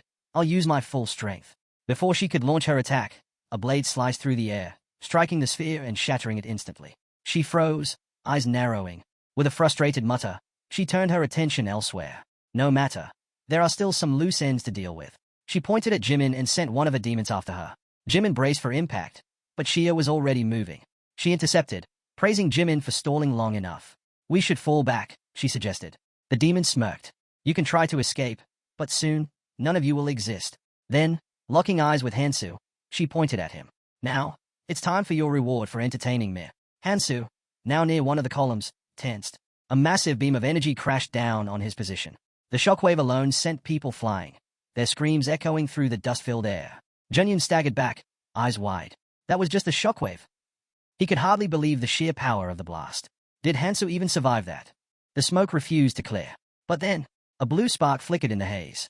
From behind the smokescreen, Hansoo's scythe shot forward, slicing through the battlefield, heading straight for the Demon King. The demon scoffed, surprised that Hansoo still had the strength to attack despite his injuries. Hansoo waved her off, relieved that things were finally settling down. But the king wasn't done. Drawing her weapon, she sneered, cursing the restrictions placed on her and the time constraints that limited her true power. As tension filled the air, the crystal finally reacted, glowing intensely before opening a portal. The people erupted in celebration. Hansoo had defeated the Demon King, and now they could all move on to the next island. However, just as the demons' bodies began to shrink, flames erupted without warning. Hansoo tensed, realizing the Demon King's hearts were in danger. But then, to his shock, her body began to shift. With a twisted grin, she declared that she was just getting started and had no intention of stopping now. Even if it meant paying the price, she vowed to take them all down with her before her body burned out. Before she could act, the fairy assistant appeared, cutting her off with a laugh. Grabbing hold of the king, he reminded her of the rules. Using true power in a training area was forbidden, and there would be consequences for breaking the conditions. A massive hand reached down, enveloping the demon as the entity declared that she would be removed.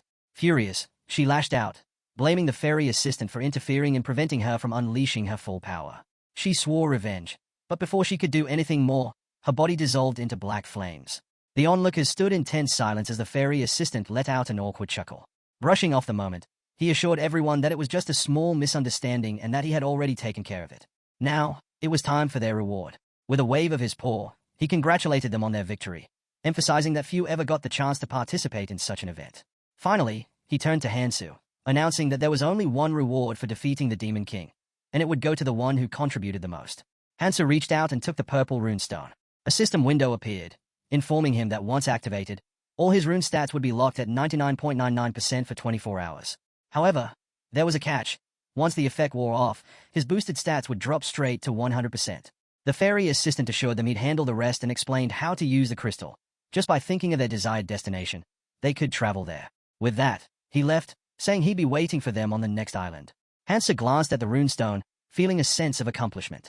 He had achieved everything he came to the central island for. But something still lingered in his mind. The energy he had sensed earlier was unmistakably from the abyss. Twirling the stone between his fingers, he reminded himself that his journey was far from over. Hanao let out an exasperated sigh, complaining that after all their effort, they only got one reward. Jungwook reassured Hansoo that no one was foolish enough to try and take it from him, especially since everyone knew he was the reason they survived. Hanao agreed, adding that it wasn't like anyone here had the strength to challenge him anyway. Shia ran a hand through her hair, skeptical. The Smug clan had been suspiciously quiet throughout the battle, and she doubted they'd stay silent for long. She suggested checking in with their clan members who hadn't emerged during the fight with the Demon King. Jimin, clearly irritated, questioned why they didn't just deal with the problem now. Hansoo shot him a glance over his shoulder and said flatly, "It's probably already over," sensing something was off. "What do you mean, over?" Shia echoed the question, equally curious. Meanwhile, in the back, the remaining warriors inspected their hands, realizing their tattoos had vanished. The monarchs were gone, either dead or captured. Shock spread among them as they pieced together the betrayal. The Smug clan had used a special squad to seize the monarchs. Hansoo smirked. Elsewhere, a lone warrior stood amid a battlefield littered with corpses. The cleanup had already been completed. A few minutes earlier, a group led by Lee Guktai had emerged from a portal. He scanned his surroundings and fixated on a towering structure in the distance. He wasn't exactly sure where they had landed, but judging by that tower, they were in the right place. As the Monarch of Disguise, Lee Guktai's mission was clear: disrupt the monarchs of the central island and eliminate them. He knew he had failed to follow direct orders, but he figured his life, along with the heads of these monarchs, would be enough to make up for it. Exploiting their fear of Hansoo had made it easy to set traps. Turning to his subordinates, he ordered them to tie up the captured monarchs. He smirked to himself, thinking about the power this move would grant his clan. He recalled Hansoo handing him the crystals and hinting that he should use the situation to seize control. By turning the monarchs into members of the special forces, he could take charge of the entire clan. But Lee Guktai had already understood that long ago. After all, the special forces were already in motion. Hansoo told Lee Guktai that as long as they didn't cause trouble here, he'd turn a blind eye to whatever happened next. Lee Guktai scoffed internally. Hansoo was a fool. Their deal had only been made to avoid unnecessary conflict in the middle of a crisis. Now that things had settled, that agreement meant nothing. Still, he suggested his people stay in contact, given their current situation. Just then, one of his warriors shouted, "There was someone else here." Before Lee Guktai could react, he saw a blade slice into his comrade's side. Alarmed, he demanded to know who was there, but he couldn't sense anyone. A voice echoed in the darkness, making Lee Guktai whip around. Whoever it was, they had actually come. He had his doubts, but it seemed his precautions weren't in vain after all. Lee Guktai shouted for his men to stay sharp. Whoever was hiding couldn't have brought many people, which meant they still had the advantage. But just as he prepared to fight, his body froze. His legs wouldn't move. He was sinking into the ground. The unseen voice calmly explained that it was a temporary effect triggered by a buried trap artifact. A figure stepped out from the shadows, revealing that the trap had a delayed activation. It ensured they were exactly where they needed to be. Panic flickered in Lee Guktai's eyes. How are they known? He wanted to demand answers, but before he could speak, a crushing blow landed on his back. And Juyun, another of Lee Guktai's men, begged for mercy, swearing to do anything to survive. The voice didn't hesitate. It denied him outright before delivering another devastating strike. The unknown warrior slammed Juyun's head into the ground, muttering that he had nothing of value. Letting go of the broken body, the warrior whispered to himself about waiting for the Central Island's people to arrive, so he could kill them all. Then, the warrior removed his mask. He mused that when he first heard about the Central Island and the tower, he hadn't known what to make of it. But, as always, things had a way of working out. At that moment, Hansoo spoke. Since this warrior had asked to use him, Hansoo decided to share something important. If the warrior could endure what Hansoo had to say, he would grow far stronger than others who started under the same conditions. With that, Hansoo sent him to the place he had mentioned, leaving the choice up to him. Looking back, the boy realized that trusting Hansoo had been the best decision of his life. Now, all he had to do was wait. The full moon shone brightly above as the transition crystal pulsed with energy. Elsewhere, deep in a forest, a man cursed under his breath. He was dead. The woman beside him asked if he was referring to Lee Guktai. It seemed the Central Island had made a critical mistake. The man frowned.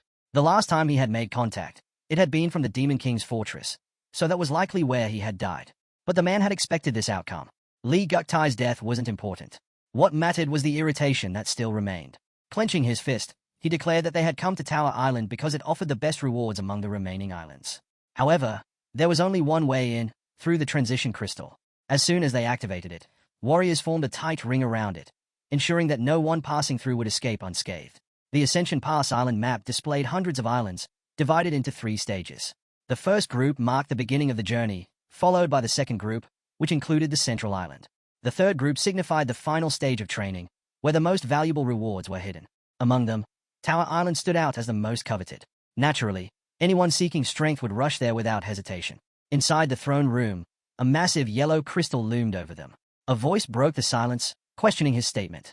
Without looking up, the protagonist casually took a bite of his snack, replying that if they were heading to Tower Island just for the rewards, they should think twice.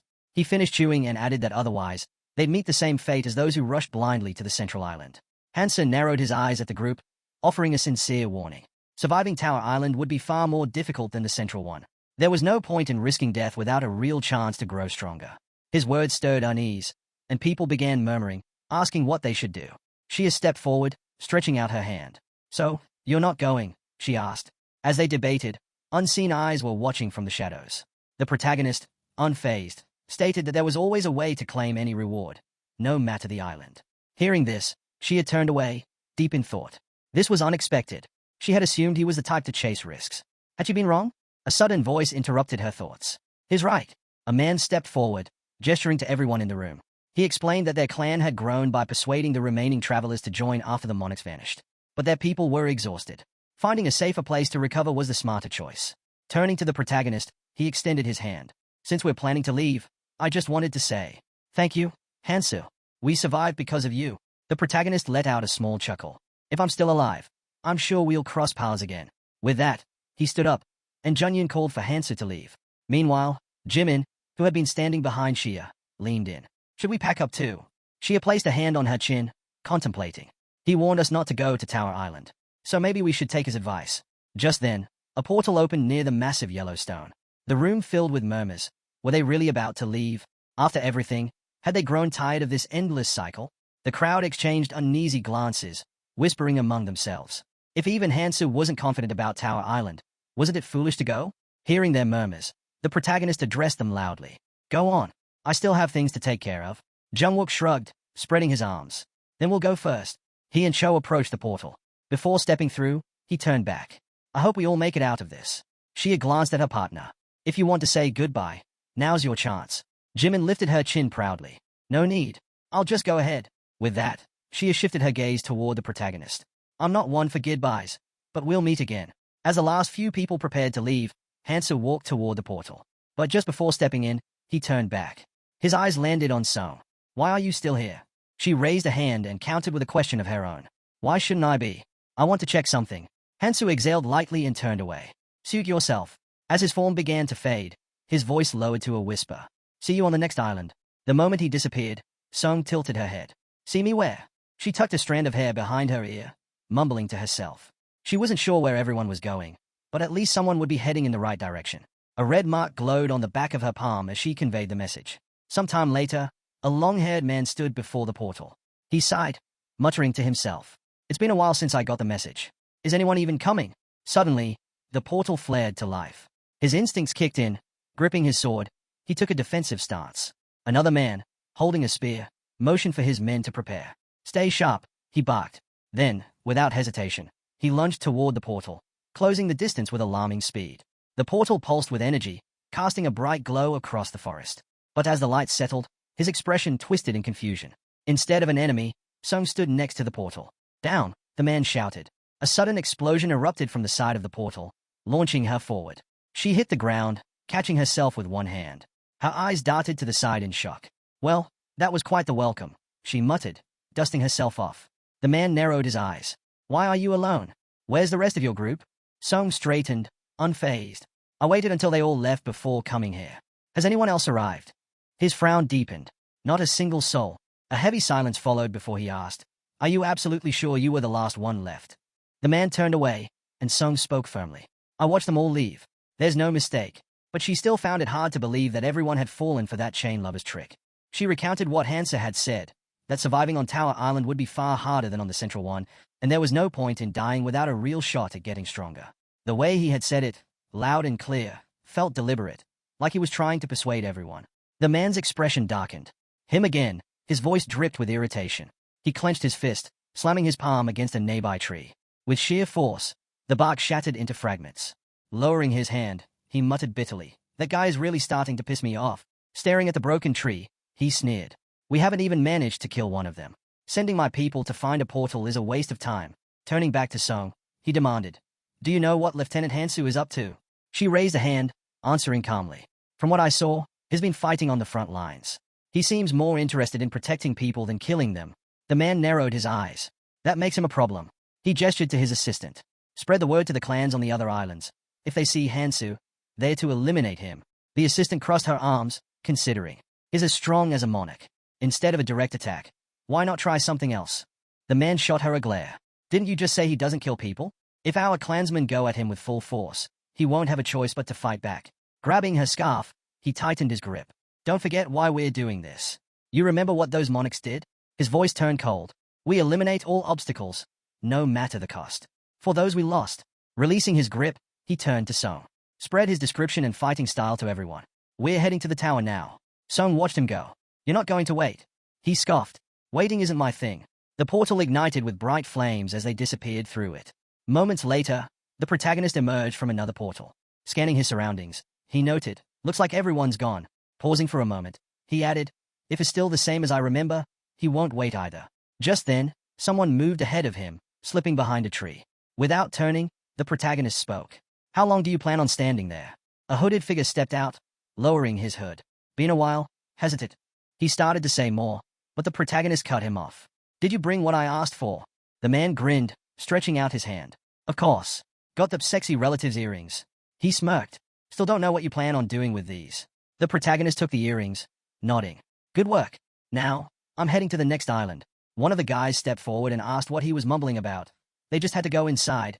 No need for all the extra talk. He walked up to the portal, turned to the others, and stated plainly, "Go in, take down whoever comes out, and claim the rewards." That was all there was to it. They weren't here to make friends, so why waste time?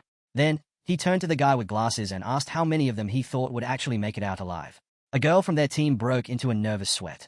The guy with glasses, the one in the hat, and the protagonist all stared at him as he continued, saying it was already clear who was going to die soon, so there was no point in dragging this out. Hansoo, watching with obvious disdain, kept his thoughts to himself. Before long, they had already stepped through the portal and were locked in battle against giant ants. Someone shouted that they needed to separate the monsters and take them down one by one. Just then, an ant lunged from a blind spot, slamming the ground with a roar. The impact sent a girl stumbling backward before she could dodge. She hit the ground hard, and the ant wasted no time closing in. The protagonist took in the situation, thinking to himself that the earrings of the 7 relatives had halved his stats. In this condition, fighting head-on wasn't an option. Still, a weapon appeared in his hand. He had to test his limits. Hansoo pushed off the guy in the hat's shoulder, telling him not to get in the way, then hurled his blade with all his strength. The weapon struck the ant's head dead on. Seizing the moment, he leaped high, brandishing another blade, and came down with a powerful slash to its belly. The monster collapsed. After finishing it off, he pulled out a knife, thinking that if not for his weakened state, he could have taken these things down barehanded. But now, it took 2 strikes. The girl, still catching her breath, looked at him in awe and thanked him for saving her. She was amazed that he had taken down such a massive creature with such a small weapon. Excitedly, she raised her hands and asked if he had fought on other islands before. Had he encountered many strong fighters? She went on, mentioning that she was searching for someone incredibly strong. Apparently, this person helped others and wielded a weapon with a chain. The protagonist listened but kept his back turned to her. With a smile, she added that she really wanted to meet this guy. Hansoo stepped away from the monster and cut her off, saying there was no point in asking useless questions. They needed to keep moving. The guy in the hat chuckled, saying a little conversation wouldn't kill them, so why was he acting like that? The girl then smirked, pressing further. She'd heard that this guy had made a name for himself on the central island. Then, as if putting the pieces together, she asked if it was true that his name was Hansoo. The others watched the protagonist walk ahead. The guy in the hat turned to her and repeated the name, scratching his head. He muttered that he kind of knew him. They had started out together. The girl's face lit up. "So he's a good friend of yours?" "That's adorable." The guy in the hat asked how she knew about Hansoo. The girl explained that she had heard stories from travelers about how strong he was. Then, she asked if he knew where Hansoo was now. He turned away, saying Hansoo was always busy with something. So even if he didn't know his exact location, if people were talking about a powerful guy named Hansoo, it was probably him. He glanced at the short-haired girl and noticed she looked a bit like the protagonist. At first, he had assumed Hansoo was all talk, but then he recalled a time when Hansoo had asked if someone had told him to fight. The guy in the hat looked ahead, his expression shifting. Then, he excitedly asked if Hansoo was really planning to fight alone. If the protagonist weren't around, many people would have died, so he was probably already far ahead. Just then, someone from another clan spoke up, saying the ants didn't drop artifacts, only ruins at best. Given the low difficulty and the sheer number of people here, the artifact quality was bound to be poor. Another person pointed ahead, spotting a door similar to the one they had entered through. Excitement spread through the group as they approached the portal.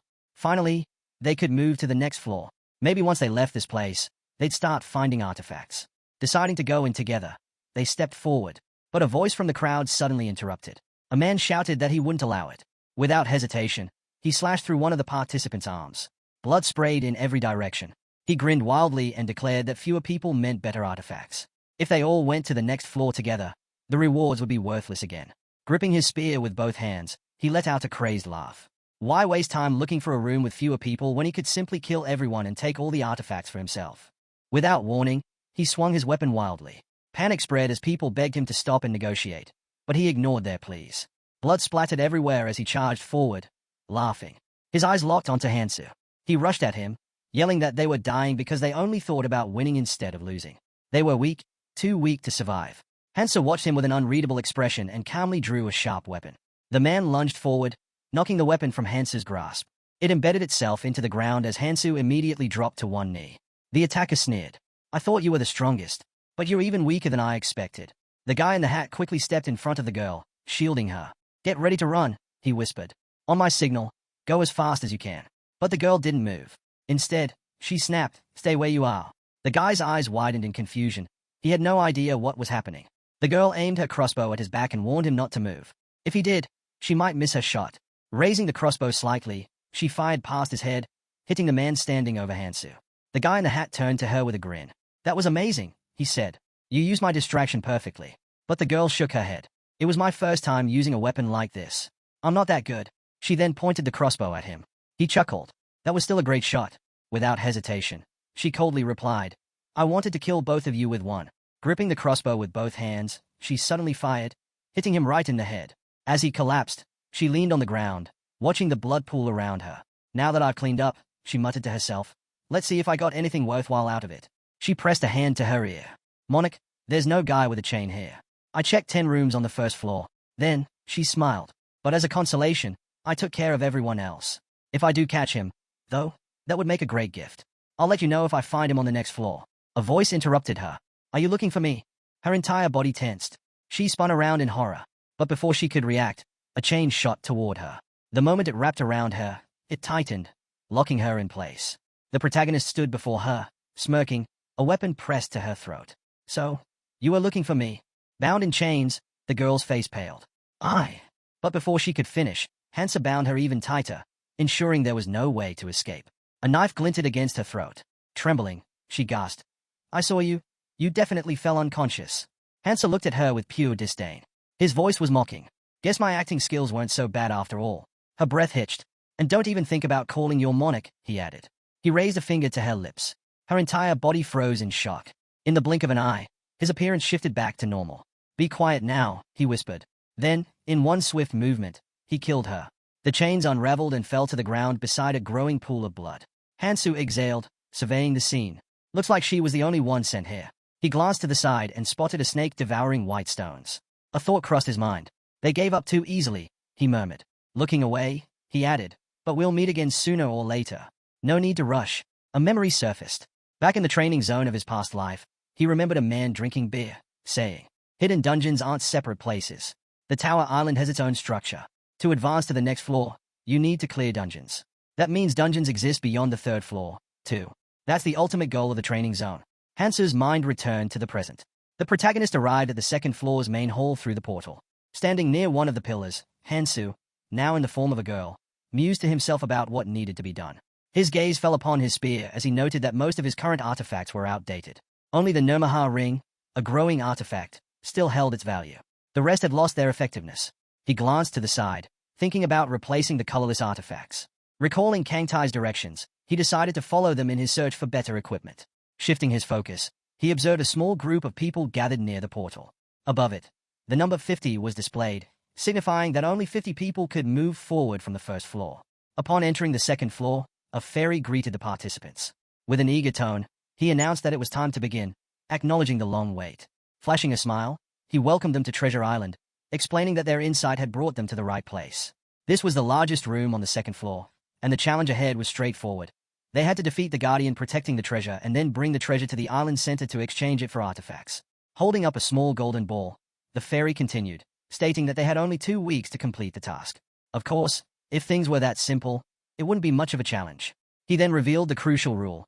Only those who successfully exchanged the treasure for artifacts would be allowed to leave.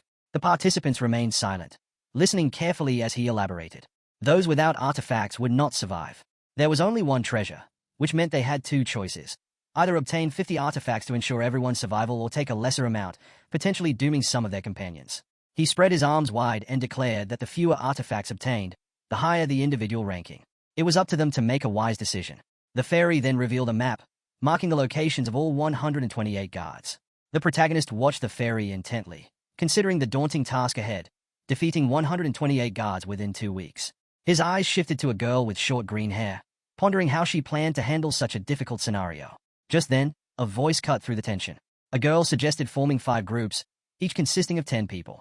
She spread her arms, explaining that each group would need to take down 2 guards per day. Smiling confidently, she turned to the others and asked if they believed they could handle it. Murmurs spread through the crowd. People began questioning the green-haired girl's suggestion. Was she really expecting the clans to work together? And were there really only 10 people per team? Those without a clan would be at a clear disadvantage. The protagonist listened to the whispers and thought to himself that, strategically, her plan wasn't bad. Behind him, a yellow-haired girl tapped a boy's shoulder. The boy turned, pointing toward the people behind him, and stated that they were on board. 2 guards per day sounded reasonable, and if someone messed up, it would be on them. Their clan had already split into teams. Hansoo observed them and concluded that these 2, who seemed to be among the strongest, were the ones calling the shots. More whispers followed, and people reluctantly agreed that, for now, they had no choice but to follow their lead if they wanted to survive. The boy then spoke loudly, saying that once they found the treasure, they would notify everyone and immediately head to the center. With that, the crowd began dispersing. The protagonist remained still, listening to the surrounding conversations while analyzing the map. The guards were scattered across the entire dungeon, which was quite large. It was time to move. Just then, the yellow-haired girl turned to the protagonist and asked where the woman had gone. Meanwhile, Hansoo carefully stepped forward, focused on his own objective, finding the hidden treasure. He thought about the Philosopher's Stone and what it would take to obtain it. At that moment, Kangtai pointed at himself, claiming that no one else could succeed, so the protagonist should listen carefully. He explained that among the orbs dropped by the guards, none stood out except for one that shone brighter than the rest. Most people were too focused on the treasure to care about ordinary orbs, discarding them as worthless. Kangtai crossed his arms and smirked, saying they weren't useless at all. He then extended a hand toward the protagonist and declared that collecting 32 orbs would allow him to exchange them for an artifact cleverly disguised as the Philosopher's Stone. Grinning excitedly, he added that finding hidden events was his specialty. Keldien, adjusting his glasses, sighed and remarked that Kangtai was far too talkative for someone who simply gathered discarded orbs out of pity. The protagonist, meanwhile, gripped a chain in his hands and continued moving forward, deep in thought. Though this artifact wasn't the same fake Philosopher's Stone that Ambi had consumed, it had a similar effect, making it worth obtaining. He reminded himself that the dungeon was challenging, and the number of chances to acquire something like this was limited. Suddenly, he tightened his grip on his weapon. Hansoo reverted to his original form, deciding that he should handle things alone to move faster, and to ensure no one else got in his way. Just then, the ground trembled. Rocks shifted and fell as a massive creature emerged, its enormous hands pressing against the ground as it struggled to rise. A blue crystal embedded in its head glowed faintly. Nearby, the clans turned their heads toward the noise, hearing the rumbling sounds echo through the dungeon. At the same time, the fairy's assistant announced, "The second guard has been defeated. That's 2 down today. At this rate, things will move quickly." One of the participants shouted at the green-haired girl, warning her not to lose focus. Annoyed, she snapped back, saying she already knew that. She barely dodged as the monster's gaping mouth lunged toward her, then leaped into the air. With a powerful kick, she sent the creature flying backward. An arrow shot past her, piercing the monster's eye. The archer behind her, bow still raised, remarked that she had dodged the attack without even looking in his direction. So why was he even helping her? The girl glared at him and yelled that he should have just fought the thing alone. Frustrated, the boy muttered that they hadn't even found a single guard yet, while somewhere else, 2 had already been taken down, and all they had run into was a weakling. The girl gazed into the distance and firmly stated that those 2 guards weren't defeated by a group. Someone had taken them down alone. She could just feel it. The boy put a hand to his chin, deep in thought, before turning to Monokshi and saying, "So, it's true then?" The girl immediately turned away with a sharp exhale and shouted at him not to call her that. That title, and the abilities tied to it, irritated her. Instead of arguing, she ordered him to move. The presence ahead of them had vanished, meaning they needed to change direction. They would turn right. Just as they moved, she suddenly stretched out her arm, signaling the group to stop. A powerful and ominous aura was approaching, the same feeling she had sensed at the very beginning. Meanwhile, another clan was making its way through the dense bushes. Their leader spoke up, saying they wouldn't bother hunting the guards. Even if they found the treasure, there was no guarantee they could deliver it to the altar. A clanmate protested, saying they couldn't just sit around and do nothing. The leader frowned but remained confident. While the others wasted time looking for guards, they would focus on getting stronger. He smirked, explaining that simply hunting the monsters lurking around would be enough to upgrade their equipment. And once they were stronger, they'd ambush those returning with the treasure. After all, who would even notice if a few people suddenly disappeared? She folded her arms, listening to their conversation with clear displeasure. The clan leader continued, stating that if no one found the treasure within 2 weeks, they would all die anyway. Just then, a girl peeked out from behind a tree. She coldly pointed out that if others started thinking the same way, things would turn chaotic fast. But that uneasy feeling she had earlier, it wasn't because of them. She suddenly appeared behind her, agreeing with her assessment. He crossed his arms and added that in situations like this, maintaining order was everything. Before they could continue, a voice suddenly shouted from the other clan, "Who is she?" She turned to look and saw the girl properly for the first time. Her entire body was covered in bruises. For a moment, she wondered, why was this girl traveling alone? She frowned, uneasy, and then it hit her. She was the source of that strange feeling. The protagonist quickly turned to look at the girl.